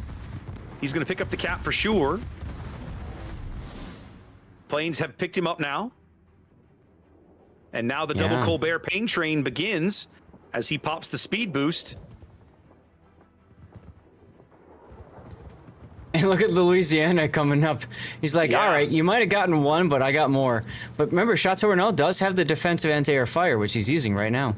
Which worked great. Now he's got it he's still got it on. So Bishop's Louisiana now. Sherbridge getting the kill on the Jinan. Wow, nice kill. And some Sherbridge follow-up picking up torpedoes on Malakai's Colbert, too. Nice early torpedoes of the Chateau Renault. And the ones that are coming in on his port side don't frighten him at all because, well, they're deep water torps and he just doesn't care. And look at Hyundai's Jinan helping out, too. I love it. Yeah, I was going to say, the Jinan AA also helping out there. Bishop Gamer just driving these things in circles, keeping the Chateau Renault lit. But so far, it has not translated to big damage for RSR. This is and look at Booman on the other side now on Hawaii radar. He's going out in seconds. Booman's Kitakami caught out. He's not dead yet. Yeah. I'm actually surprised about that. Bridges Chateau Renault has chewed up a whole bunch of planes and only coughed up about 7,000 HP back there. Boomin's Kitakami not able to make that same claim. And I always talk about this. This is one of the negatives. Oh, Nyborg. He takes 2 deep waters in his defense. Imagine if you had Hydro. Oh, wait, he does. Yep, he sure does. He's never used it. Still sitting unused as more AP coming in from the Hawaii on Boomin. All kinds of AP coming in here looking for Boomin. They're going to finally pick him up here. And just like that, Mach owns all the caps and 2 kills here in game 1 on Sea of Fortune. Goodness. Brilliant early torpedo work, getting good work out of both destroyers here in the early going. It's a huge lead right now. So, I haven't had a chance to get this in, but, you know, the problem with running hybrids is you just don't have the ability to use the guns while you're flying around with your planes. Yeah, so Bishop wasted so much time. Yeah, he spent a ton of time driving planes, keeping the destroyer lit, not firing his guns to back up his team, and his team are the ones that end up suffering for it. Now, Mach is going to let the RSR is going to push the Colberts into sea, and I'm not going to lie, Zath, if I'm Mach, I'm just going to let him do it. Let him have it. You're such a huge lead, you don't care. Nope.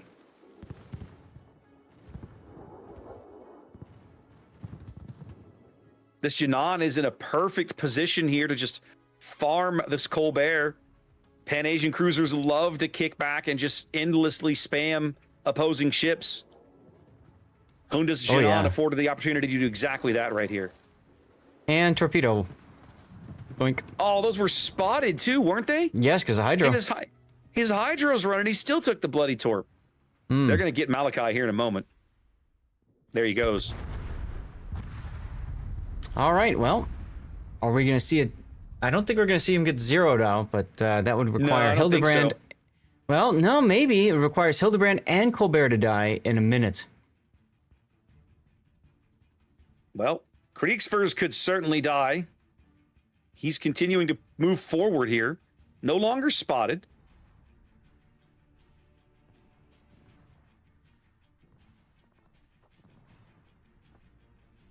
Hildebrand, on the other hand, definitely could die here in a moment. I'd say it's highly likely that Hawk will go out. 2 or 3 fires burning on that flight deck, and he goes. And there's the 0. Just the Hildebrand going zeroes them out. I don't know that I've ever seen a team get zeroed out, Zath, like that. I think we've seen it. It's extremely rare, maybe once or twice. Maybe. I'd have to really go back and find one, but wow. Decisive win here for Mach in game 1. Yep, and as Putin would like to say, it's an official Wargaming blowout. That's true. He does like to say that. He does.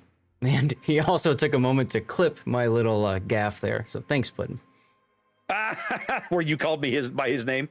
Because this is the first time all day that you let me start. This is the first time all day you let me start. That's true. So I'm used to starting, well, and then I say, "What's to the south, Puddin'?" I'm just used to that. Yeah, and I was actually a little irritated at myself too, right? Because as I was like, man, I got to let Zach jump in here. So that's why I was like, get your butt in here, boy. So that's on me. That's fine. I mean, we're all friends. You, me, Puddin'.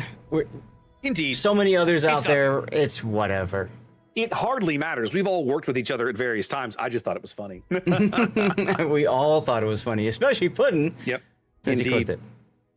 While these guys are doing a bit of reshuffles, I'm going to walk downstairs and grab a couple of crackers or something. I will be right back. That's a good idea. In the meantime, those of you that are sticking around with us, thank you again for hanging around for so long. It's good to see you all still here. Hopefully you guys have been enjoying the tournament so far. Now, as always, I will be doing an after party. You're welcome to stick around for that. We'll just be shooting the ship, hanging out, whatever. Yeah, been a fun day so far. Definitely not looking forward to next weekend getting up at 3 in the morning for this, but like I said, we're happy to do stuff for you guys because, well, that's why we're all here. Chat, what's the craziest ship you guys have run into so far? And I want to know more about RSR. Now that I think about it, let's take a look. Let's take a look at RSR. Let's see, signups. RSR, Red Storm Rising Community. All right, where are you from? This place, they've been existing since 2021, and their goal is to look into a mirror and see someone else. I don't think they'll make that happen, but we'll see. We shall see. Tomorrow will be 3 rounds, so tomorrow's stream will be a little bit shorter, and basically what they'll do, they'll take up the highest scores out of the rounds, and the top 8 teams from each group will advance from there. Big thanks to those of you guys, both of our channels who've been subscribing, been following. We see you guys. We appreciate you immensely. So thank you for doing that. And for those of you that are listening over on Raptor Stream, thank you from my side of things for sticking around while he had his tech issues. Fortunately, that's the only tech issue we've had so far today. And that's actually pretty good for a stream, just saying. Pretty good for a stream. Looks like teams are readying up for Game 2. The sooner they get started with a Game 2, the better chance that we will have to find another game if this goes 2-0. We will find out. All right, is this thing working? Of course. As soon as I ask, that's when you're stuffing your face.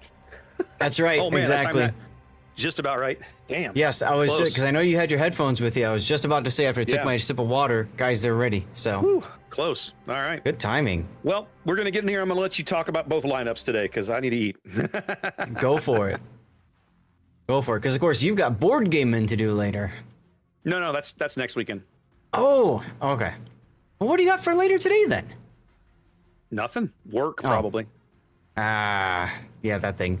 All right, well, let's take a look at Game 2 of RSR versus Mock. Mock is up 1-0.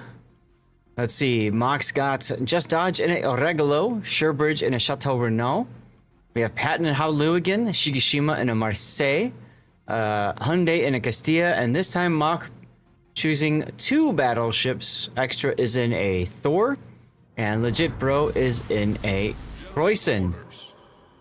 All right, let's take a look at the South.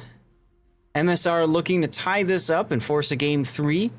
We have Maliki in a Chateau Renault of their own. Interestingly enough, choosing not to go to the home cap, just heading north instead. We have Bishop Gamer in a Brennan, followed by Baked Potato in a Puerto Rico. Missing 2 flags. Hate to see that. Next we have Kriegsfurs in another Puerto Rico with a special captain. Sir Booman in a Puerto Rico with a special captain as well, missing 2 flags. And Ian Hawk is in a Castilla, Nyborg is in a Preußen, and it looks to me like they are doing one of those apes together strong pushes. Everybody's going 8, 9, 10 line. This is possibly going to end in disaster. Well, we'll see. I mean, when you've got that much firepower, it can end as a disaster, but sometimes it can also work. Like, you know, if you bag 2 quick kills, you could find yourself in control. We'll see. Yeah, I didn't say who the disaster was for. Mm-hmm. Yeah, good times. It's kind of funny because we still have the cameras going, so I can still see Raptor just slinging cookies. Crackers, buddy, crackers. Crackers, okay. We're about to have some French on French destroyer violence, ladies and gentlemen. Oh yeah. The moment is upon us right now. The important thing is that the bulk of the RSR fleet has been detected at this point. So Mock can appropriately, you know, make adjustments. Call the audible. Exactly.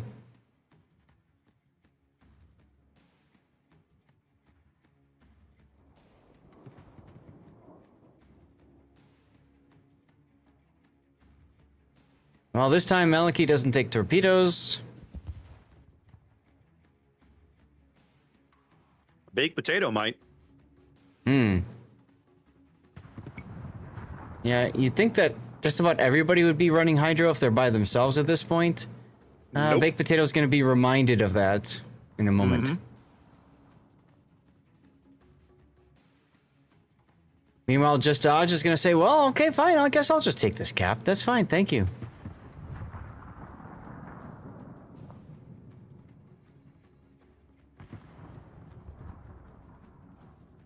Bishop Gamer gonna in ground. He's gonna Yeah. ground this thing. kind of odd. Yeah. Unfortunate for him, Shikishima's right there with the Marseille. Ready to go. Reload booster. Reload booster's humming. Those connected. Yeah, he got one good sit out of that. Okay. Chat's Can catching he up get and another one? saying, Go ahead. Chat's catching up and saying, I too wish to look in the mirror and see someone else. What were you guys talking about? I wasn't here. I didn't hear you while I was downstairs. I was just calling out a little bit about RSR, and that was their goal, was to look in the mirror and see someone else. Okay. I mean, okay. Don't Yeah. they make like drugs or booze for that or something? Meanwhile, Chad has been telling me like so much after these crazy games, like, Zath, when's it dirty water time? You're almost there. You're almost there, buddy. I actually haven't had dirty water in a week.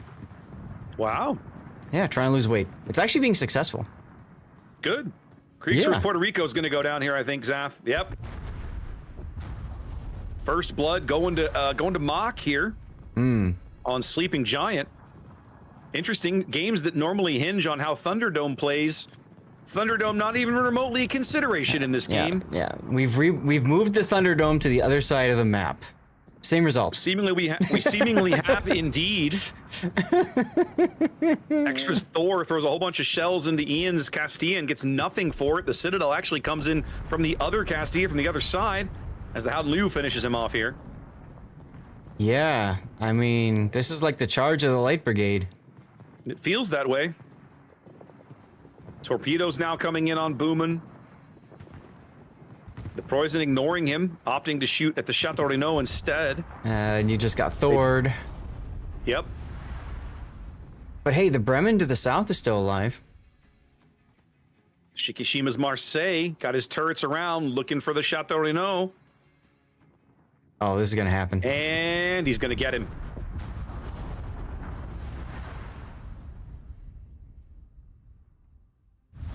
The enemy is about to win.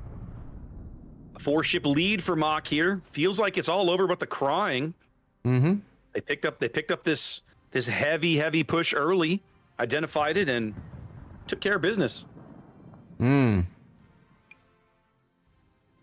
that's the value of concealment. A lot of these ships on RSR did have concealment, but they opened up at a first opportunity to shoot something and gave that away. Big full pins there against the broadside Poison. Out of Shikishima's Marseille. Poison managing to dodge some, well, all of the, actually, of the torpedoes. But now Yeah. works down to 4K, and then he goes out. But he dodged the torpedoes, Rapper, so it's okay. It's, hey, a win's a win, baby. A win is a win is a win. Look at Just Dodge even getting in on this. Like, all right, well, Yeah. I'm watching the Regalo SAP chew up Bishop's Bremen here. and it is no longer an official wargaming blowout as Surebridge goes down. Indeed, RSR does manage to bag a kill in the match.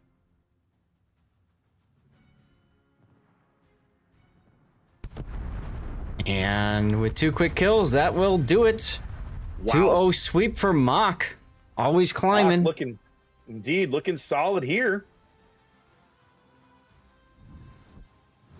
Wow. Not a flawless victory, but a solid victory nonetheless. Oh yeah, just a convincing win. Yeah. Well, there's your winner. I love the logo, Zath. The little hand-drawn, whatever that is. That's It's a plane. Hilarious. It's a plane. Is it? Mm-hmm. Really? You're sure? Yeah, it's a plane going at Mach speed. Uh-huh. Oh, okay. Okay, I'm gonna give it to you, but I'm struggling Just saying.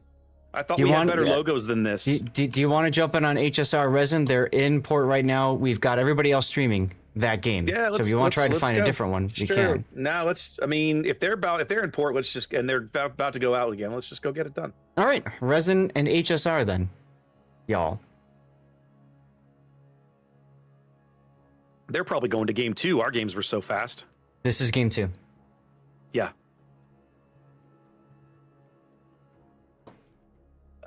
I need find the things and the stuff.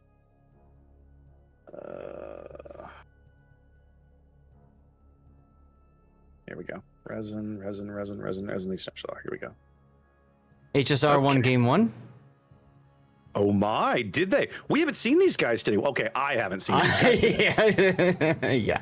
I haven't seen these guys today. All right. Game let's 1, see. which was Northern Waters. We're headed to Sleeping Giant again. Yay! And then, oh, I really hope we get game 3. I really hope we get game 3. Tears of the Players. Tears of the player base. All right, so here's where we're headed. There we go.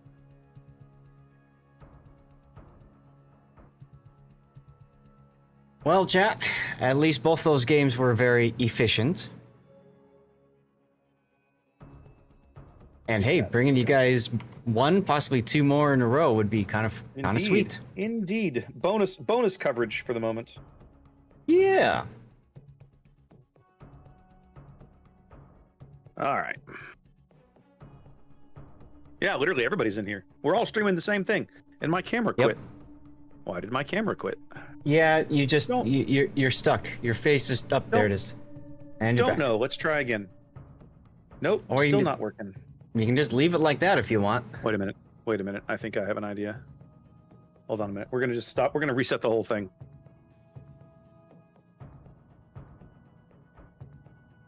It's about not to matter. It's about to not matter. That's kind of what I was getting at. Like, Yeah. we'll reboot the software and try again. all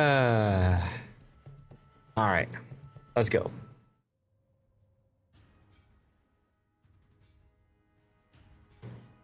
All right. Well, Raptor is rebooting. Nah, it's fine. Game 2. It'll come up. You take us in again. Game 2, HSR versus Resin. HSR up a game. Let's take a look at Resin's lineup. We've got a Regalo, that's Eagle Lance. Mad Dog in a Grozavoy, Big Boy 69 in a Laffy. Mabuki is in a Zao. Now, he is dangerous in a Zao. Peyton, Oh, yeah. yeah. Peyton in a Nevsky. The Pregnant F in a Castilla. And Boomdiata is in a Stalingrad. 0 battleships taken from Resin. Battle starts. Tell us about the South, Sea Raptor. Hold a moment. I'm still trying to fix other things because, Well, I can, you know. I can do it while you fix if you want.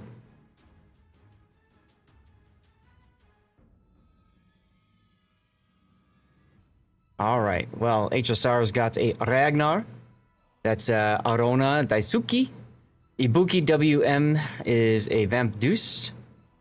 We've got Sol Coral Sea and a Sen Martin. Robin de Penac in a Marseille. Followed up by Apex Captain in a Colbert. Almost like they're doing a similar play. Very strong 9-10 push. We've got a Kremlin as Klee Fleeing Su. And then finally, Scott's Farquhar drew the short straw and has a Gibraltar. Neat. How you doing over there, Raptor? You okay? Uh-oh. Did I lose him completely? Hold on. Hold.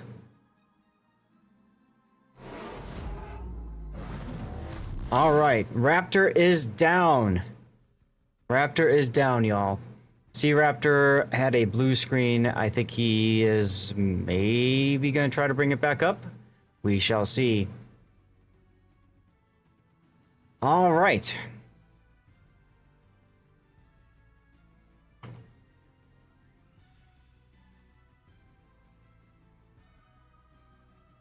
Well, y'all are stuck with me one way or another now. Welcome, welcome, welcome.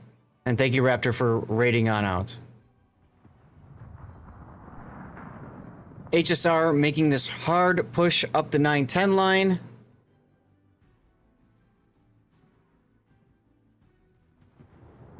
For some odd reason, Soul Coral Sea is in front in the Vamp Deuce. I think they're trying to catch the enemy smoke out early, which he's doing, but I think he's going to do it with the loss of his life.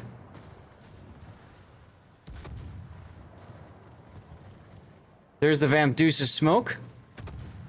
Now they're going to have to work together. Coral Sea now detected by shooting because Mad Dog is too close. And that's going to be a dead San Martin for basically free here.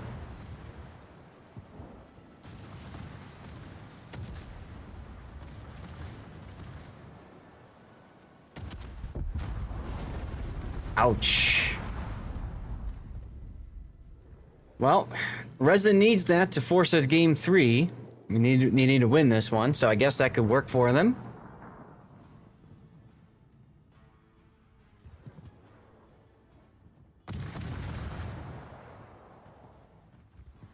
But Peyton just getting smacked in the Nevsky. What the heck has been hitting Peyton? Damage received, Marseille, 32,000. More than that now, and the Kremlin hit him too. Wow. HSR coming away with the trade from this whole engagement. Being very, very aggressive here. Very aggressive.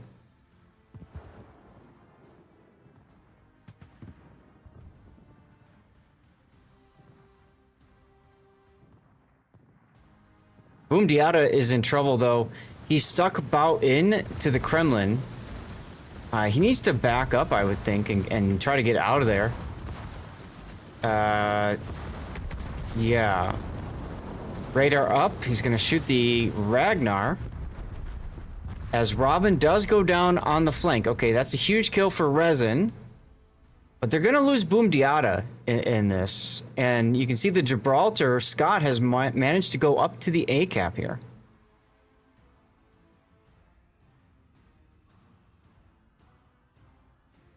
Yep. At that point, you almost would have been better off just going for it with the Stalin, trying to go for the ram on the Kremlin or something. I thought that's what they were going to do.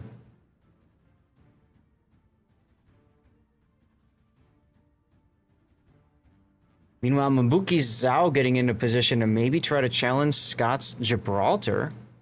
That'll be an interesting fight, for sure. And currently, Resin in the lead on points.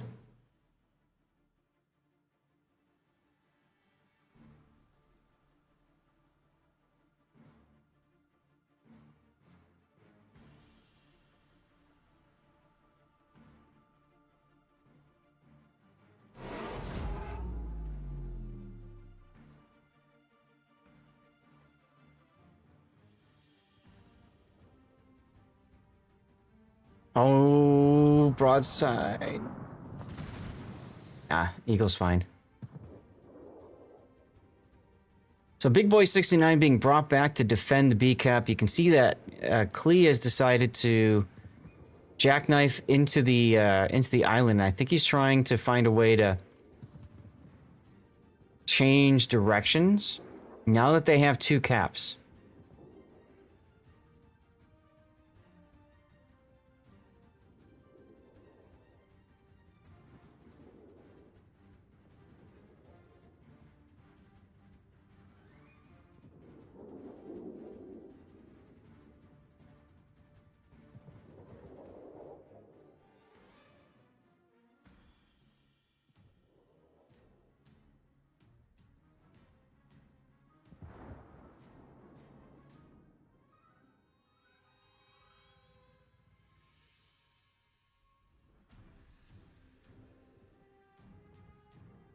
Well, pregnant by himself in the Castilla, trying to find a way back here.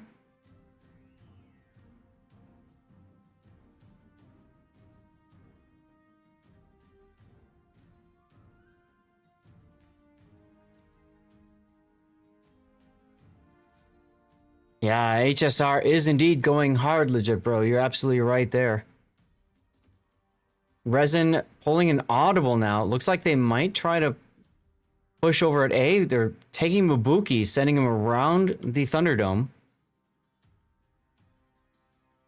No, Raptor had a blue screen, so I think he just gave up. Rated out. Appreciate him for doing that. That was nice of him. And I think he's, I'm guessing he's done for the day.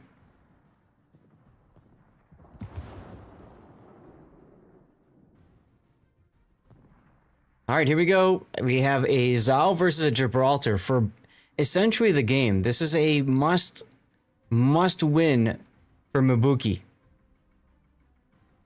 Now, they both spot each other on Hydro. Gibraltar does not have torpedoes. Of course, the Zao does.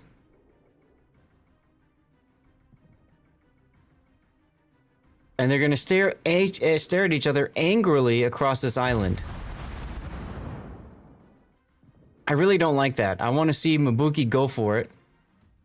I don't feel like he needs to. I don't like the turn that direction, though. I think he'd be better suited turning this way so he can use the island to cover him from the Kremlin. Kremlin, see, even got a pen that way. 3 minutes to go for an HSR victory. The enemy is about to win.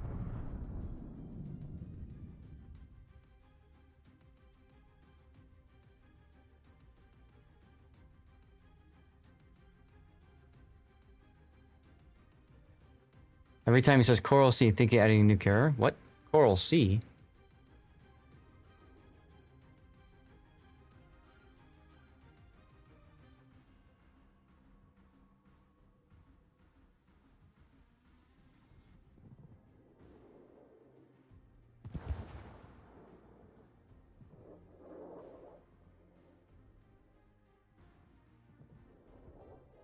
All right, I'm just trying to sort out a couple of other things while we continue this. 2 minutes to go.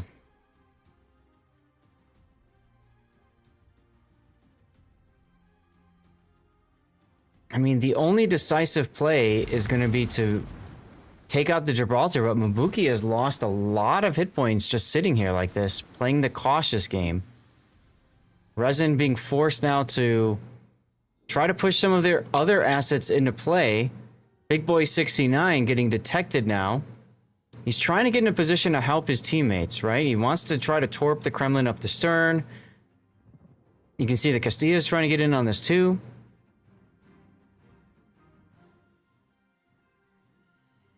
Okay, Mad Dog does get on the A-cap.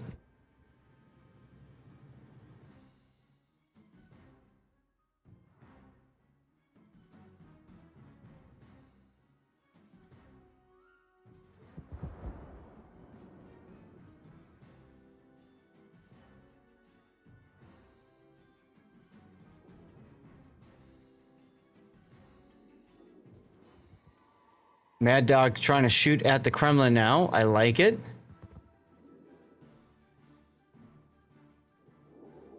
But Mabuki, man.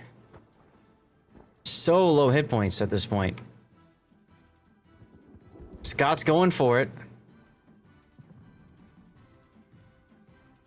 Now, Scott is not spotted, so Mabuki doesn't know this is coming. But Scott knows Mabuki's hit point pool is quite low. There's the proxy spot. Now, Scott doesn't have to do anything else, assuming the Ragnar can get the kill. But it looks like Scott is going to advance farther. Oh, here comes Mabuki. Scott's going to set up for a shot, and that's going to do it right there. Mabuki's going to go down. Yeah, I don't like that play. I don't like the idea of just sit there. Oh, Kremlin. Eagle Lance going for the Kremlin. Beaching. He gets some torpedoes. Oh, not all of them. Oh my god. Oh my god. He's backing up right in front of Fleeing Sue's Kremlin. That's it. That's it. It's a 2-0 HSR. Somehow manages to pull off a 2-0 sweep against Resin.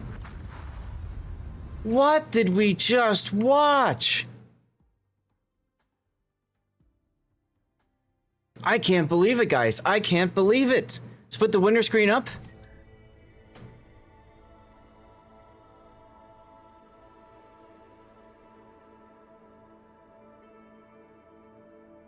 Oh my god. Wow. Ooh, baby. All right, y'all. I am now looking carefully for game 3. There's Inca and there's Bonky. Okay, you guys have time on commercial breaks. So Inca versus Bonky. KSC Divco. Let's see if they're in the... Nope, they're not yet.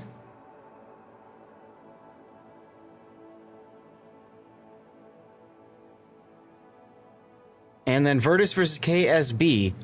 Those are the 3 training rooms that are open. I'm asking if this one is done.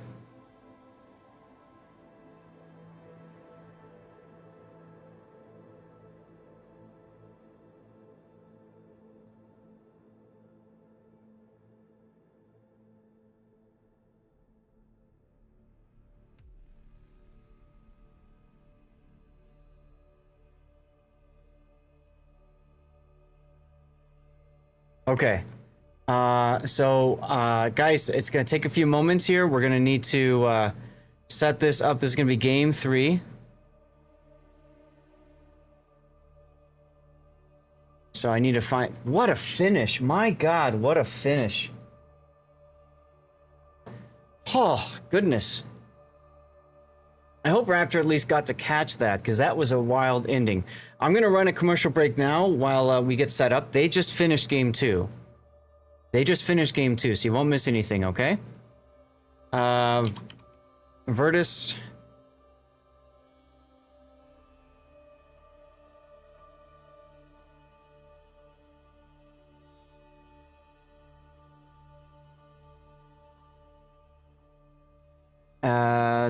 Virtus KSB, here we go.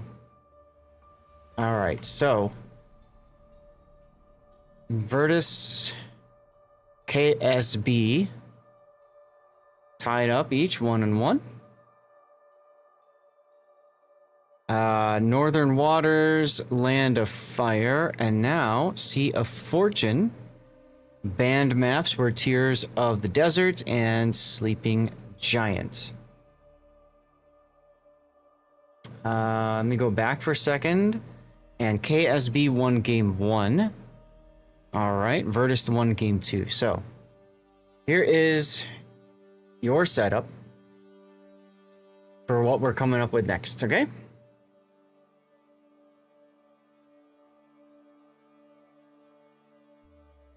Why did I get pinged over here? Is that a pudding I hear? Who am I? Is it Coop?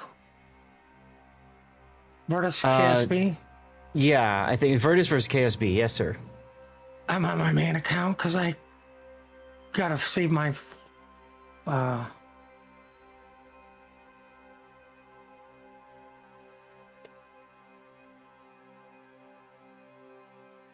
What's the matter? I've got to find my. I haven't looked for my preferences, so I don't have to go back and change all my settings in game. Oh, yeah. I got you there. Well, if they complain about it, you have enough time to switch if needed. I know. Oh, what a crazy day. I didn't watch anything. There's no drops, and I thought it was only 3 teams. So it's like, why bother? Yeah, it got changed a little bit, I guess, huh? But I mean, it's no drops, so who cares? Like,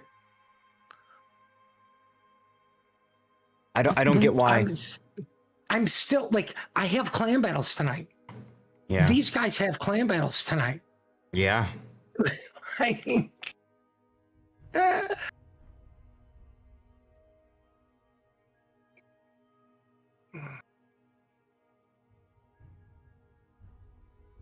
All right, cool. They're bringing you in.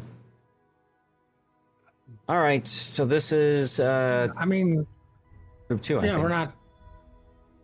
I mean, well, Kite's not even in the tournament, so Yeah. I'm sure somebody's going, yeah, this is a last minute thing. And like I said, what's the number one thing I hate about these press con? I have to go and change my settings. Why can't it just keep my settings? Oh, I know. I went and I changed mine already. But I can't remember what you're like. You know, obviously his last second thing. It's like, oh crap, where the hell is the file at so I can copy it to that, you know, so I can just put it back in and everything's fixed. Yeah.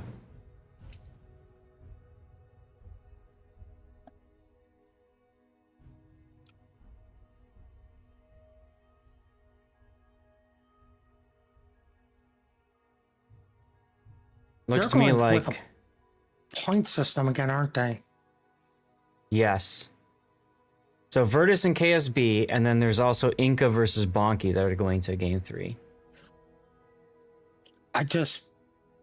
The first game I saw today was RSB versus Mock. Right? The minute I saw Hildebrand and Louisiana, I'm like, they lost. Mm-hmm. They're not going to win. Like, Mm-hmm. I'm like, it's bad enough with one hybrid, but there's 2 ships out of the game? Yep. That's okay. That's okay.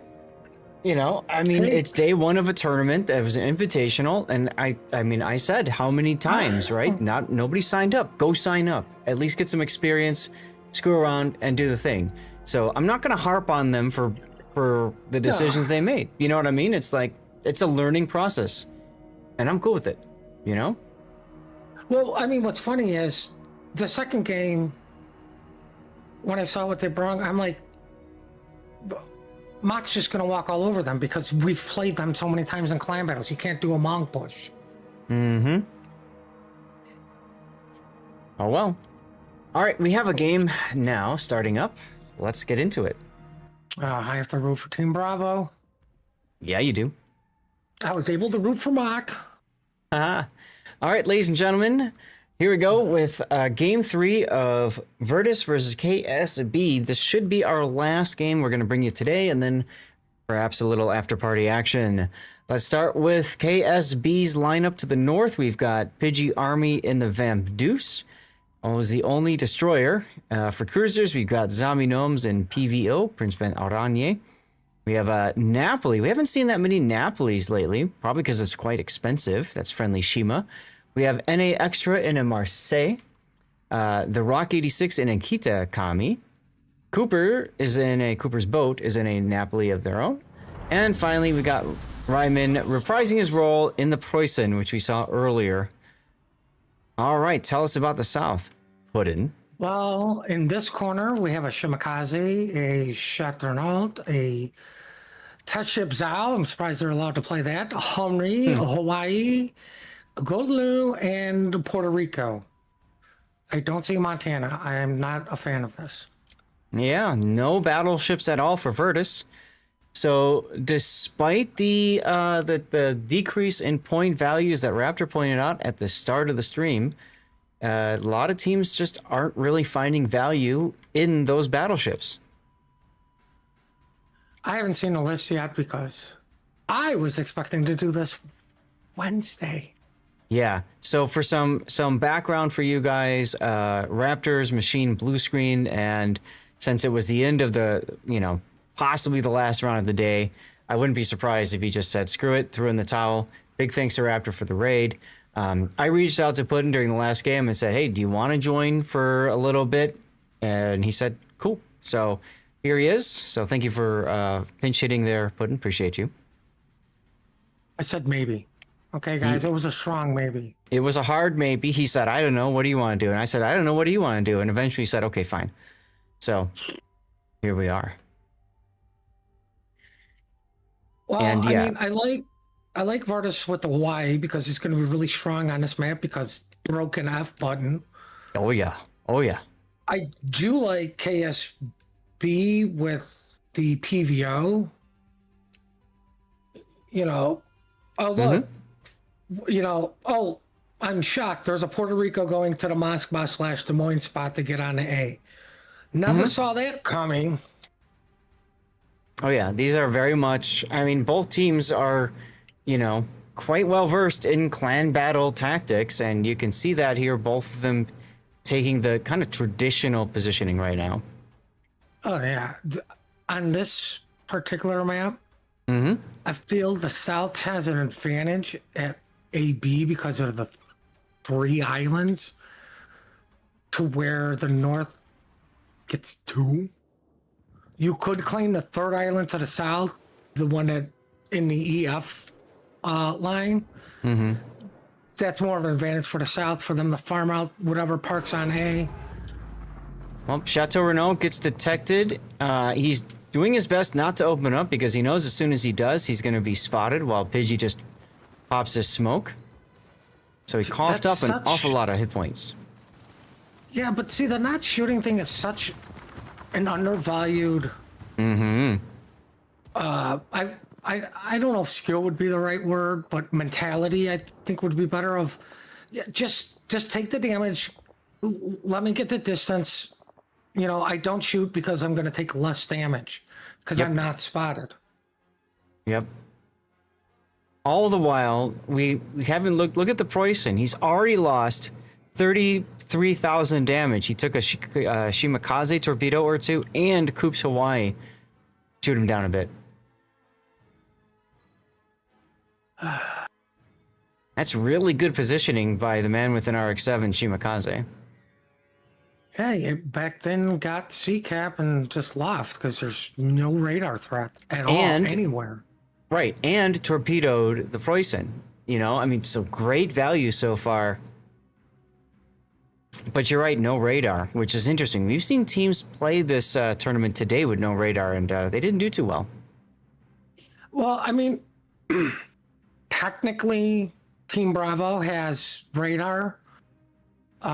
No offense, if you get radar by Puerto Rico or Hawaii, one of 2 things. They outplayed you and you deserve everything that happens. Or you weren't paying attention and you deserve everything that happens to you.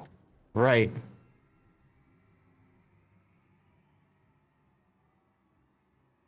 I do like the Marcilli going all the way out to the 1 line to potentially stop the Golden Lou Henry push.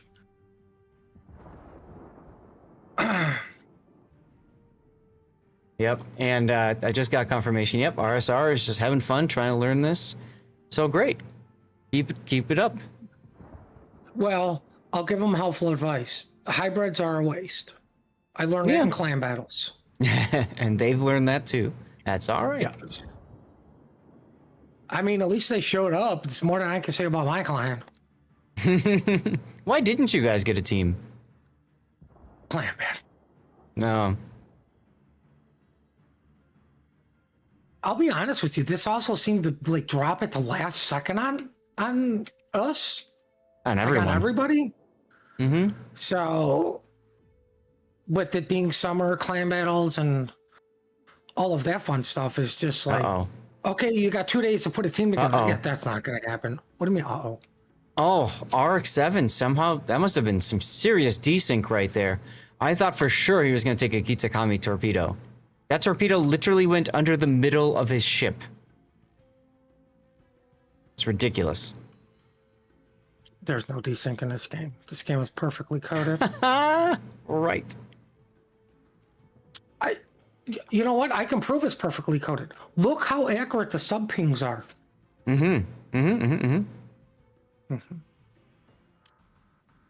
PS, bring subs into clan battles so they can finally get fixed. Yes, and bring him into COTS.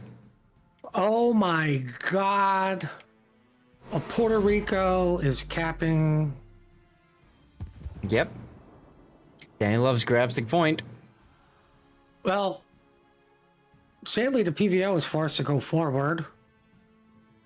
And you know what that means? The Henry and Golden Lou in position to stop that is now going to farm out the PVO.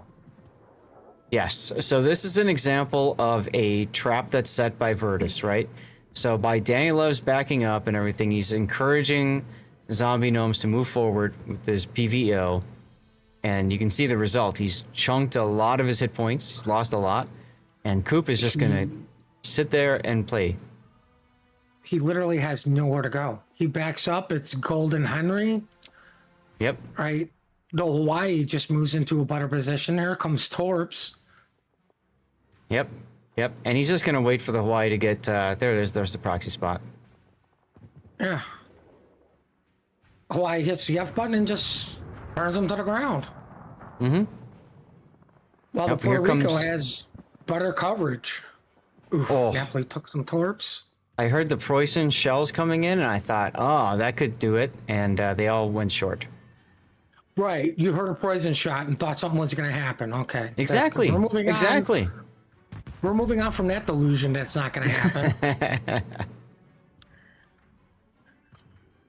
Well, zombie gnomes is going to be farmed down in a moment, or just taken out. He is now squarely in Virtus's control. Question is Danny Love's going to go to B cap now?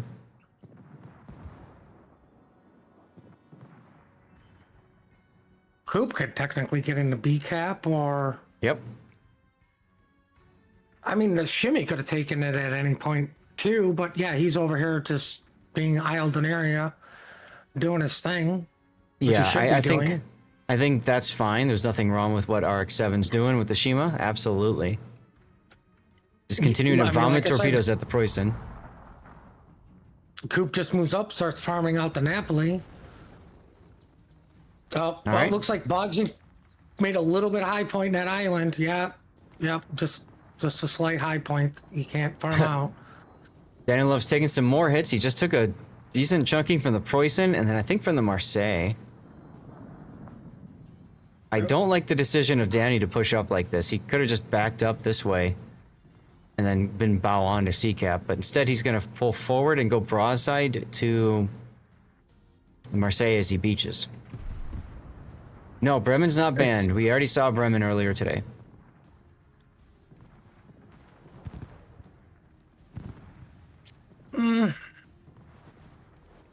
Napoli's low.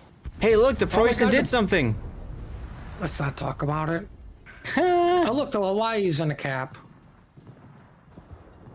Yep. And Coop can just sit there and farm. He's shooting AP right now. I get why he's doing it, but I go by the old school theory. If it's not burn it, then switch to 100%. 100%, yes. I mean, You must especially like Hawaii, you're talking they're destroyer guns. AP's not going to work until you're close. That's right. So he does get the... My guess is he thought when the fire was out that the Preußen had DCP'd. When the fire had actually just burned out. Ooh. Big kill over there. Napoli going down. I mean, there's that. You don't know if DCP's going down, out, but, you know, Shimmy Torps are just going to be like, fires out permanently. Big kill there for Virtus. Is the KSB Vamp going to make a play for A knowing there's a Hawaii? No, okay. I mean... Here's the problem. They're going to have to get into a cap now. They are currently ticking up at C, but you know the Shimakaze is just Wing to it, right? I was going now- to say what they really need is to get the Napoli. Virtus needs to get the Napoli spotter for the goal and just drop on them. Mm-hmm. Hey, there it is. I believe they're paroxy spotting each other. Yep. Oh, no, somebody was spotting them. 35 seconds till Golden Hydro.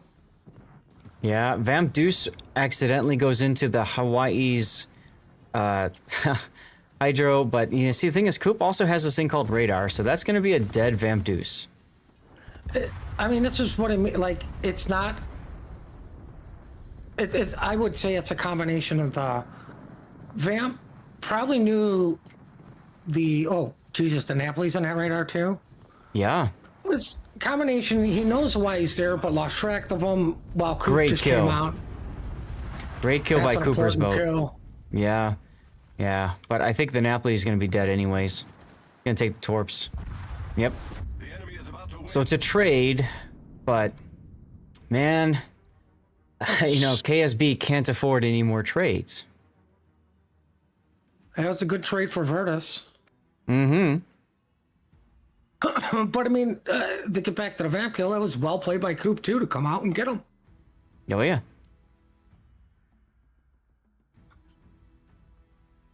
Oh, now we got two DDs just spamming torps at a Napoli Kitty. Kitty's still an interesting choice. Luckily, there's no carriers. I mean, it's a cheap ship. That's why it's picked. Cheap ship That's that still can size. vomit torpedoes. That's why I said it's an interesting choice. They could have taken a Black Swan and it would have been just as effective. Yeah, pretty much. Marseille pops the DCP. Reload boost Pops is his reload on. Booster. Hydro Might as well. to put up this. It's panic everything. It is very much panic everything. I don't get why he didn't shoot at the Hawaii, but well, whatever. Because why he doesn't have a Citadel? Yeah, that's true. Well, both of these remaining cruisers do have their exhaust smoke generators available, so they could just smoke themselves into the B cap. Smoke into B and A.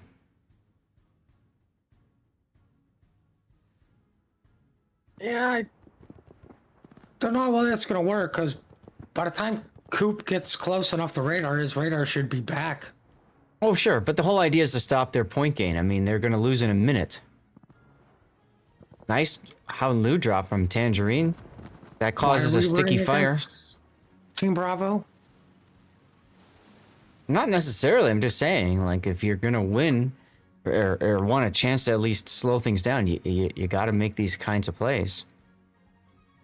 And, yep, I mean, they're the both smart going... thing is they're both going in, which like it minimizes torpedoes for the most part because you know where they're going to be coming from. But the sad thing is, there's also two cruisers here. Yep.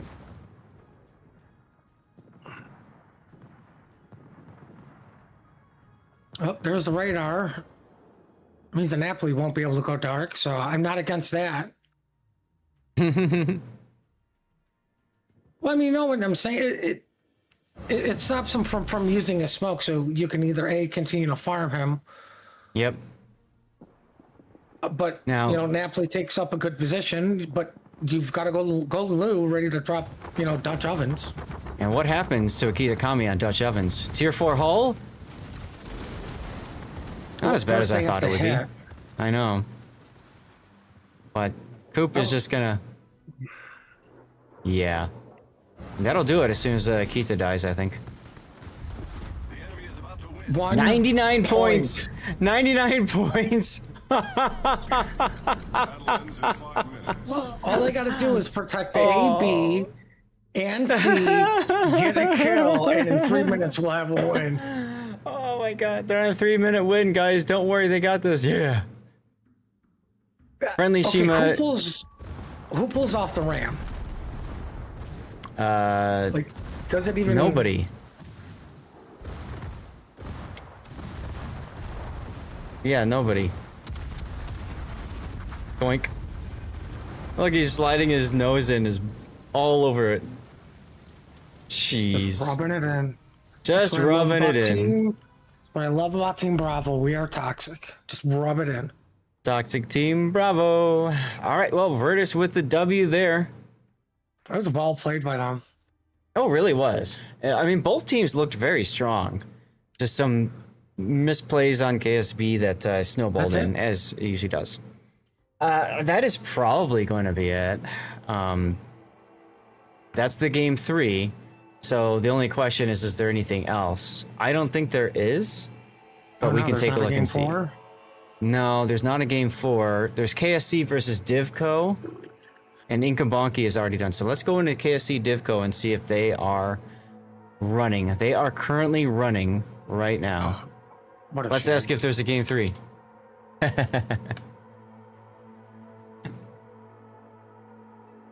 We'll find out if there's a game 3, y'all. Oh, I get ready up in my Omaha. The GGs are following. Okay, I asked if there's a game 3.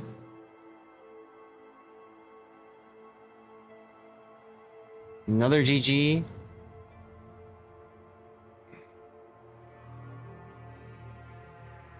Looks like they are done with game 3.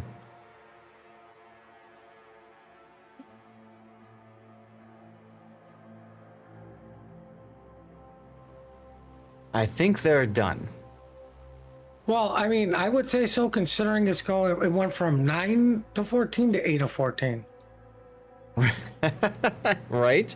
And this was supposed to start at 5:15 Eastern time. And well, that was 30 minutes ago. So, you know, we got it done fast, guys. We got it done fast. So 30 minutes ago, you say. that will be it. So sorry to make it one and done for you, but I appreciate you coming in to hang. What, one and done? Oh my God, dreams do come true. Dreams do come true. You can go back to sleep get your beauty sleep in for clan battles, right? What are you talking about? Clan battle starts in like 40 minutes. 45, yeah. So take a nap, cat nap, pudding nap, dog nap. What do you want to call it? Right, so I'll just stay up until Wednesday. Okay, gotcha.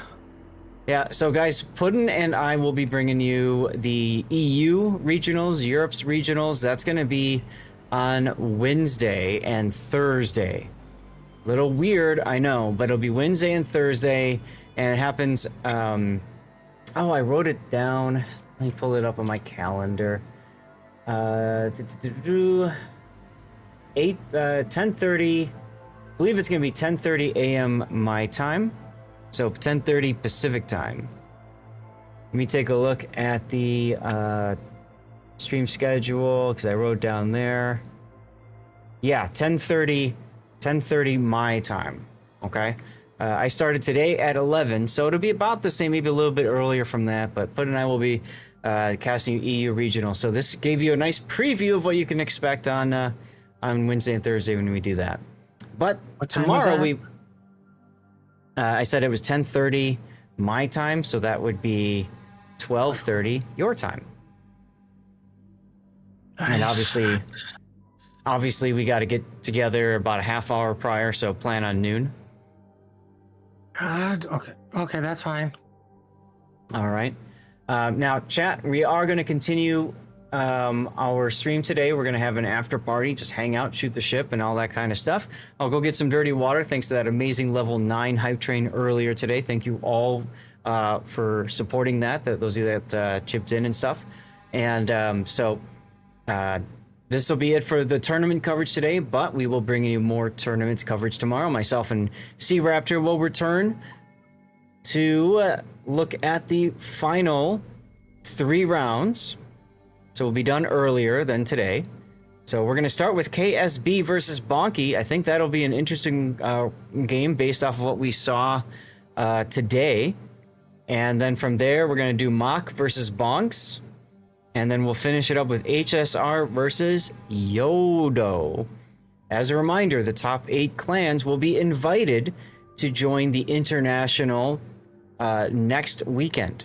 I say invited because those clans may not, or those teams may choose not to accept the invitation because it's so freaking early in the morning and they just can't field the team. If that's the case, the teams that are going to be 9th, 10th, 11th place, those are still very important placings in this tournament. So, anything you want to say real quick, Puddin', before we cut? Yeah, why don't they just do the finals on Wednesday and Thursday at noon? Hey, there you go. Well, because we have EU regionals. That's right. Fine. Like everything's just based around EU timing. Yeah. You noticed. Funny how that works. I mean, this is brought to you by what? AMD is sponsoring this one? Yes. AMD is sponsoring this tournament, which is cool. You know, I am using an AMD CPU. I'm playing in a game with a tier 8 sub that literally has no captain skills and no modules. All right. Well, on that note, guys, we're gonna hang up the tournament part of the stream.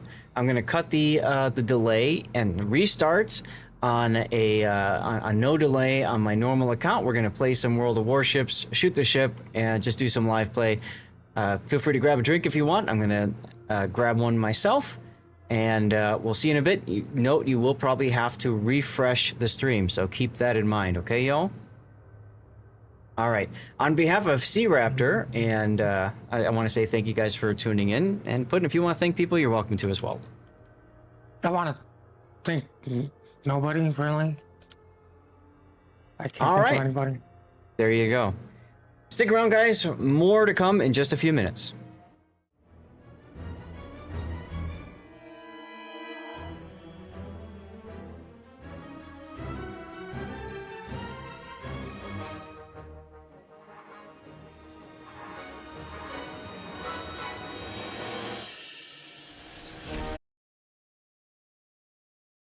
All right, y'all. I think we're back, maybe?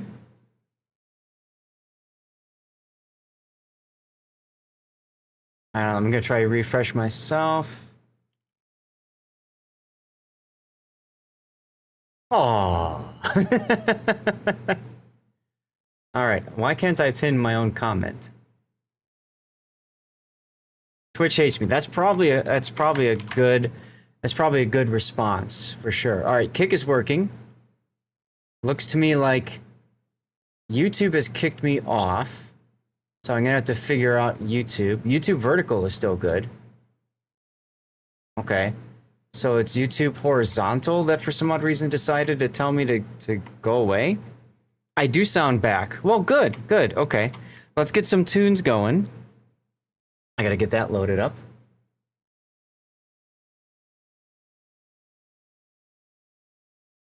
All right. At Zath Nation, after party time.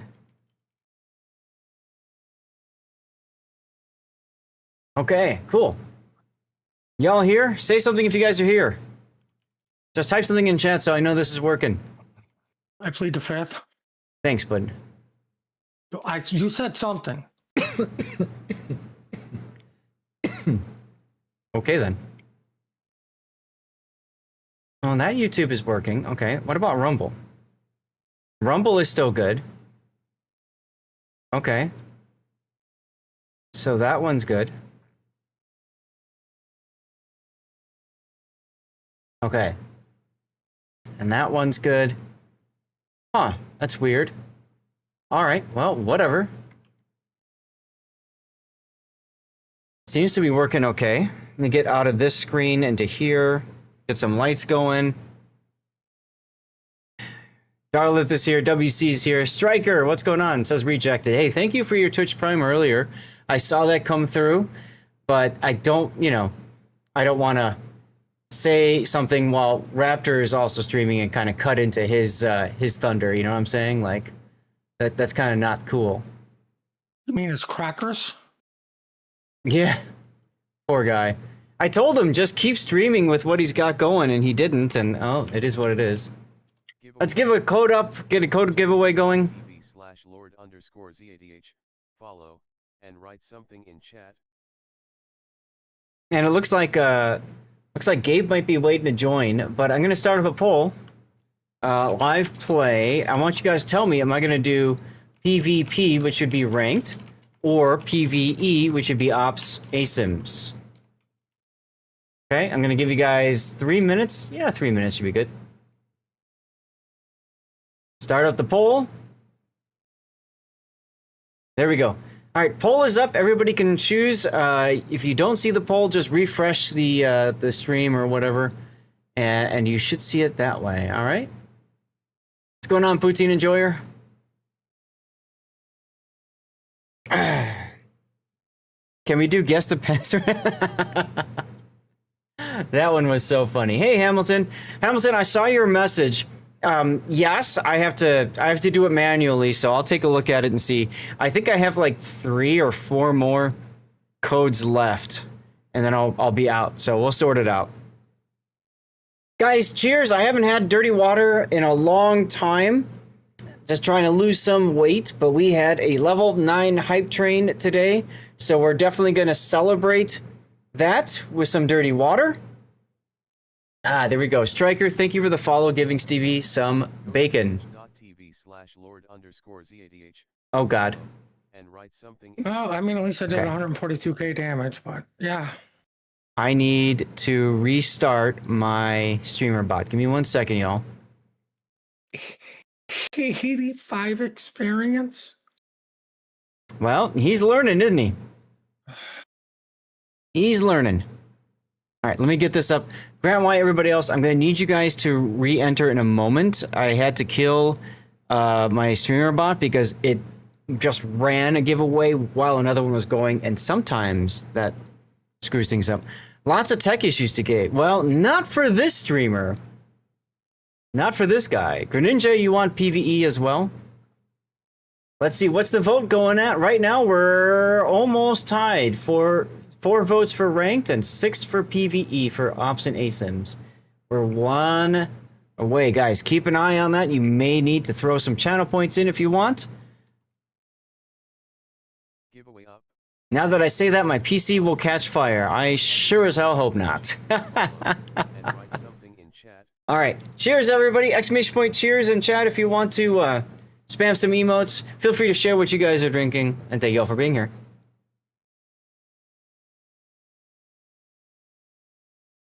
Ah, that's good stuff. You run dual PC, WC? Nice. I don't. I wanted to do it for the longest time. Couldn't get the wife behind it. And 2, it sucks up a lot of power. Water at the moment, no problem. Lemon basil hard cider. Let's go. Let's go. Oh, I should probably log into the game, shouldn't I? That one. PvE wins. All right. Let's move to a different voice channel. Hello, Gabe. Oh, hey. What's up? Well, what's going on? Are you looking to join us? Sure. My match just finished. Perfect timing. All right, can you guys hear Gabe and everything? Say something now, Gabe. Something. Okay, you guys can. Good. That's when you invest in solar and battery grid. Yes, that's in the works, Skogel. That's in the plan. So the house that I bought has, according to inspections, 1 to 3 more years left of lifetime for the roof. So my plan is I'm going to have to replace the roof in 1 to 3 years. At that point, we'll look into going solar. Because you typically have to replace the roof anyway to do solar. So, you know, might as well do it then. All right, if anybody wants to join, send me a message in game, Lord_Zath. I'm on the NA server.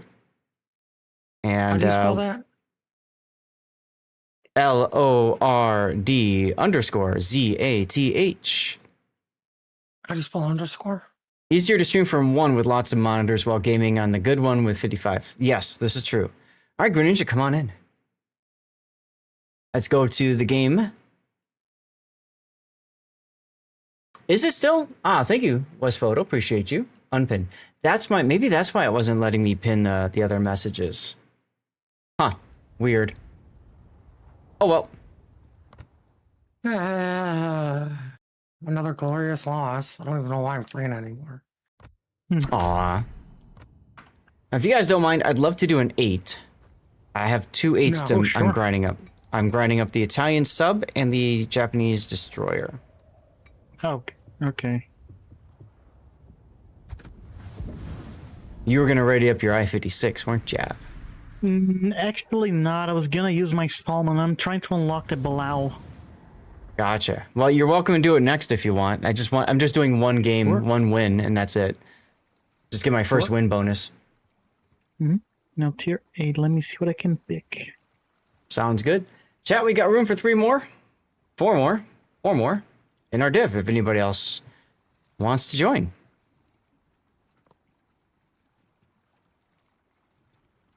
West Photo, you got the Stevie Watch badge. Let's go.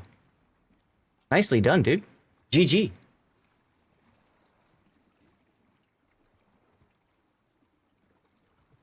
Today is the 8th.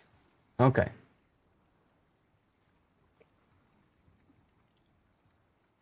Have some 1800 silver tequila, a bottle of Kraken Spice Rum, 2 bottles with a little bit of 21-year scotch in them. Hell yeah, nice. West Photo, I appreciate the lurk.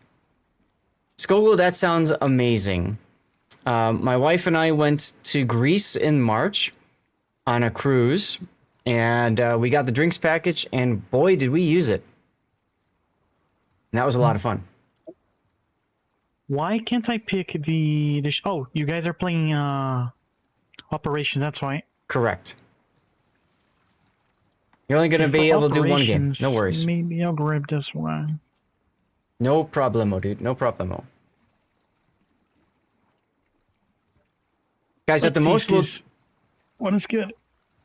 At the most, we'll do about an hour stream for the after party. If we have over 100 people hanging out, watching, we'll keep it going. All right, but I talked about this before. I'm trying to focus on maintaining over 100 viewer average. This helps me get more prizes to give out to all of you fine people. Oh, Darlith, I'm so sorry. I can't go back. We'll get you a next game. Oh God, this one? Yep. Not my favorite one to play as a sub, honestly. No, exactly. Is there any spot that it can be that would be safe to play as a CV? Oh. You just kind of follow to there and then slowly make your way up there and you'll be fine. General quarters. Copy that. Yeah, it's generally not too bad. I don't see the DDs in here. Okay, I'm spotted. There we go.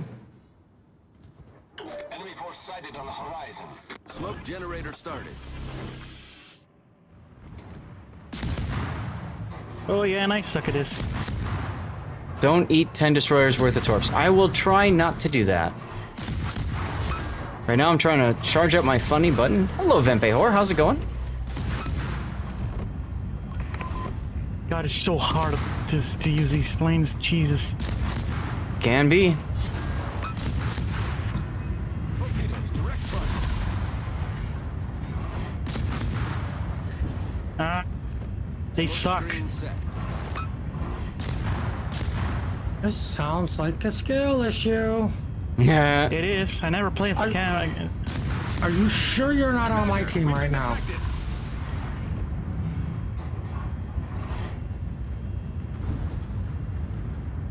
Oh, Well, damn it.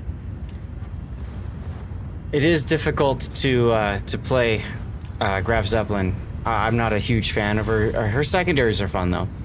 Terrorist Mark, what's up? Cheers, dude. What would be the easiest aircraft carrier to learn how to play? Kaga. Kaga's the best one to learn how to. Premium? She's premium. Oh. I don't know if I have her, honestly. It's okay. All right, my dumbfires are 12 kilometers. My acoustics are 9.5. Big difference in torpedo damage, though. Okay.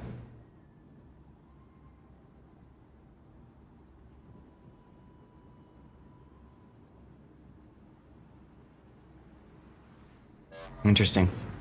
The tooltip does not apply. The tooltip on the bottom has maximum damage threshold at 2.9 kilometer.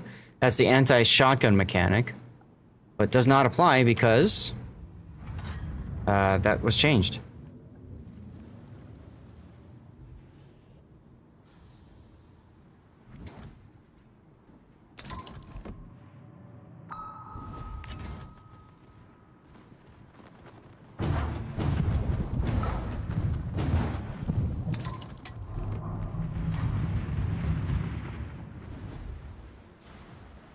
Yeah, this is super hard. Yeah.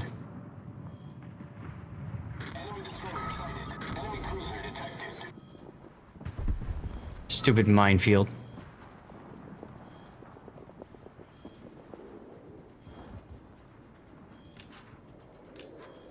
Might actually hit that one. Nope.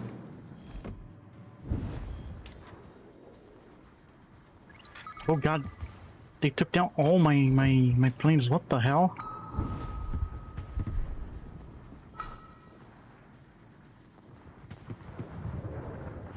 Come on, Torps. Well, didn't get the kill, but that's alright. Let's switch these up to...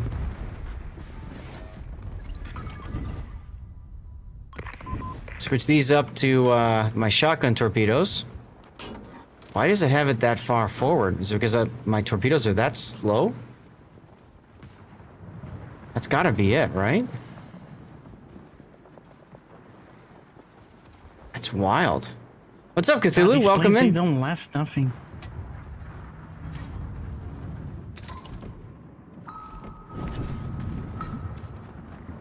Alright, well, we'll just switch to the acoustic torpedoes.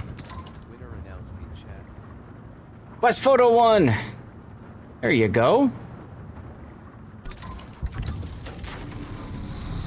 Battery depleted. Well, never mind. Yeah, make sure you know, let us know what you got, huh? There's the damn Chikuma, too.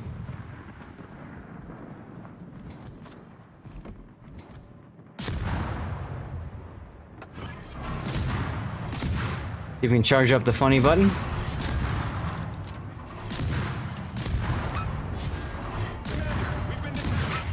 Yarr! There we go. Enemy cruiser sunk.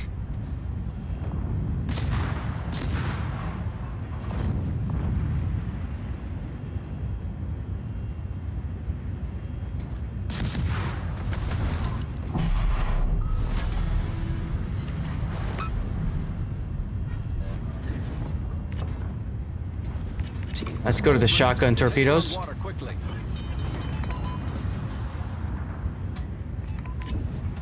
Problem solved, sir.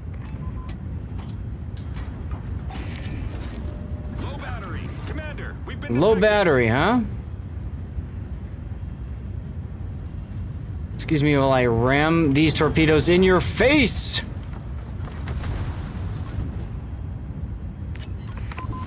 Yarr! Below the waterline. We're flooding quickly. Enemy Holy cruiser sunk. shit. Yeah, You the can't planes- say shit like that. Oh, sorry. Yeah, apparently I cannot get close to that section over there. I'm gonna die. Too much AA. That sucks. Do I have smoke so I can smoke you? Ah, god damn it. Nope, nope. I burned and flooded out. Because, you know, that's the negative about bots is that they will just auto ASW you, so there you go. Oh well. You know what? I'm sorry, but they need to bring the carrier ASW and put it on every freaking ship. It would certainly help, wouldn't it? If you're going to limit my range, just do it automatic. Mm-hmm. What's going on, Brown? How you doing? Hey, Tazgoon.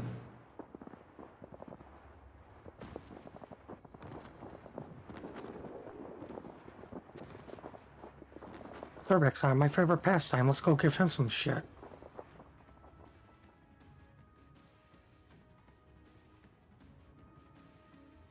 This is actually perfect for me because what I can do while this is finishing up is I can cut up the stream from today. How fire underwater? You'd think it would self-extinguish, right? Well, it did extinguish. I just had to die.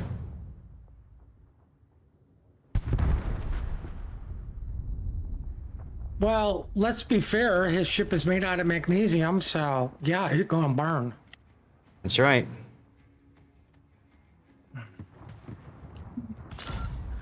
Oh my god, what the?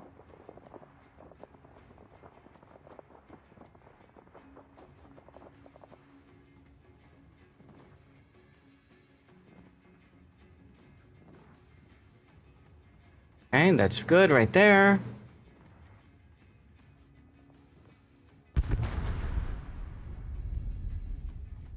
Warship Masters 2026 NA Regionals, Day 1, Round 1.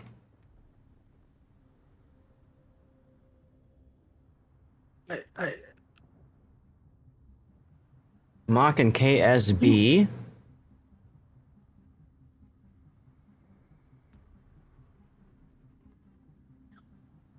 Remember the good old days when subs could counter each other and fight each other, and now that's gone. We had that? Well, yeah, you could proxy spot them, right? Remember that? No, I remember Yeah, you could ram another sub without even knowing it. I think you can still do that, but I thought you could proxy spot them underwater. No. They need to bring that. They also need to make sure the subs cannot spot torpedoes if they're underwater and not at periscope depth. Right? Remember when planes could spot all those torps? That's why you brought a fighter. It lasted longer. Hmm.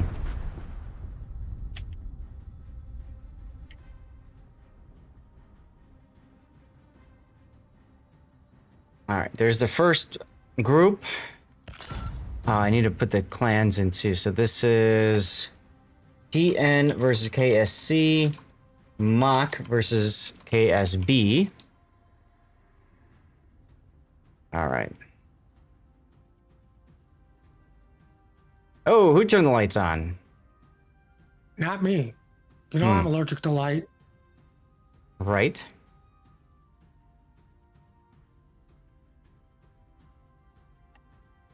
Inca versus Virtus was the first one. Yeah. This one's going to be shorter.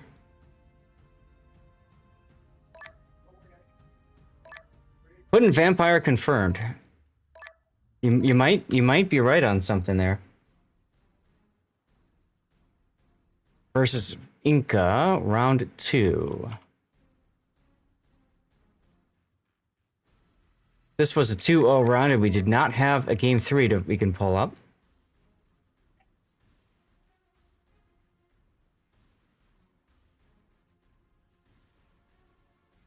All right. This is nice, actually.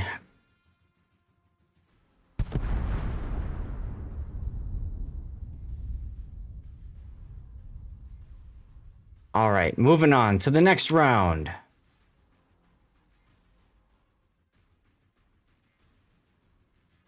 This is when we had our big gap.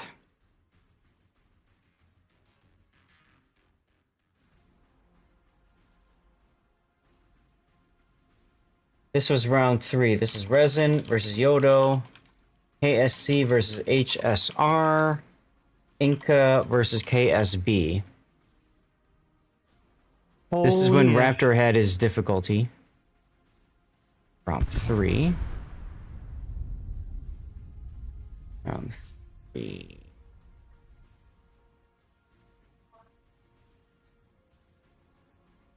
Resin versus Yodo.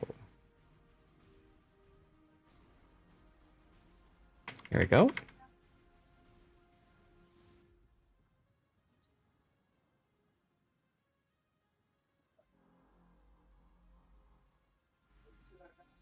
And then I'll probably do one just for the raw so I can get it going on the rerun channel.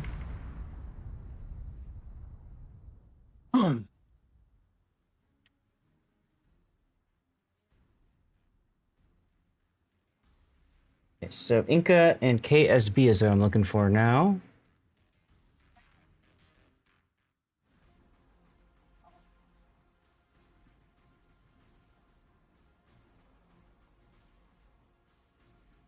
Inca KSB. Okay. No, I'm out of planes. Well, just use your secondaries. You'll be fine.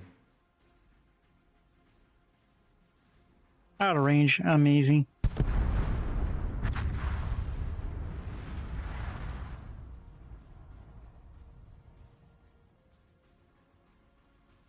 Okay, next up is going to be round 4, the final round of the day. So let's get that taken care of. Round 4. That one is RSR versus Mach, HSR versus Resin, Virtus versus KSB. So, lots to write.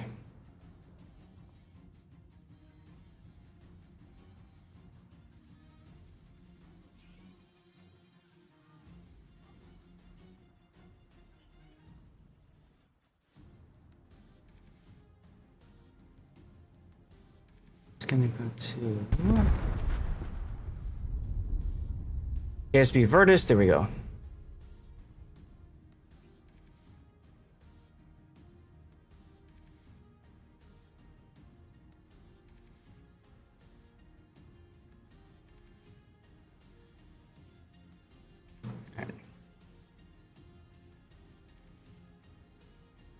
All right, that's it. Those four, and then I'll add a new one for the overall.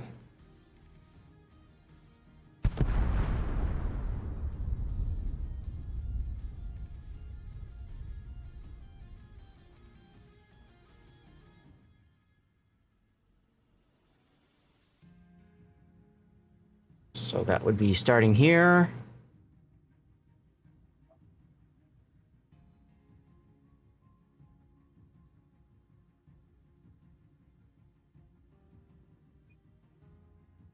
And then we'll end over here.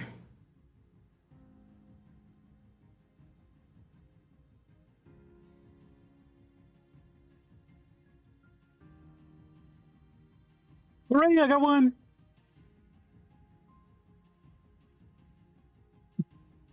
I can't believe I just did that.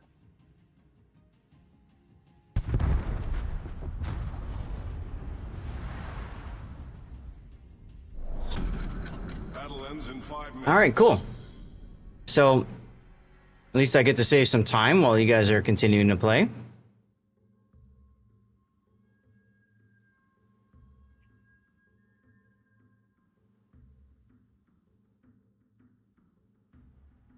There we go.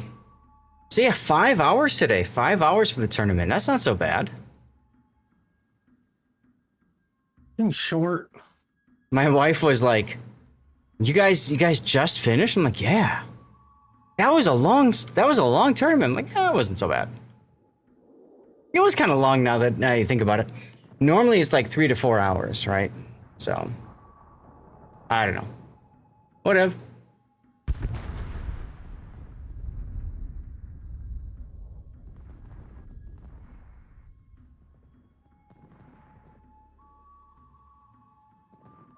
Just drop in the dirty glass. Hell yeah.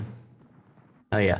A big thanks to, who was it? Taro gifting a whole bunch of subs today. Legit Bro subbing. Striker subbing with Prime. What else do we have? Banjaxed, I see you there. Weather in Phoenix is hot, as you can imagine. Yo Nelson with a whole bunch of bits cheering. Thank you very much for that, Nelson. If you're still here, I don't know if you are or not. Yeah, that was awesome. I think I covered everything from today. Hey, look, we won. I don't have to play sub again. That's excitement. Not until the next time. Not until next I did time. 100k damage. Well, there you go.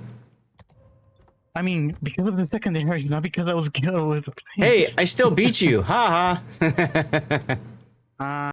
Very funny. ha. You had 10 more minutes to do more than me. I'm kidding. It's all good. Yeah, I suck at playing carriers. I don't know how to play them. Well, it's all Let me good. see if I Rob have wants to Kaga. join. Darlith, Yeah, I do come not on have in. Kaga.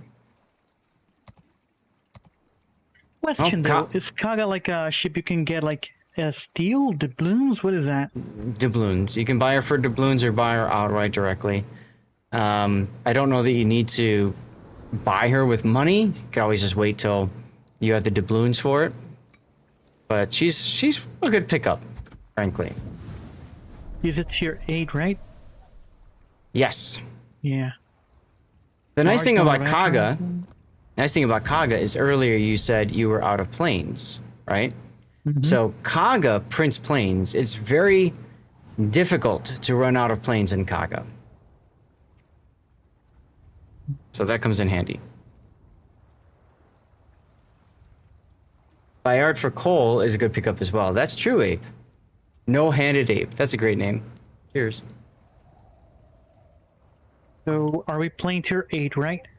Okay. Yes, now you can play 9 or 7 as well. Darlith going with Gambia, so you can play 7 or 8. Okay.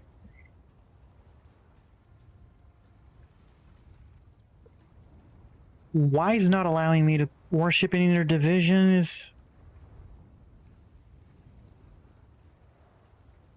more than 1 tier apart. My bad. Sorry, I was picking the wrong ship. I was trying to select the wrong I-56.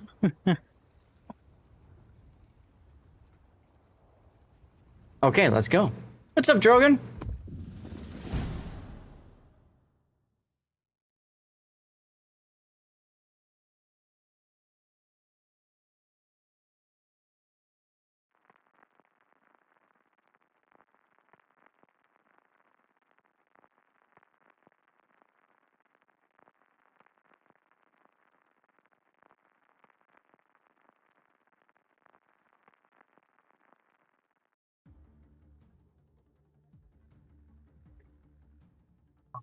Come on, this one again? I really hate this one.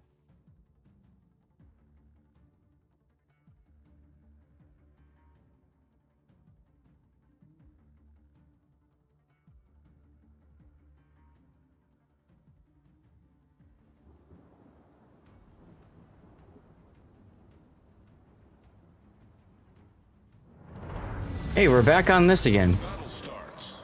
Waiting on someone to work with tonight. There you go.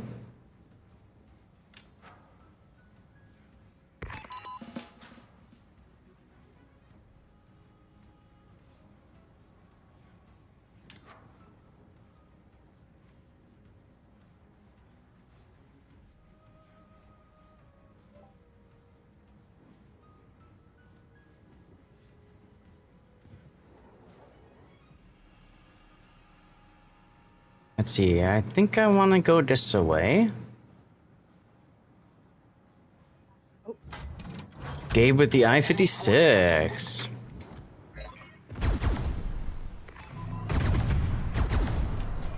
Ooh, our Changwoo's got radar. That's nifty. Yar!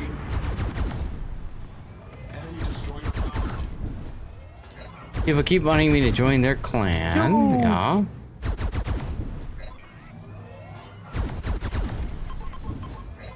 Kill that. Murking of no, yeah, murking is nice. I used to do that a lot, Drogon, and I met a lot of really cool clans doing that too. So that was nifty. Let's go, Cthulhu with Mr. Blue Sky, huh? Yeah, very nice peeps. Cheers, dude. Take care, So what Striker. time actually But I know starts? you gotta go too. What's up?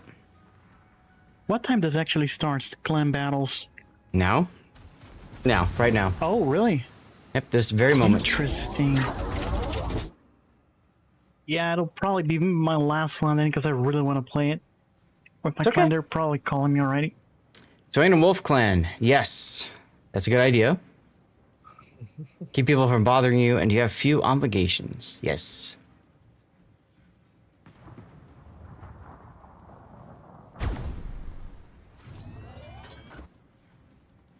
Hey Zeph, one tech tree line that I was considering on focusing was the Zao lineup. Do you think it's a good ship? It's alright. As a cruiser line, I think the USN cruisers are better. That's the Des Moines line. Yeah, yeah, I already had the Des Moines though. That's why I asked, because I was looking for something else to play with. What about Prince Adalbert? Prince Adalbert, I don't remember which one that is from. German Tier 10 secondary line. Okay, I'm familiar with that. I don't think I had that one though. That one's a good one to check out. I'm going to bring the plus 7 on that line.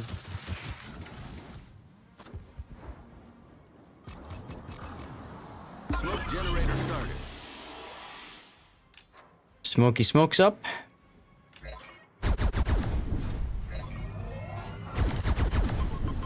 Yeah, I'm probably gonna miss those Aw, torpedoes. damn, it. my torps just missed too. That kind of sucks. Yeah, because these they bots, really speed man. up at these last seconds. Yeah. Yeah, they do. Smoke screen set. That's all right. Oh, yar! At least I got the Shimanto. Oh, nice. Yeah. How do you counter Hawaii? You don't. You really don't. Hawaii is countered by finding hard cover. You know, it doesn't see you before you tap strike it. You just you don't counter it. You survive it. pretty much. Now, if you usually play cruiser, the best way to counter it is by getting into a spot on its flank where it can't shoot you back, but you can shoot it, which is extremely difficult to do. Yeah. I mean, that ship is extremely overpowered. If you know how to position yourself correctly. Here's a shout out for Drogon. Go toss a follow his way if you want.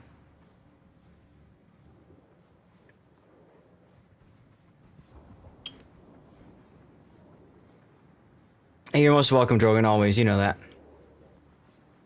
Oh, man, you don't have to cheer some bits. Thank you, but that was not necessary, dude.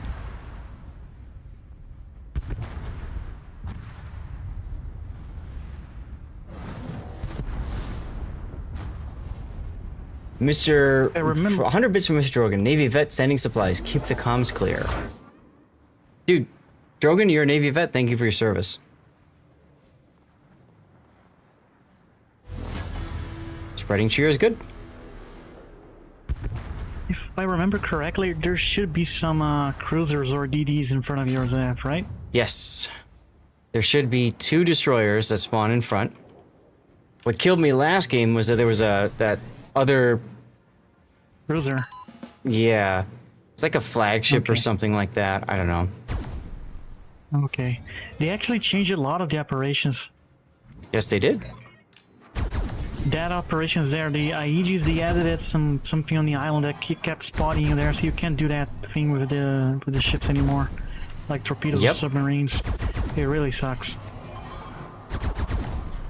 How did that miss? Oof. Hi, Kitakaze. Hello, Yugumo. Smoke generator started.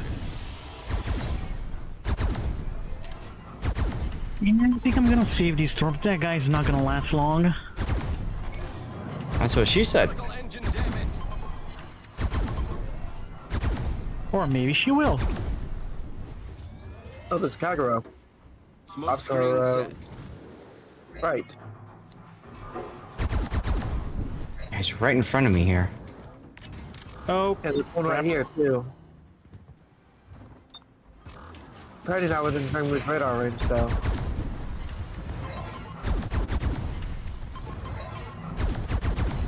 Oh yeah, take one in the face. Nice Yarr! torpedoes. Let's go. Oh, you got a kill. There you go. Oh, I see the other one. Nice job, as always, Cthulhu, grabbing Homeworld the ladder. Let's go.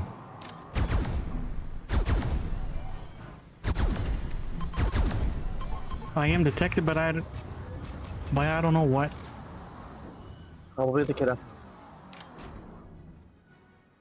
Or the Shira. Sure, let's see God. you.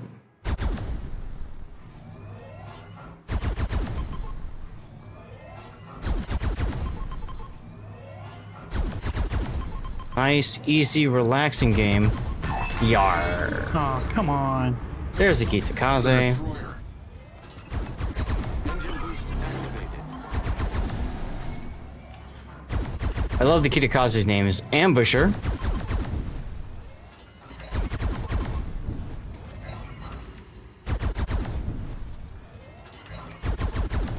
They really did reach back to the 70s, didn't they, Cthulhu? Enemy heavily damaged.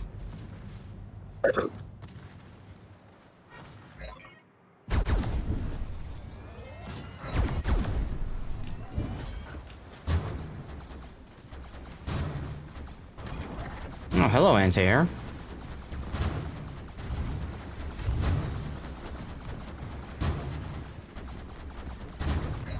Everybody's shooting at me. This is, not good. No bueno. No touchy. No touchy. Minegumo?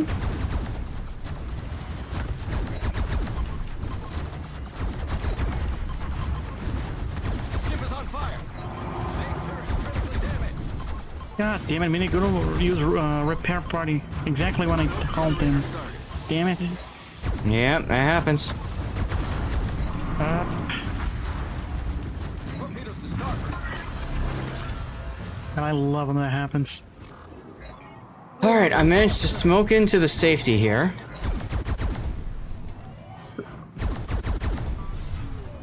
Smoke screen set.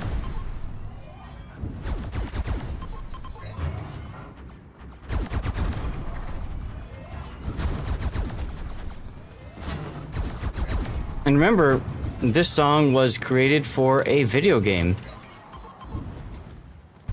Which is just awesome in itself. First time this has ever happened. Position of a strategic target. A song created for a video game, y'all.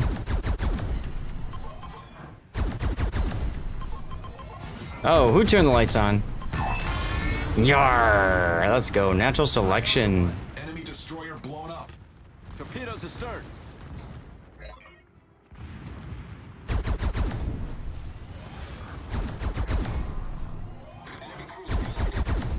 Oh god. Oh, Shimanto. And it was on the album The Ladder. As a matter of fact, this particular song is named The Ladder. What the hell, dude? Every single time I try, I got. Oh god. Deactivated. Oh god, I'm dead. I think it might have been because I knocked something out on him right as he pinged. I'm sorry. Jesus fucking Christ. That's right. Known as Homeworld because that was the game it was for. And I do have the mothership from Homeworld. Homeworld 3. Let's see if the attack at least is gonna get torpedoed. Please, at least him, God. Torpedoes direct front. Torpedoes to port. And my torpedoes are gonna disappear because he's out of range. God damn it. Unfortunate.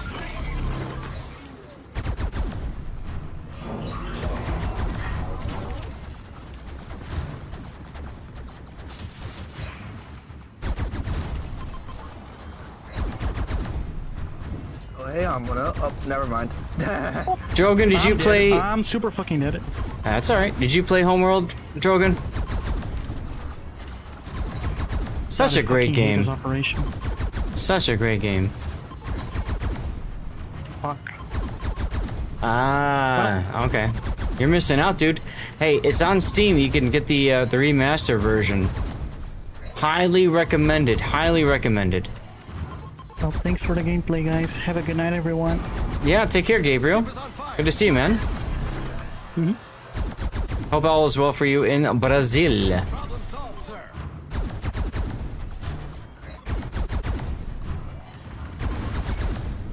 Oh, now they're really not happy with me. Oh yeah, I've got a ton of games too. It's crazy. Okay, I should probably stop shooting things.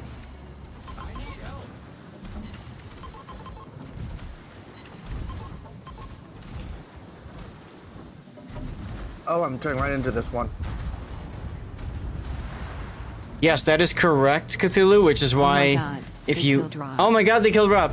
Which is why if you manage to play the, and beat the game on the remastered, you do not hear the song in the ending. You're absolutely correct, Cthulhu. They did not renegotiate the rights to the song. LOL, everybody else is dead in our div.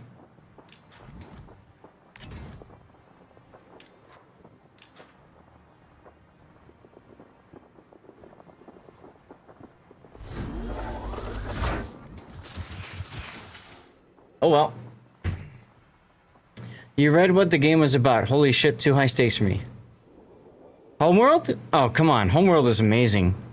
Homeworld has, like, one of the best backstories ever. And then the gameplay itself, dude, it's a lot of fun. It's really worth playing. If you enjoy like RTS games and stuff, it was the first ever RTS game in space where they had like full 3-dimensional movement and every stuff. Great stuff. All forces, attack the onshore installation. And really good stuff. Really good stuff. This could be bad for me. That's spotted. Unfortunate. Unfortunate. Oh, he's shooting me. He's shooting me.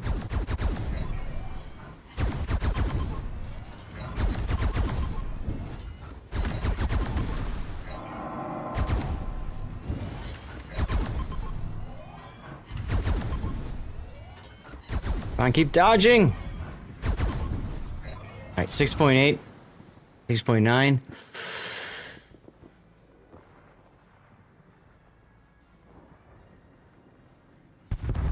Can I get to the heal point?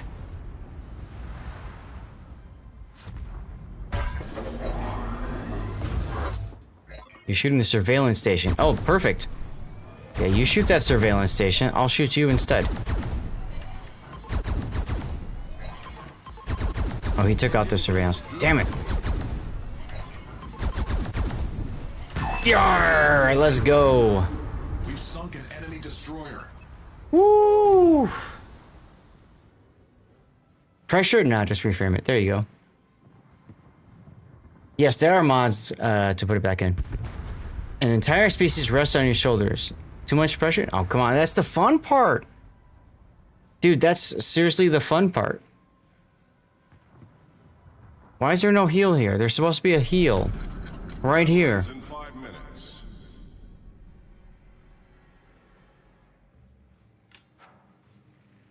This is true rating. You want to join us, by the way? We are doing some ops. I'm going to play at least one more game. I'll see what happens.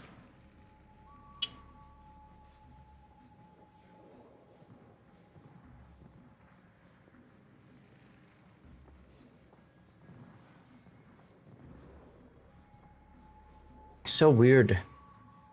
So weird that there's no heal here. Wouldn't have wasted my time if I knew that.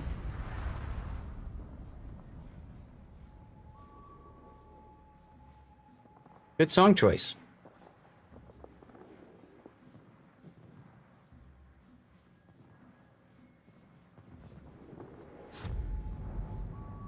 Down, down, no, don't bring me down. Oh, woohoo. Let's go.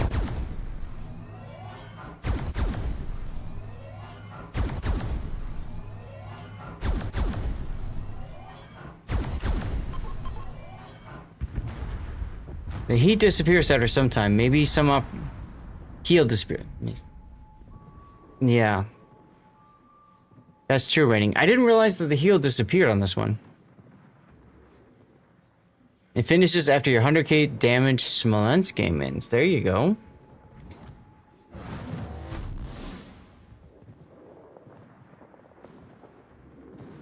Sounds like a plan, dude.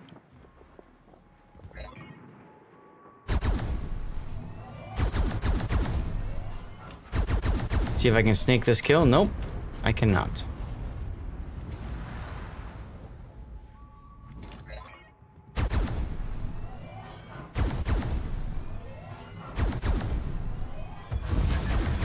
Well, there's our victory anyway.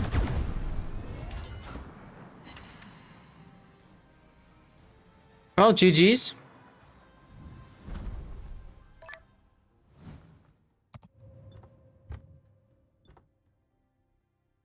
I have a comment, Pinata. Get the most amazing conjunctions between what you're listening to and the battle you're fighting. Come on in. Well, that's all of the ships that I need to play. So, whatever you guys want to pick, go for it.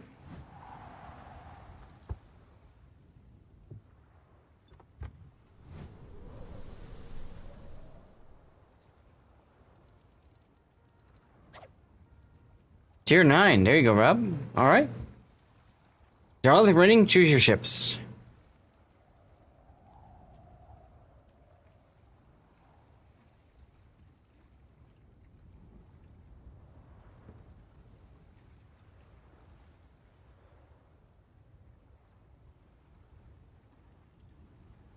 Now we got some new people joining our Discord.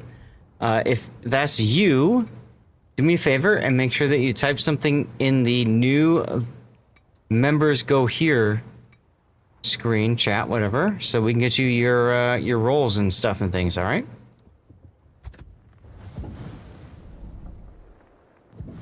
All right, let's go.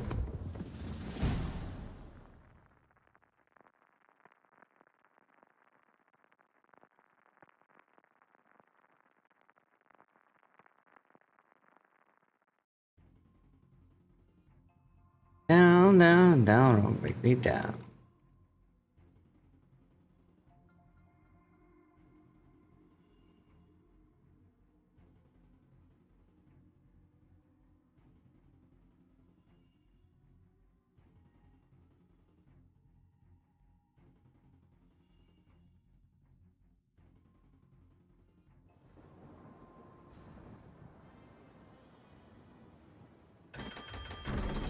Oh, Cherry Blossom.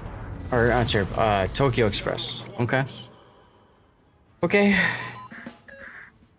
captains. Proceed to the designated areas to locate and eliminate cargo carrying I destroyers. kind of like this one because it's just something different from the others. Flares have been launched to help you detect enemy ships. I mean, yeah, it's a little bit of annoyance, right? Because you got all the little destroyers to deal with. Yeah, I get that. Awaiting instructions.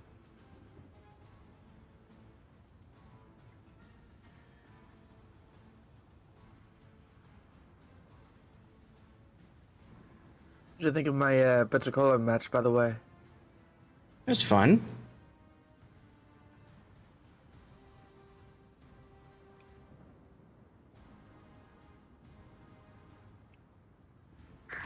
Attention, captains. Enemy forces are protecting destroyers carrying strategic cargo.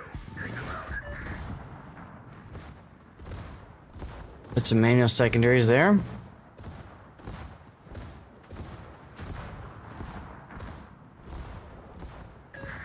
It's good. Burning destroyed ships. You will be detected. Why didn't I play Suzuya?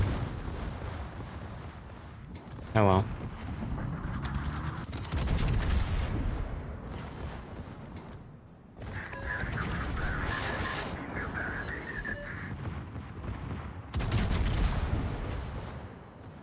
Suzuya with Yamamoto at tier 9 is pretty ridiculous. Yarr! Enemy destroyer blown up.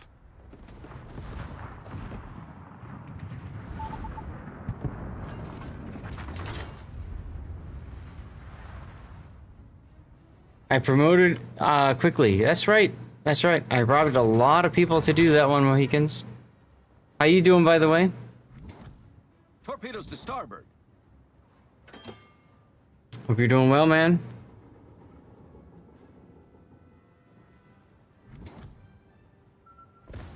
I'm glad you're doing fine.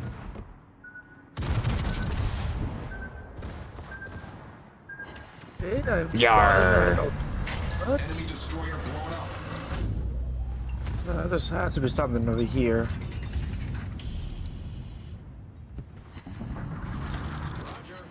So I was spotted. Hmm. I was eliminated.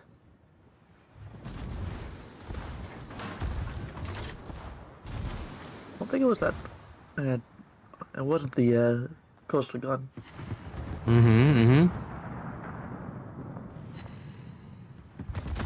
The ship is on fire. Yeah, we don't accept fires on this ship. I'm gonna focus more on the Akatsuki than the fort. 'Cause I can't damage the fort. Enemy heavily damaged. Yarr. Problem Oh solved. no, that wasn't a kill. Never mind.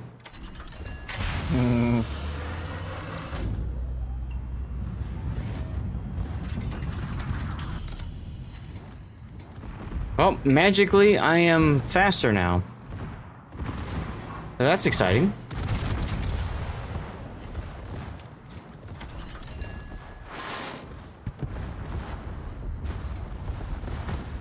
The ship is on fire. I wonder No why fires. I felt the need to turn. Could have been because I was expecting torpedoes. Hmm.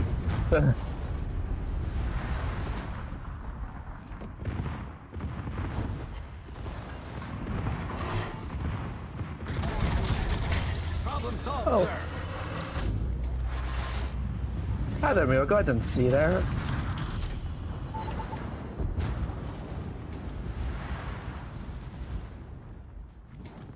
I might as well grab this one. The heal, whatever.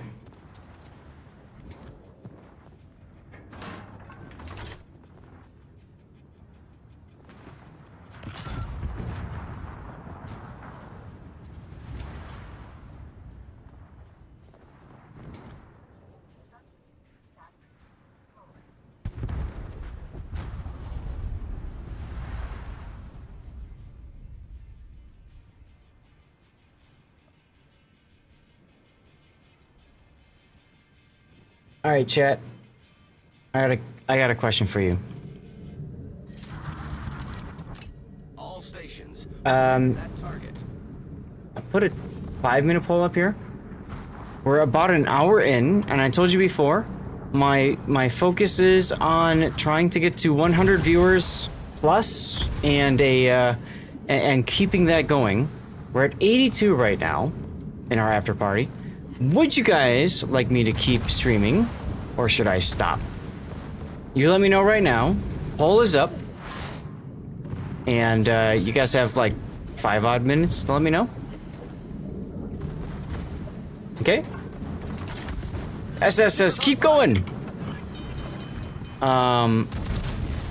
If we keep going, I gotta go get some more dirty water thanks to that level 9 hype train earlier today. Does the Admiral get her vote? She's prepared for me to stream until 6, which is an hour from now. So that's why I'm asking. Ryan wants to talk to me. I've been responding to Ryan. He DM'd me, I DM'd him. So hopefully I gave him some feedback, some informations, Torpedoes to starboard. all that good stuff. Oh my god, more torpedoes. How you doing, City Slob? Whoa. Problem solved, sir. You'll lurk either way. Well, thank you for that West photo. Appreciate you.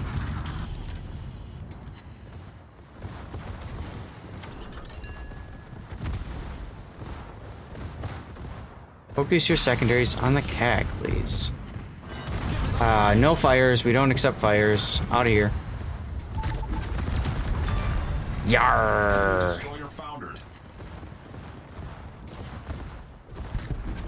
Yarr. Again, Mogami. Destroyer sunk. This Valparaiso is such BS. Oh, what just shot Torpedoes? me from the side? Oh, Akazuki. Yarr again. Foundered. Problem solved, sir.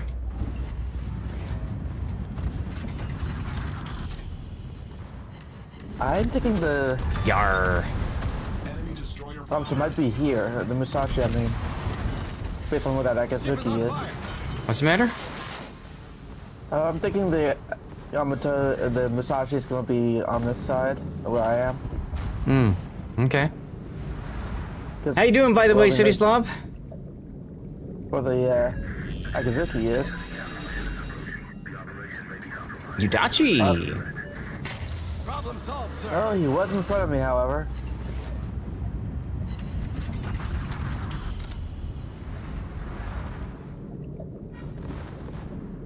There's the sassy hoe. Fire on the designated target. I'll go get that heal.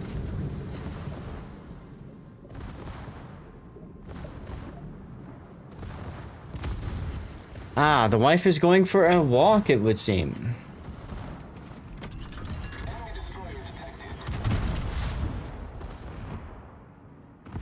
Chat, that means that we are all alone right now.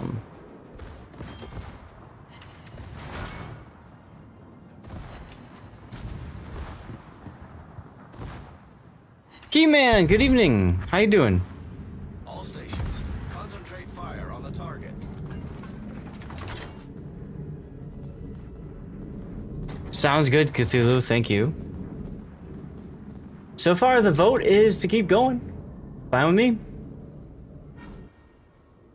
8 votes to keep going, y'all.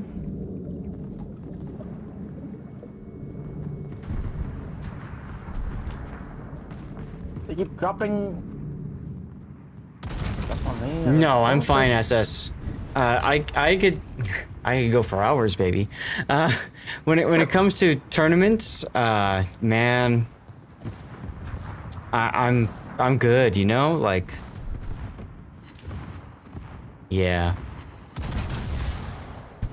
My family are Stranger Things fans. Oh, there you go. New Turtle Beach controller. Let's go. That sounds awesome, Keyman.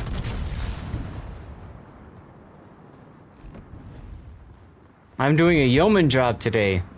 Matthew, streaming, you know, you know what they say sometimes, like if you do what you love, it's not a job, it's just fun, right?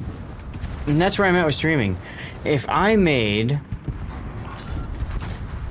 2 or 3 times what I make right now as a streamer, I would quit my normal job. I would completely quit my normal job. Oh yeah, I have fun. Absolutely have fun. There's a, thank you, SS. There's a, you guys know the, like, progressive commercials where they talk about, like, preventing you from becoming your parents, blah, blah, blah? There's this progressive commercial about influencers, which is hilarious. Because it's like, literally, I've had the same conversation with my dad and his girlfriend. Wait, so you play video games and people just watch you? Yes. And they're like, what? Why? Age, say to keep going. Alright, we'll keep going. Just for you guys, we'll keep going. It's a good commercial, it really is. I gotta shove that one in my dad's face and be like, yo, that's you and your girlfriend. You have to talk to them too, right?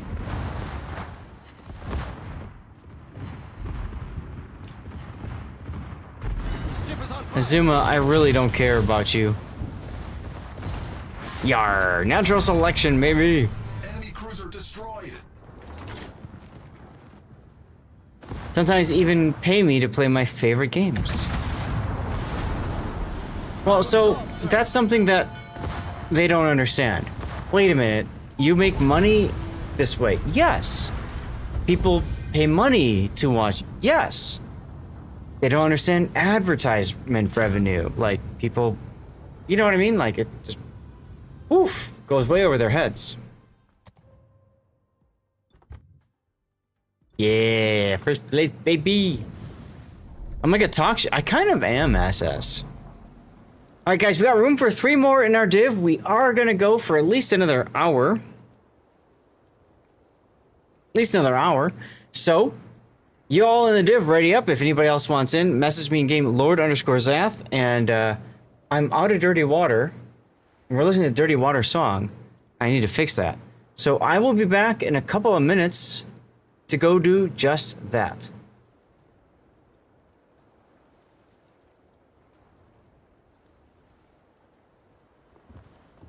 Hold on 1 second.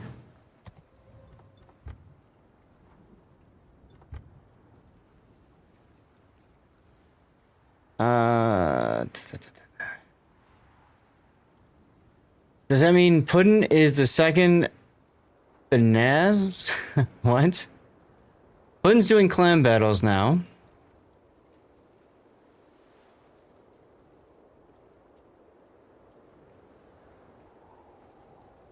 Let's see, spawning.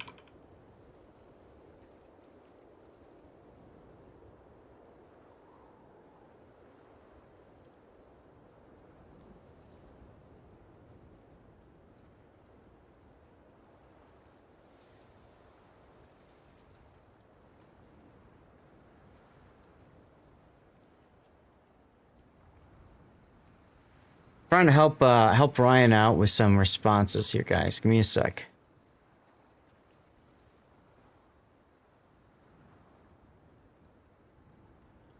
That one doesn't have it either.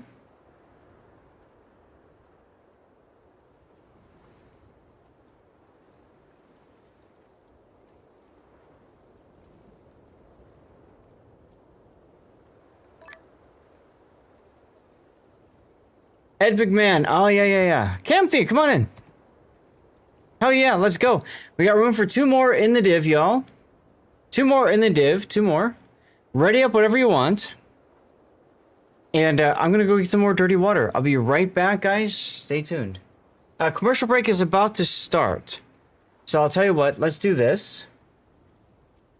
King Malone gets bungoed himself. That's gotta feel good. And down by the rest of the bungo salvo. Alright, pause. Alright, let's do a 3-minute commercial break. I'll be right back, guys. Type in the words you see. Let's go. To 12 freaking %. Approval is critically low. Alright, we'll drop the taxes back to 0 for now.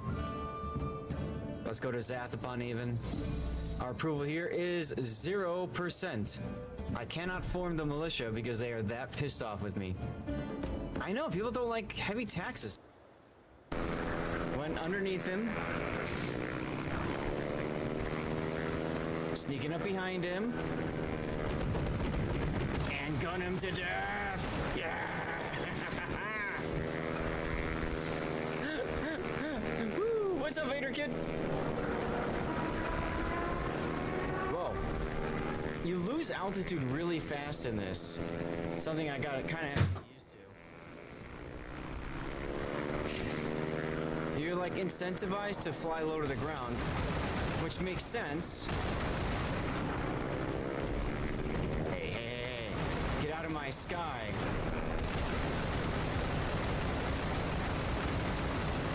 Yeah! Okay, see, I can do air superiority just fine.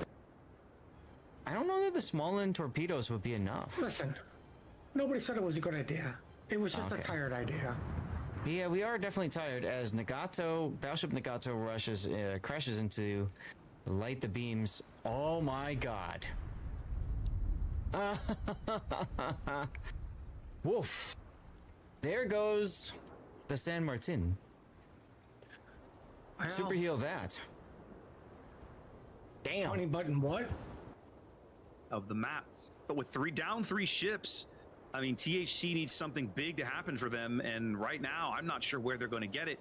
00 has done an excellent job of preserving their health and guarding their ships. Not many of them are really under a tremendous amount of threat right now. Yep, Leo Larenas and the Nevsky way south. He's down. And here comes the chain smoke, and she was caught out, really out. Well, he's gonna have to show some side to get away from that. Whoa! Or that could happen. And that happened. Mabuki with the hero play in the Venezia, just smacking points Minotaur. I just heard Mabuki. Put me in, coach. I'm ready. Come on in, Matthew.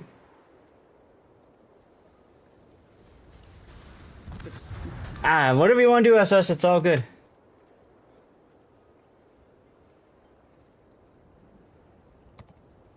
Nines and eights, huh? Welcome back, everybody. Although, I think some of you might still be watching commercials right now.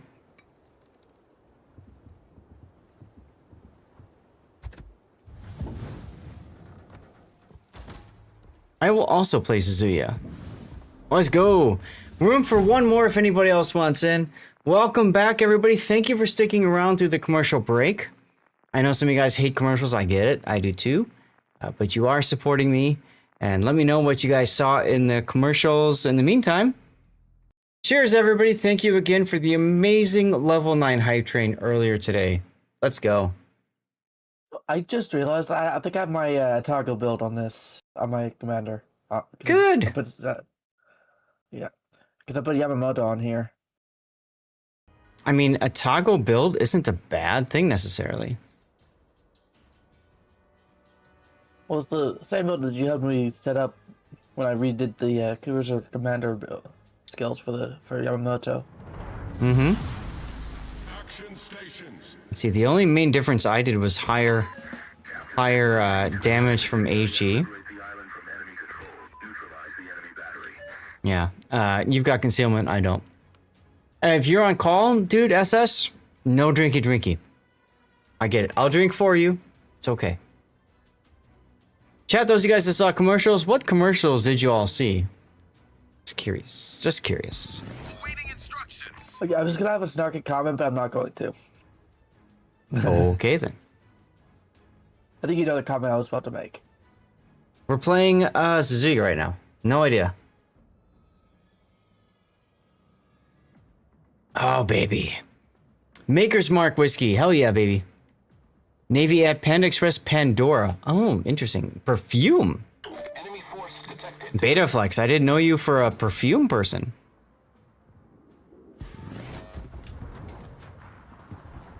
All right, now I've gotten Yamamoto. So I absolutely need to try to get this first kill or first assist at least. Nope, didn't get it. I did. I saw that. So I don't get the extra consumable. That's all right. Designated target.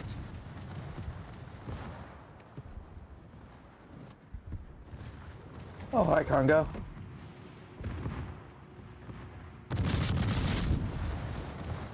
Yarr! Okay, so there's that. Enemy destroyer blown up. How you doing today, Betaflex? Thank you for hanging out earlier today during the tournament as well. Hope you had a good time. Ocean Vanguard is still here. What's the matter, Rob? I just had your stream running while I was at work. I mean, I've been watching, but I was running.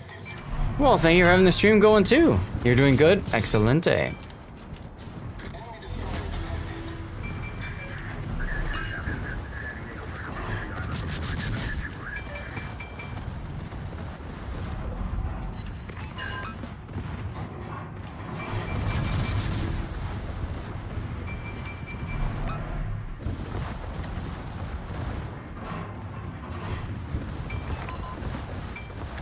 Oh, I could have shot him and I didn't. Don't fire at your allies. Damn. Now you want Panda Express? There you go. What is going on over there? Yeah, I don't know. I bumped into the Iowa, who bumped into the Delaware.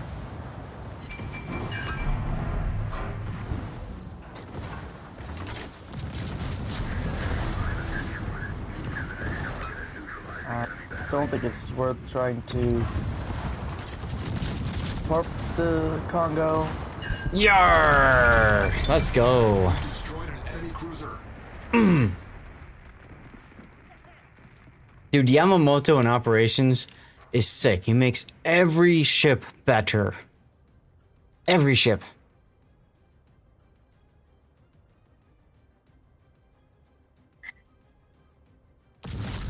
Yes, exactly, Beta. Even the I-56. You got room for one, by the way, if you want to join us. I'm going to be playing for another 50 minutes, 5-0 or more. I don't know. We'll see. Ages of shooting fish in about. Yes. Yes.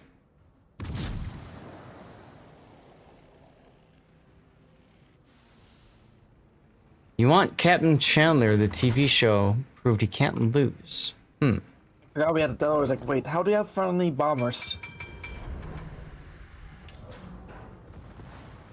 The Delaware? Yeah, I said Yep. I forgot we had one, so I was momentarily confused. Oh, I thought you asked how did we have them?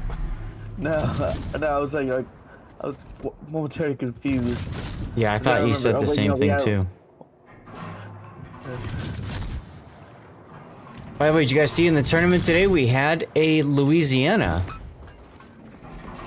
Did not do too well. Still a cool idea, though.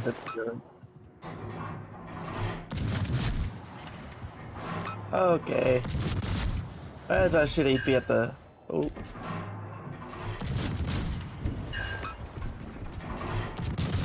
Go, secondaries, go! Nope. Atsuharu is next.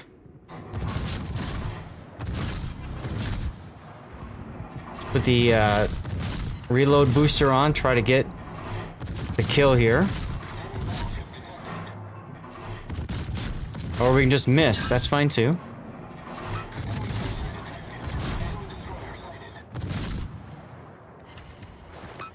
Come on. Nope. Torpedoes to starboard. Torpedoes direct I fire. saw the destroyer, so I popped the hydro. And I don't think I'm gonna turn in time to dodge this. Hold breach. We're taking on Nope. the water quickly. Problem solved, sir. At least I'm in the heal area, so that comes in handy.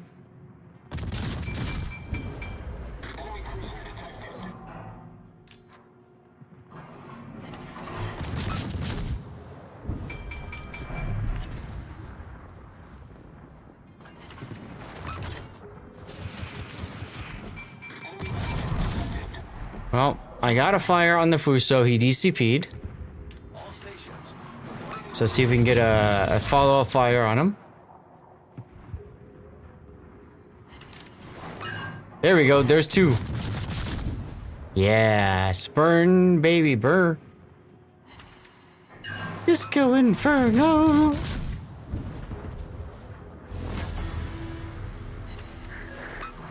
All right, third fire. Maybe we can get a fourth going.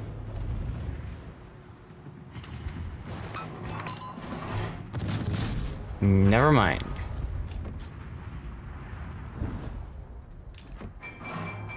What is our Iowa doing? My God, he's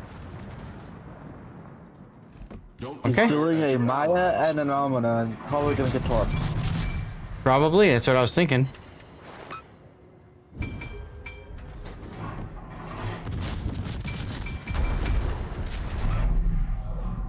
Thanks, Moodsu.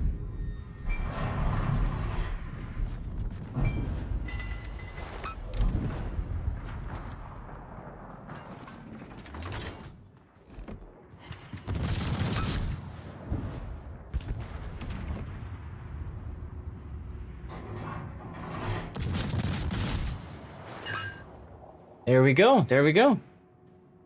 99 viewers right now. Thank you guys for being here. Cheers.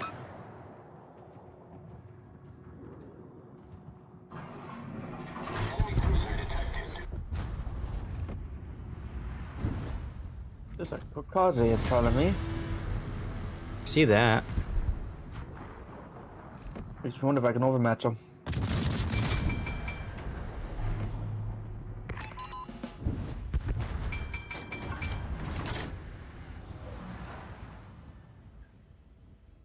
See Udachi heading this way. That's interesting.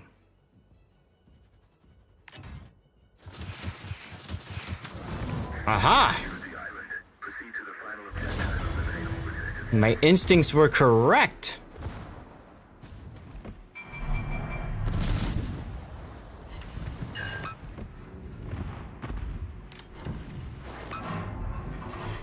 Got the torpedo hit. Oh, come on. I was robbed right there. Jeez. Oh, 5 citadels. Well, that helps.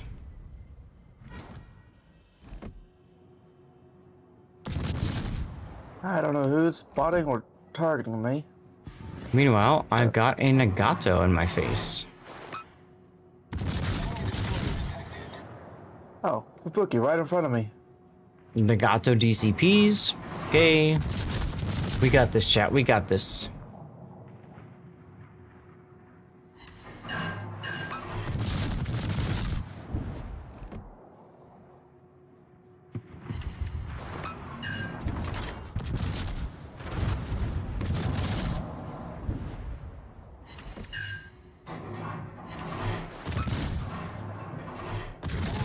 There's still a ship over here, I think. Hmm.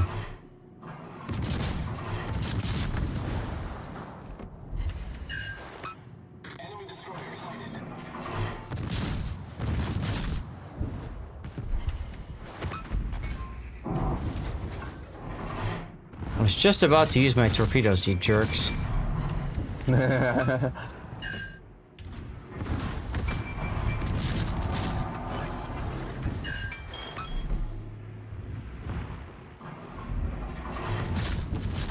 a bow fire, please.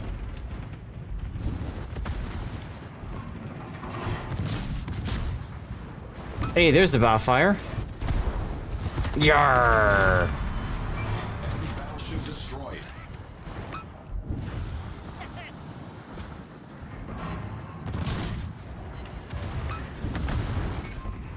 Ship is on fire. Yarr! Okay, here we go. Enemy cruiser foundered. Bullseye. Problem solved, sir.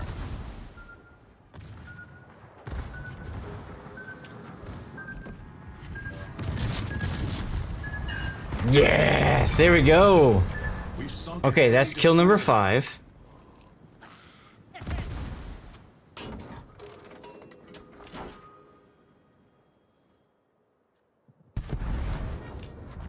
Oba.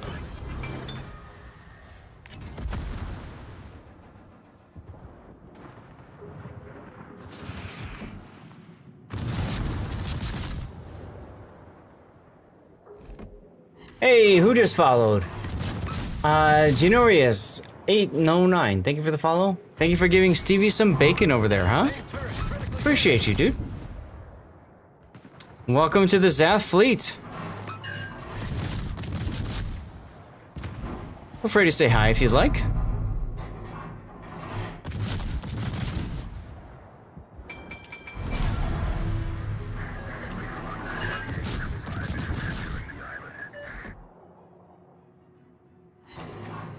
I need 2 more kills for the final Yamamoto proc. Is Raining gonna get this one or am I? Let's find out. Raining will not get this one. Yarr! I got it. Let's go. Mohicans with the hydrate. Let's go. Hydration.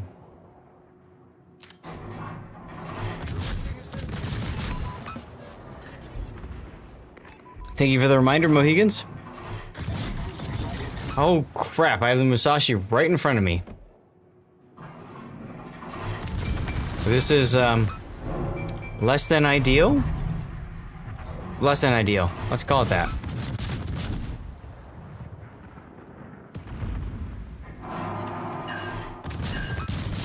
One more kill, and I get the final Yamamoto proc, huh?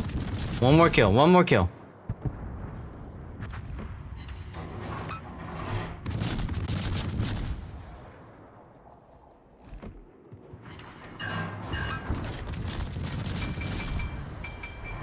Let's keep backing up. Let's keep backing up. No worries, Cthulhu. Take care, dude. Thank you for being here. Good to see you as always. No, somebody got the kill. Let's focus on the sassy hoe, huh? Ship is on fire.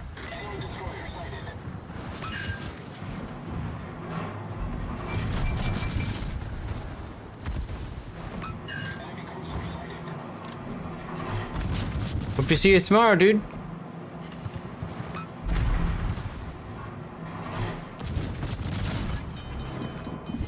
Yar, there we go. Enemy destroyer blown up. Problem solved, sir.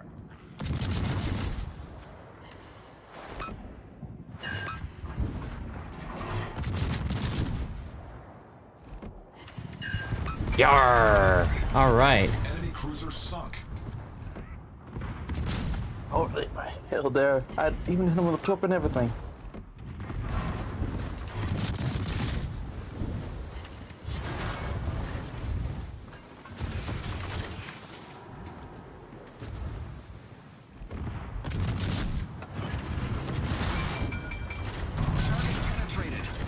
Yar. This thing is so stupid.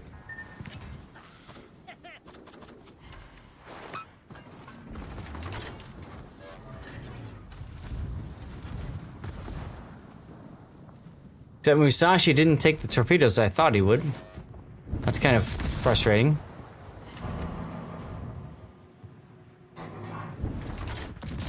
You looking at me? Hmm.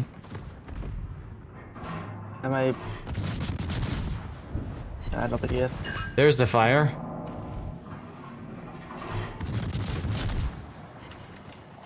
Second fire. No, the answer is he's looking at me apparently. Third fire? Nope.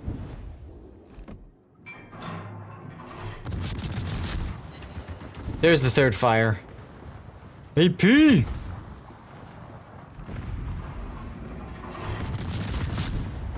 Yar! Got him with the fires. Woof!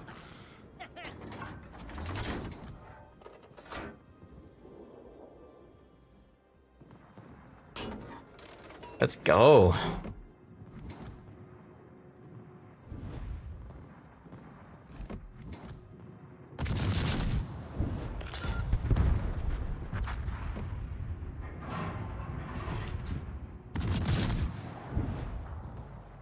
Commercial break in progress.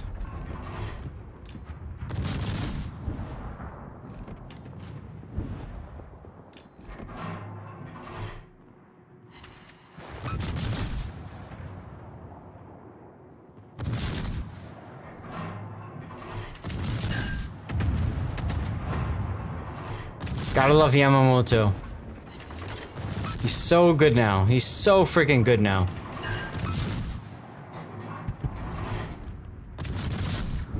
Nice job, Machu.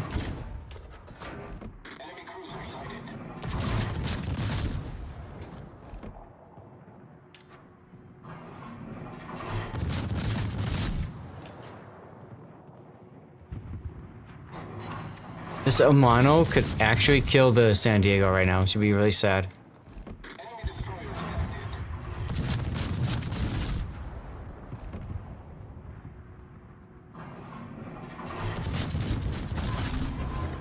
Instead he kills Darlith. That's okay.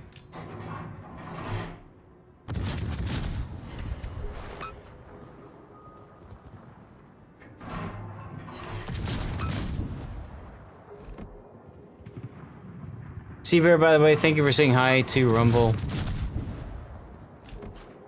and YouTube and everything else.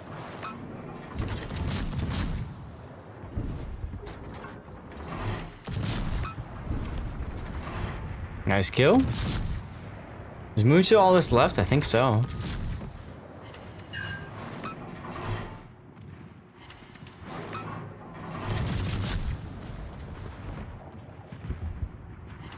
Yar. Yes. Go to twitch.tv Kia SUV, Raid, Wasp Killer, Super SUV, Twitch Turbo. Thank you, Betaflex. That's good to know.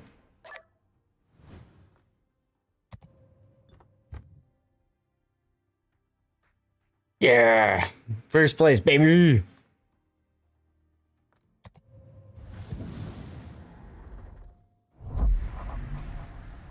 Come on in, Betaflex. What's going on, Andrew? We got some dirty water, my friend. Level 9 hype train earlier today. Cheers, dude. Cheers, my goodness. Chat, you'll see in the div, pick a ship, whatever you want. I got something saying that there's gonna be rain today? Is that really? 110 degrees outside. 110 right now.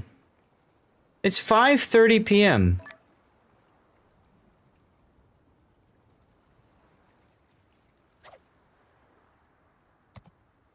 Let's try again, Betaflex.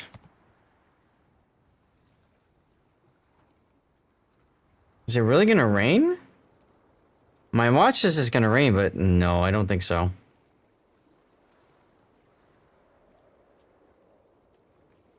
Deal with that temp a lot here in West Texas. Downpour right now. Let me take a look at the radar here. Huh.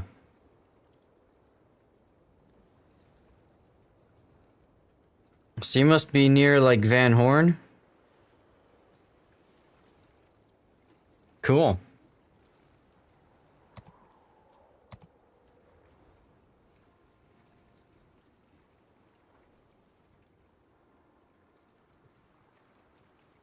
Odessa Midland area. Oh, okay. Tier 8 or 7, y'all. Oh, I see Odessa and Midland. Okay, okay. Gotcha. West Texas is a lot of area, as you know. Betaflex, what you gonna take, yo? I know, right? Seriously, raining. I could use some rain where I'm at, frankly. Yeah, end of the world. For some Texans, it is the end of the world.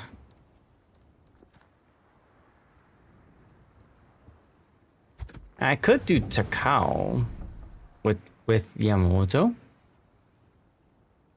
do you think about this? I could also do Key with Yamamoto.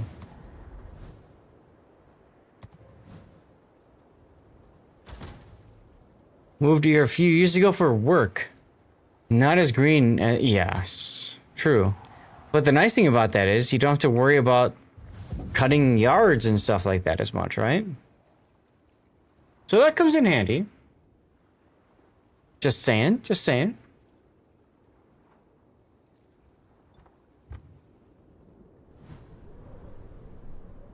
All right, we're ready to go. Let's do it. Cheers, everybody. And seriously, thank you guys for being here during the after party. Appreciate you all.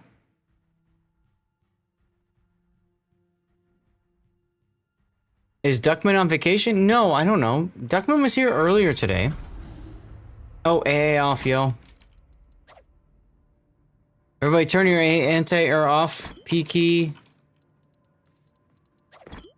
Let Luftwaffe survive. Then, more planes to kill. Wife just came back. I have a feeling she wasn't wearing sunscreen. We'll find out. That's true. I am playing Theirback's favorite ship. The Key. Of course, of course. Enemy will spawn to the left of me this time.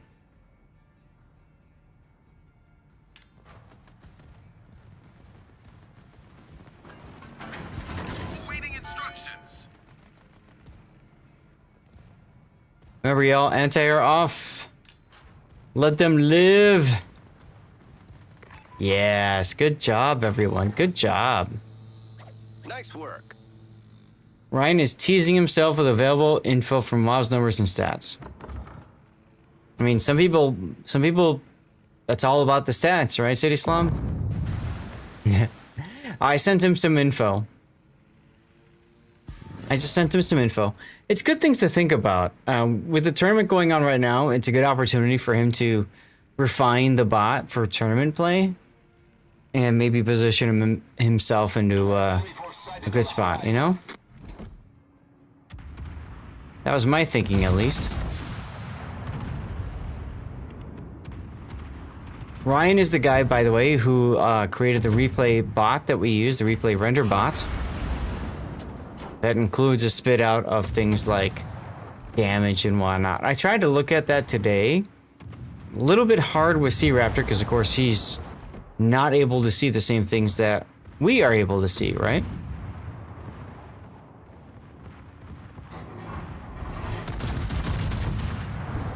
See if we can get this kill on the Schultz to get an extra consumable of each. Yeah, let's go. Let's go. One more heal, one more plane.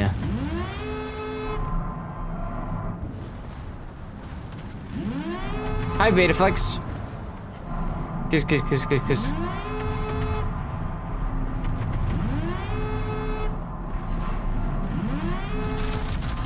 Feel like this is too late, but I'm gonna shoot anyways. Mohican with the on-screen. Yarr! Celebration. Thank you, Mohican. Look at Stevie What do I do with this money, Dad?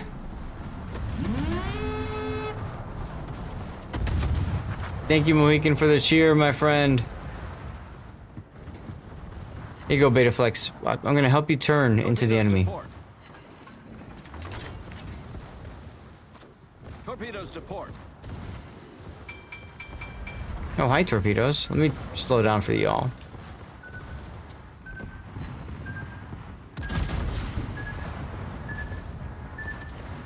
According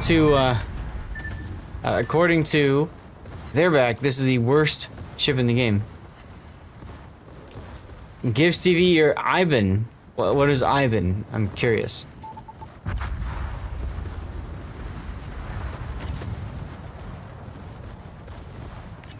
Oh, there they are.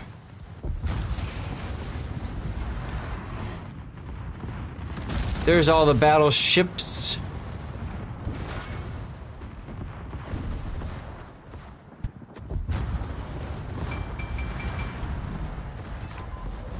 Bank account. Oh, damn. Cat was loaded. Think he secretly loves that ship and won't admit. Yeah, right. Seriously.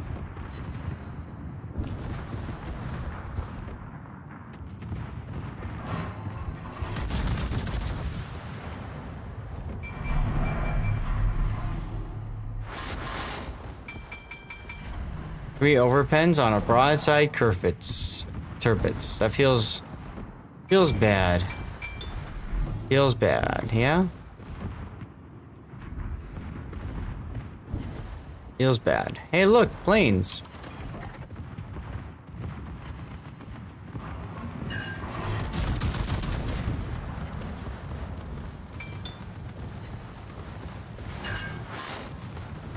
Alright, decent hits there.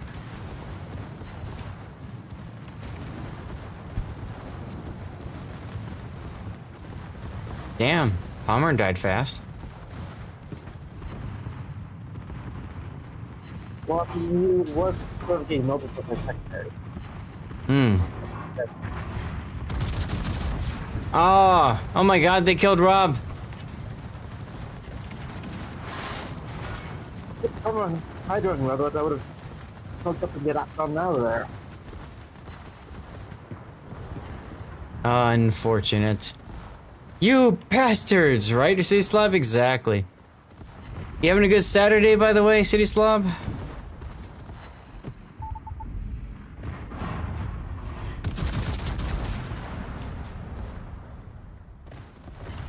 Yar! Let's go! Enemy battleship sunk.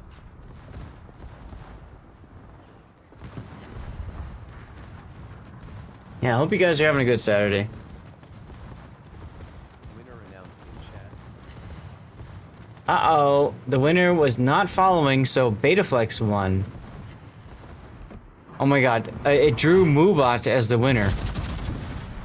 It drew Moobot as the winner, y'all. That is too funny.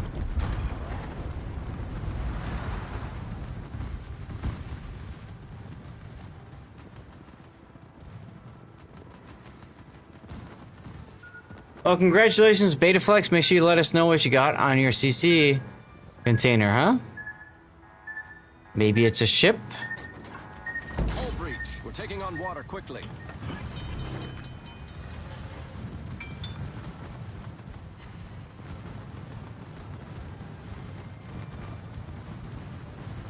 Maybe it's something else. We'll find out. Problem solved, sir. It is rigged. Darn, LZ. I have better hopes on you. Well, thank you, Mohicans.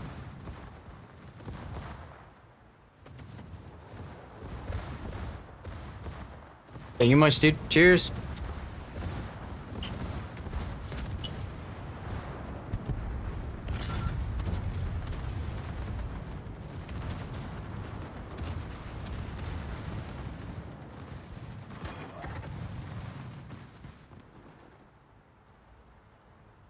Excuse me while I get some heals. In my channel. Oh, baby. Sounds kinky. Gotta go clan battles. Are you gonna take some Marceau in, perhaps? Into clan battles? Could be spicy. Could be very spicy, just saying.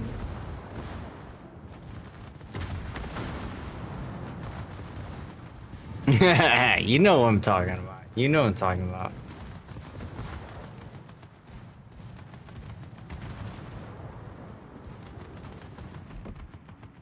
Well, good luck in clan battles, City Slob. Sure, you guys will be fine. I should play clan battles at some point too. Get my, I don't know, whatever.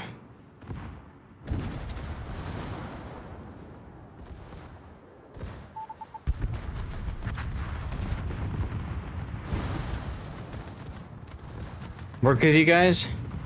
I could. Problem is always timing.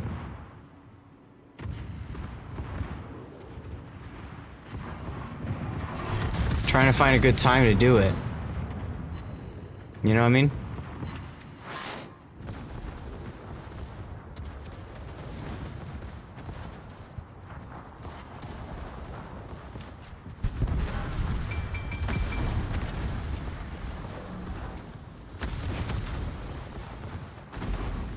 I wonder, am I gonna take a whole bunch of torpedoes soon?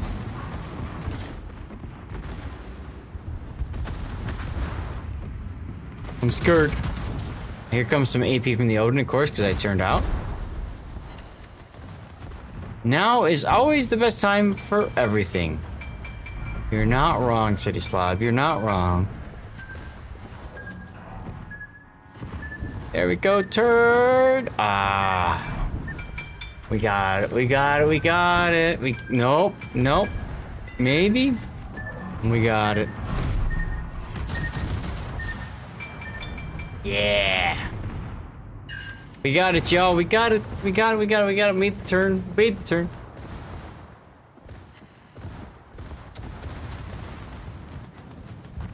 What level are you guys at right now, by the way, City Slob? You all at Hurricane or you at Typhoon? What's going on with you guys?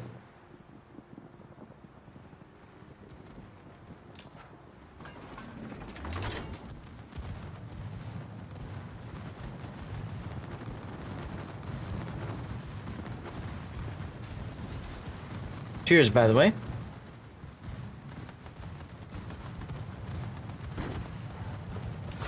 Hello, Gabriel.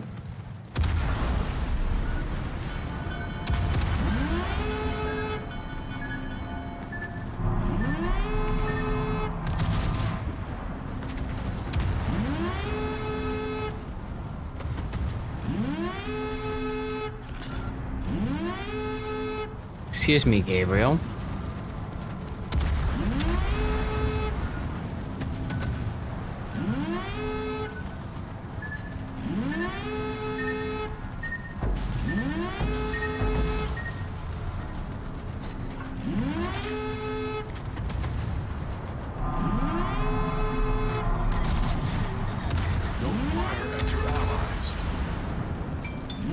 I will fire my allies if I damn well please. Thank you, game.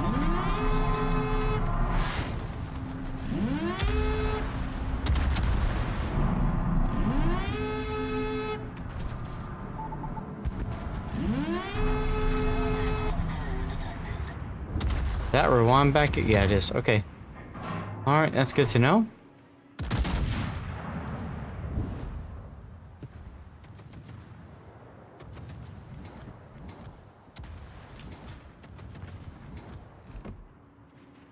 Apparently all my shells missed. Thanks, game. Enemy destroyer detected. Enemy aircraft carrier detected.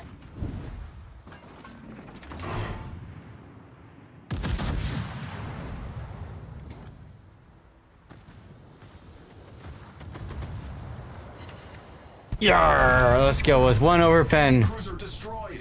Knew that was gonna happen. Didn't care.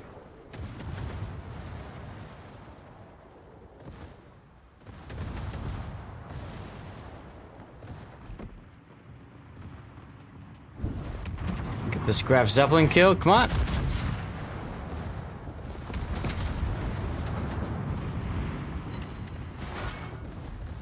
Solid hit. Very solid hit. Just not enough of a hit, unfortunately.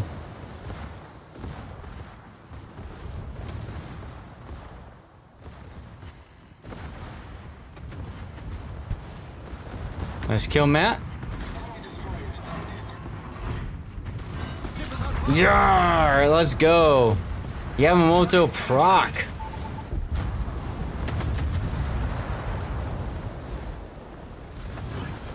Might as well start healing.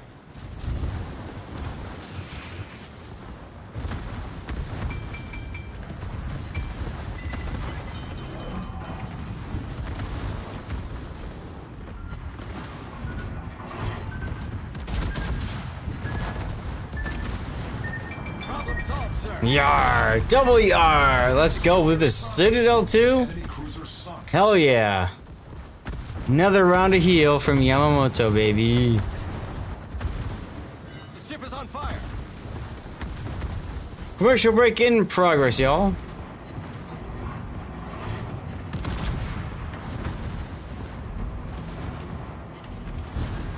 Worst ship in the game, chat. Worst ship in the game, says they're back. Very much wrong.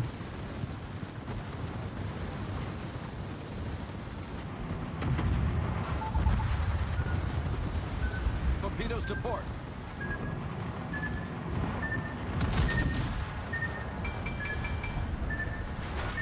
Hull breach.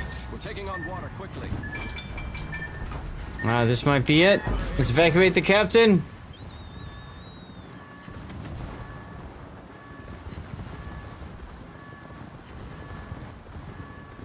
Spotter destroyed.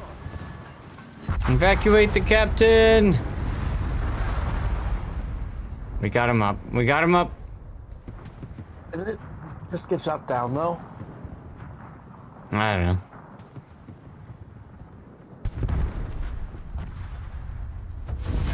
Ah, victory, baby. Let's go.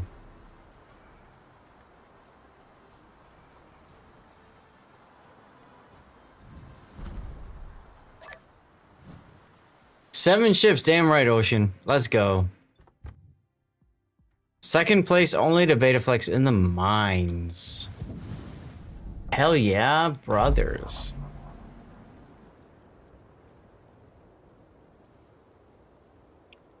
Give me a sec, I need to turn my AC down because it turned up automatically.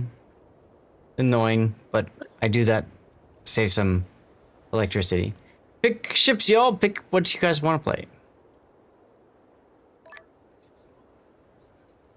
Sub camos. Ah, sorry about that, Betaflex. I wish I could give you better than that. Unfort. Right, exactly. Hey, either way, cheers, dude. Thank you for being here. Rest of you guys too. Let's go.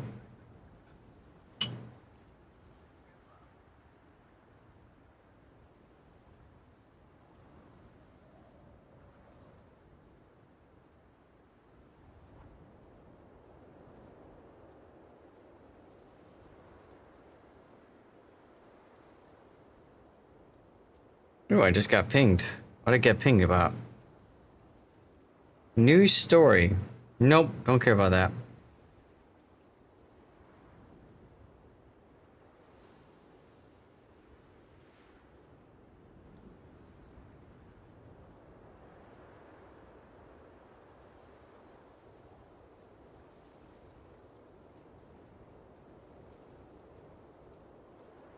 All right, we got some tier 8s going.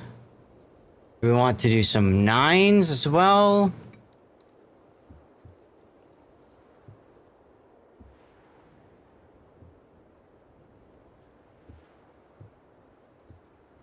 Four tier 8 cruisers in a row. Wow. All right then.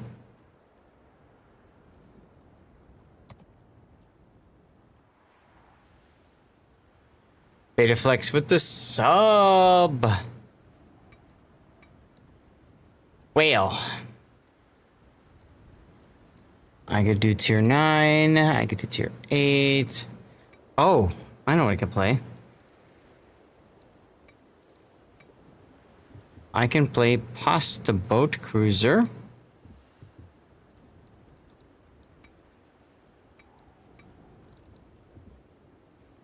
Why is it not showing up? Michelangelo. Wait, I think somebody was changing. I'll hold for right now. Aha. Okay. Michelangelo, go. This will most likely be our last battle of the day. We'll see what happens. AA off, y'all.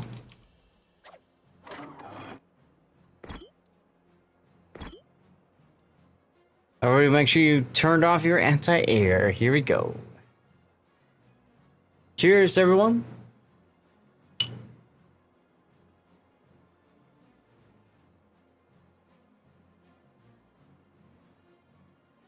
Well, thanks, Rob. Good job.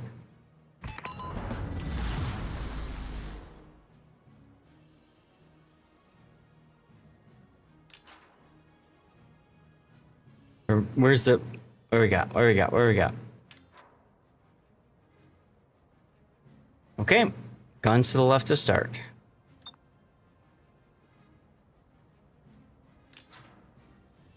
Your gun... One gun doesn't know how to anti-air. That's true, Betaflex.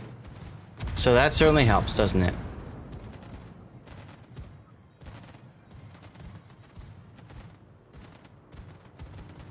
Nicely done, y'all.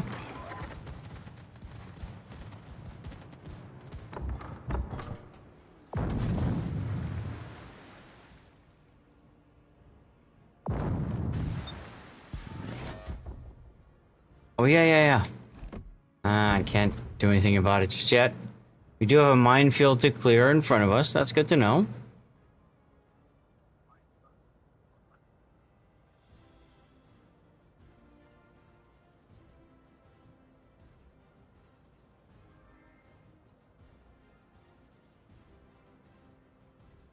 Avvistata corazzata nemica. Avvistato cacciatorpediniere nemico.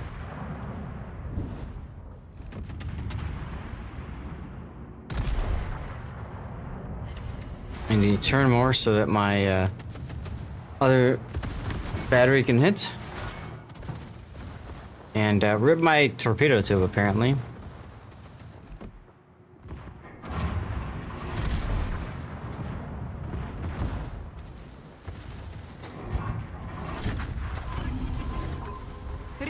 I really don't feel like taking a random torpedo.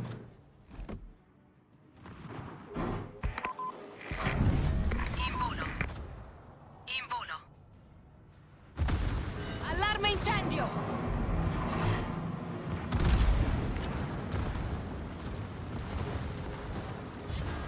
Fireworks, eh?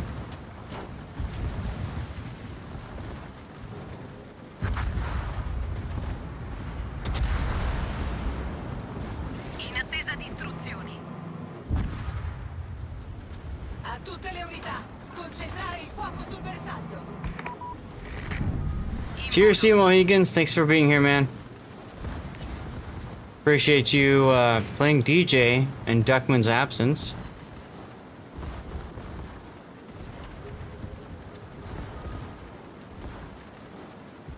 In attesa di istruzioni.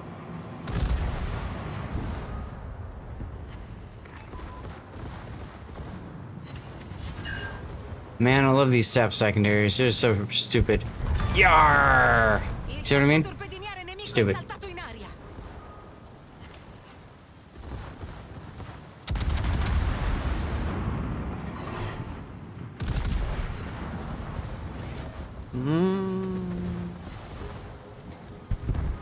Yarr! Another kill. Let's go. I appreciate you, Mohegans. You work hard, man. Appreciate you for doing all of it.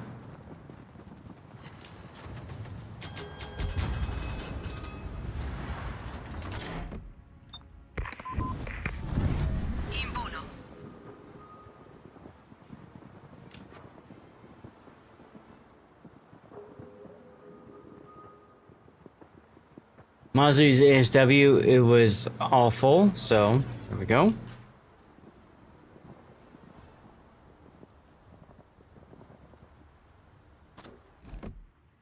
In attesa di istruzioni. In volo.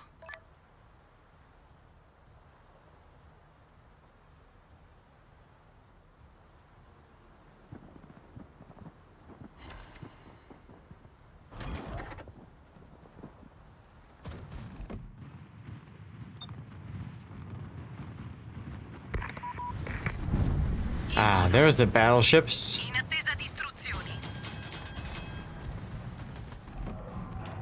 Siluri a babordo. Generatore di fumo avviato.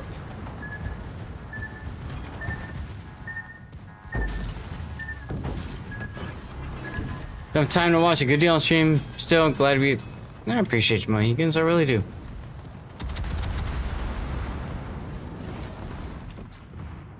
Helps a lot, man. Helps a lot. Really does.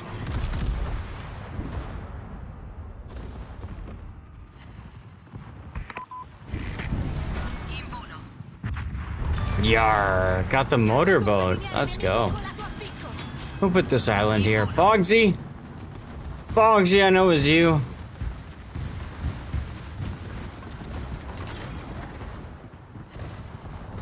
Rilasciata cortina fumogena. In attesa di istruzioni. Cacciatorpediniere. Yar, got the motorboat. There we go. And I'm about to die. Wow. Okay. I thought for sure I was about to die. It's very much always Bogsy. That's correct, Mohicans. Very much correct. Oh my god, look what just happened to me. Yar! Got the poison at least, okay.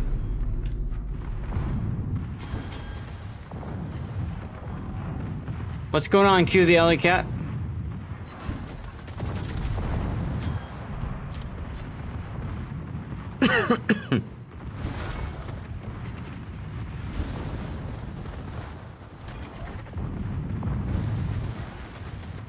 Good shots. Well, thank you.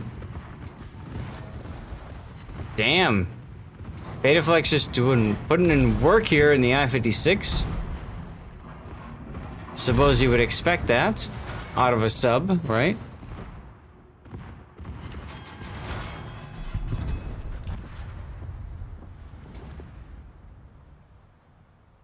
All right. Well, let's move forward, and I'm gonna heal. And then we'll take advantage of Ruan's heal as well. Make them both work out for us, huh? We will still have some people up on the 10 line. We'll get him. We'll get him. We'll get him. Rob going all out and is a Tago against a Prince Adalbert. Yeah, we're doing ops. That's correct.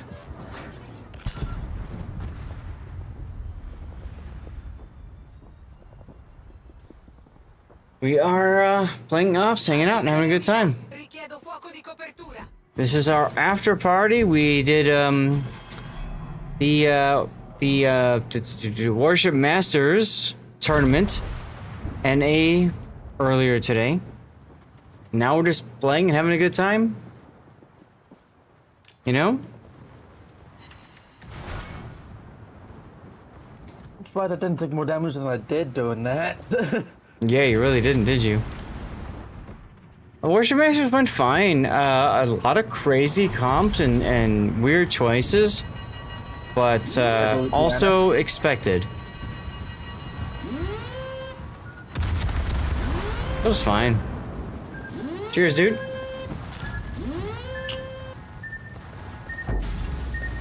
Falla nello scafo. Imbarchiamo acqua velocemente. Yeah, I'm not gonna take a flood like that. Sorry. Problema risolto, signore.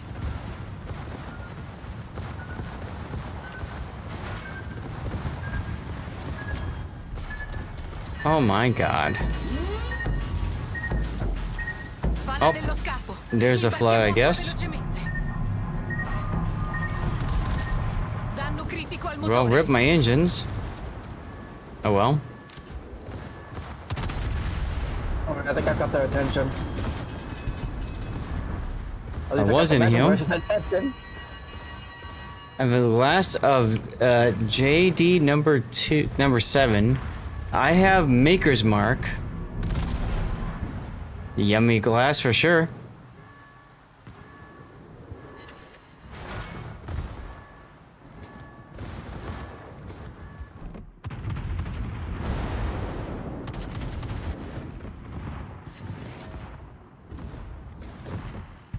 Yar, let's go with the kill, baby. I wouldn't surface right now. Might hit my torps. Although, I don't think Betaflex cares. Nice kill, nice kill. Probably shouldn't have fired those torps. Oh well. Turn the guns to port, baby. Let's go. Oh, we lost our Cleveland. Raining went down. Unfortunate. Yes, I expected to go down when I was charging the. Get one. Go get one.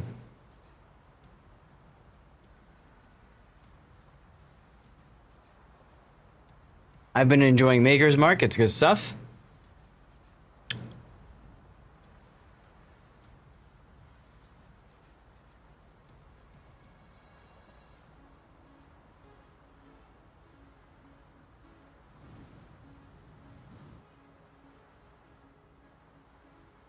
Never heard of Maker's Mark? Ouch. It's a whiskey out of Kentucky. It's yummy. Oh, we lost Rain off the division. I guess he's out doing something else. No worries. Yeah, Maker's Mark is like a it's a whiskey. It's pretty good. It's one of those, like, everybody's got something that works for them, you know, like doesn't cause headaches, doesn't cause problems. And for me, that's Maker's Mark. You know what I mean? So that's kind of my main jam. That's my main drink of choice.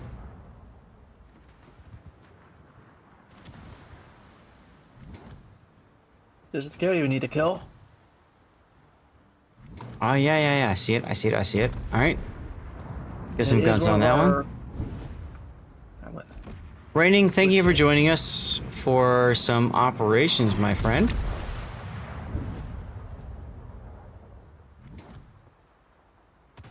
Glass of whiskey, hell yeah. Cheers, dude. What kind of whiskey are you consuming? Alley Cat, let us know.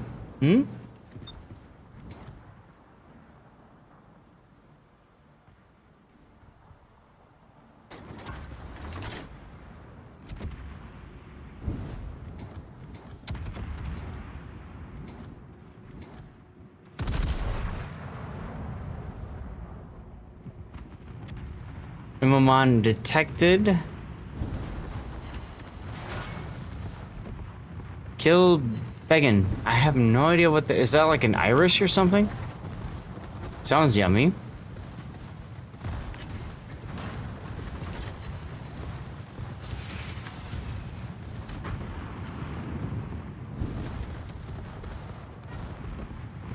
It is Irish! Hell yeah. I'm a fan of Irish whiskeys, I really am. Generatore di fumo avviato. Concentrare il fuoco sul bersaglio indicato. Ricerca idrofonica attivata. Highly recommend. Yeah, with the secondaries on a George Hoffman, let's go. That's good to know.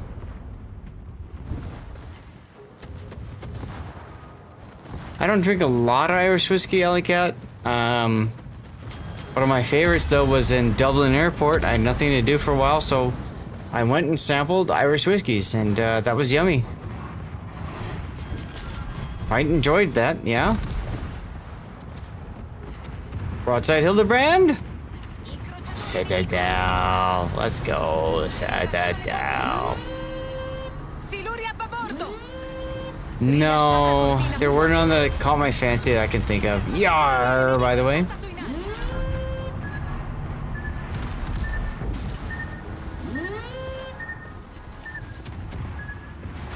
Another Citadel. Sub bombs just killed the carrier, by the way. Fine, good. Nice job, Betaflex.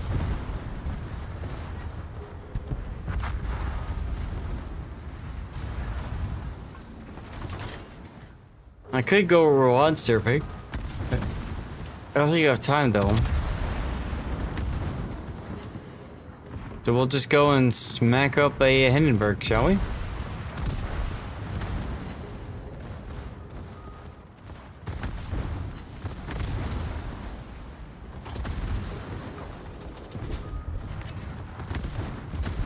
Yar, natural selection, let's go. Devil fire, devil, no thank you. Problema risolto, signore.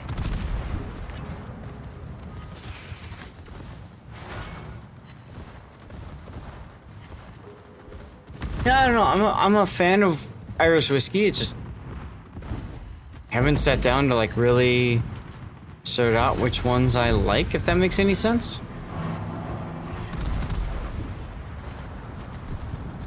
Oh, big hit, not enough damage. It is what it is. About to hit too. There you go. Yep, commercial break. First place, let's go. I didn't do too badly though. No. Kato, thank you, man. The Albert took 4 of my torps. Nice. Guys, thank you for being a part of the div. I do need to stop so that I can go do dinner with the wife. And also, I need to work for 3 hours tonight. Thank you, Matthew. You have a good night, Killer Kato. Good to see you. Commercial break in progress. I'm gonna wait till the commercials end. We'll find a raid target, huh? Yeah.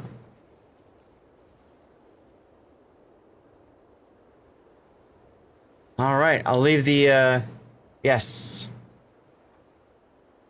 I'll leave the Discord for a little bit. Yeah.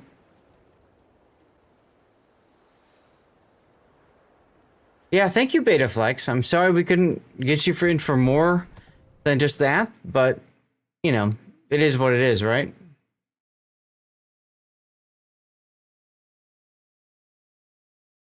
$20 seconds. How do you know this, Mohicans? You're a sub. How do you know this? Curious. Hit the focus on me button. Yeah. Sweet hat. Yeah, sweet hat. All right, chat, you guys should be back. You guys should be back from the commercial breaks by now, yeah? Hey, thank you guys for being here. This was a special stream for Warship Masters, and we got a lot done there, and then we had an after party, had some dirty water. Big thanks to Ro for gifting a buttload of subs earlier today. If you like bourbon, yeah, Woodford Reserve is good stuff. And then we also had some cheer from Yo Nelson, so thank you, Yo Nelson, for those cheers. We got some subs as well. Some people subbed with their Twitch Prime today. Banjax sub as well. So very much thank you guys for that. For those of you guys who don't know, I do stream as a second job or side gig, if you will. So people who take the time to sub or actually just hang out and stick through ad breaks and stuff like that, it does help quite a bunch. So thank you for doing that. Tomorrow morning, we have more Warship Masters fun.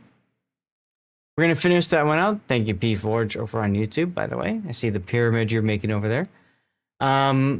So hopefully you guys can tune in for that. We'll do an after party afterwards as well. Screw around, have fun, and see what happens. But for now, guys, it's time to say goodnight. Let me know if there's anybody out there you want me to raid you off towards. I'm very happy to do so. If not, I'll pick somebody. You're going to see some links, and you can support me by clicking those links. All that good stuff.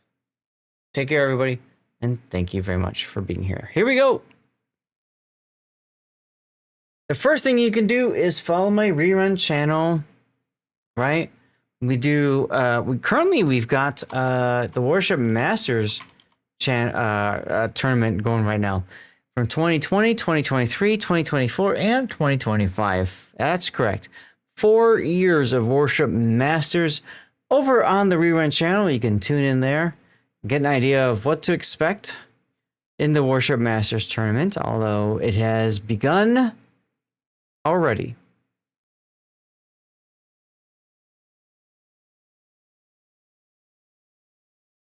In addition to that, we do giveaways twice per day, although we are starting to run out of codes, unfortunately. It is what it is.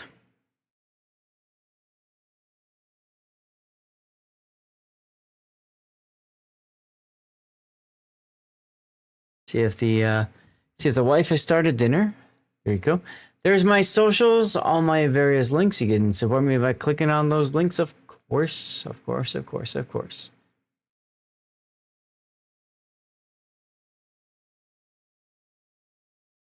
And if you guys have somebody you want me to raid, let me know in chats. Pac-Man525. Let's see, what do we got? That's somebody who is streaming World of Warships. They've got 19 people tuned in right now. All right, that works. That works. There's my Patreon right now. You can support me by clicking that link there and doing the thing. Doing the thing. P-Forge, thank you for being here, dude.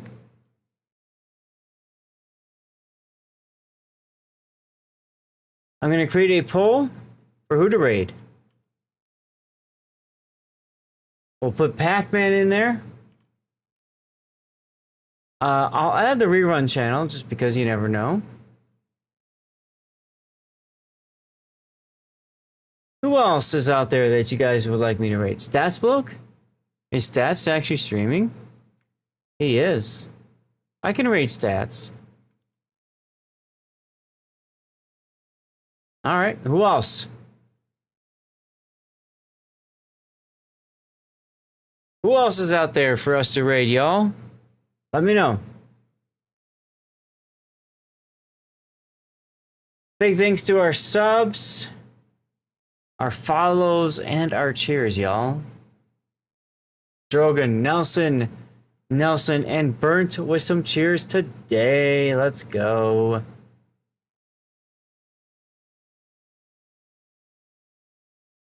Looks like Stats is doing what I need to do as well, which is to do the map, the battle pass, right? Sea Donkey, hell yeah. Sea Donkey's good people. Let's do it. Let's add them to the list.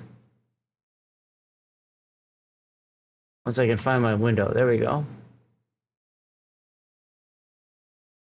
Chickadee! Let's add Chickadee to the list. All right, y'all. We're going to add Chickadee to the list. You're going to have 3 minutes to vote. 3 minutos. 3 minutes to vote, guys. There's my Kick channel, guys. I do stream on Kick as well. If you've got a Kick account and you're watching the stream, do me a favor and open up that account. It does help. Have 2 tabs open, one for Kick, one for Twitch or something like that. Kick pays me straight up, which is nice. Rerun is also a great place to support me when I'm not live. You can always tune in over there as well. All right, vote is up, guys. Everybody's got a vote. Please vote. If you don't see a vote, refresh your page. This is on Twitch, and you can use channel points for additional votes. As we say in Chicago, vote early, vote often.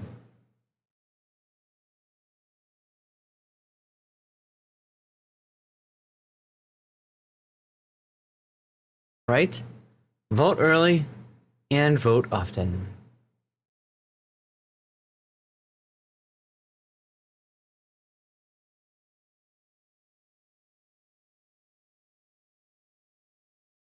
All right. Also, my YouTube channel, great place to support me.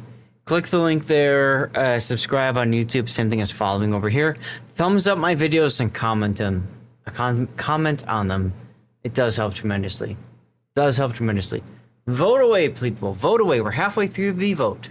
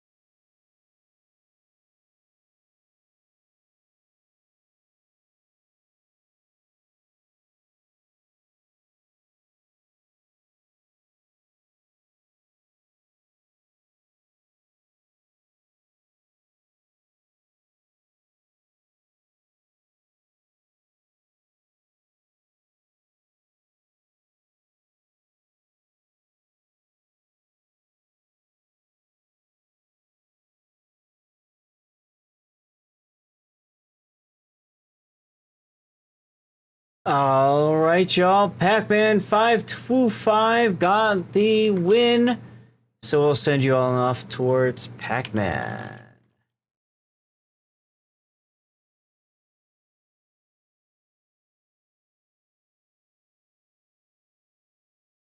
We'll send you guys to Pac-Man. Thank you guys for being here. As always, hope you guys can tune in tomorrow morning. There is our message to Chaos. Oh, I'm Chaos Ocean. Yeah, let's go. Ha! Chaos is good people.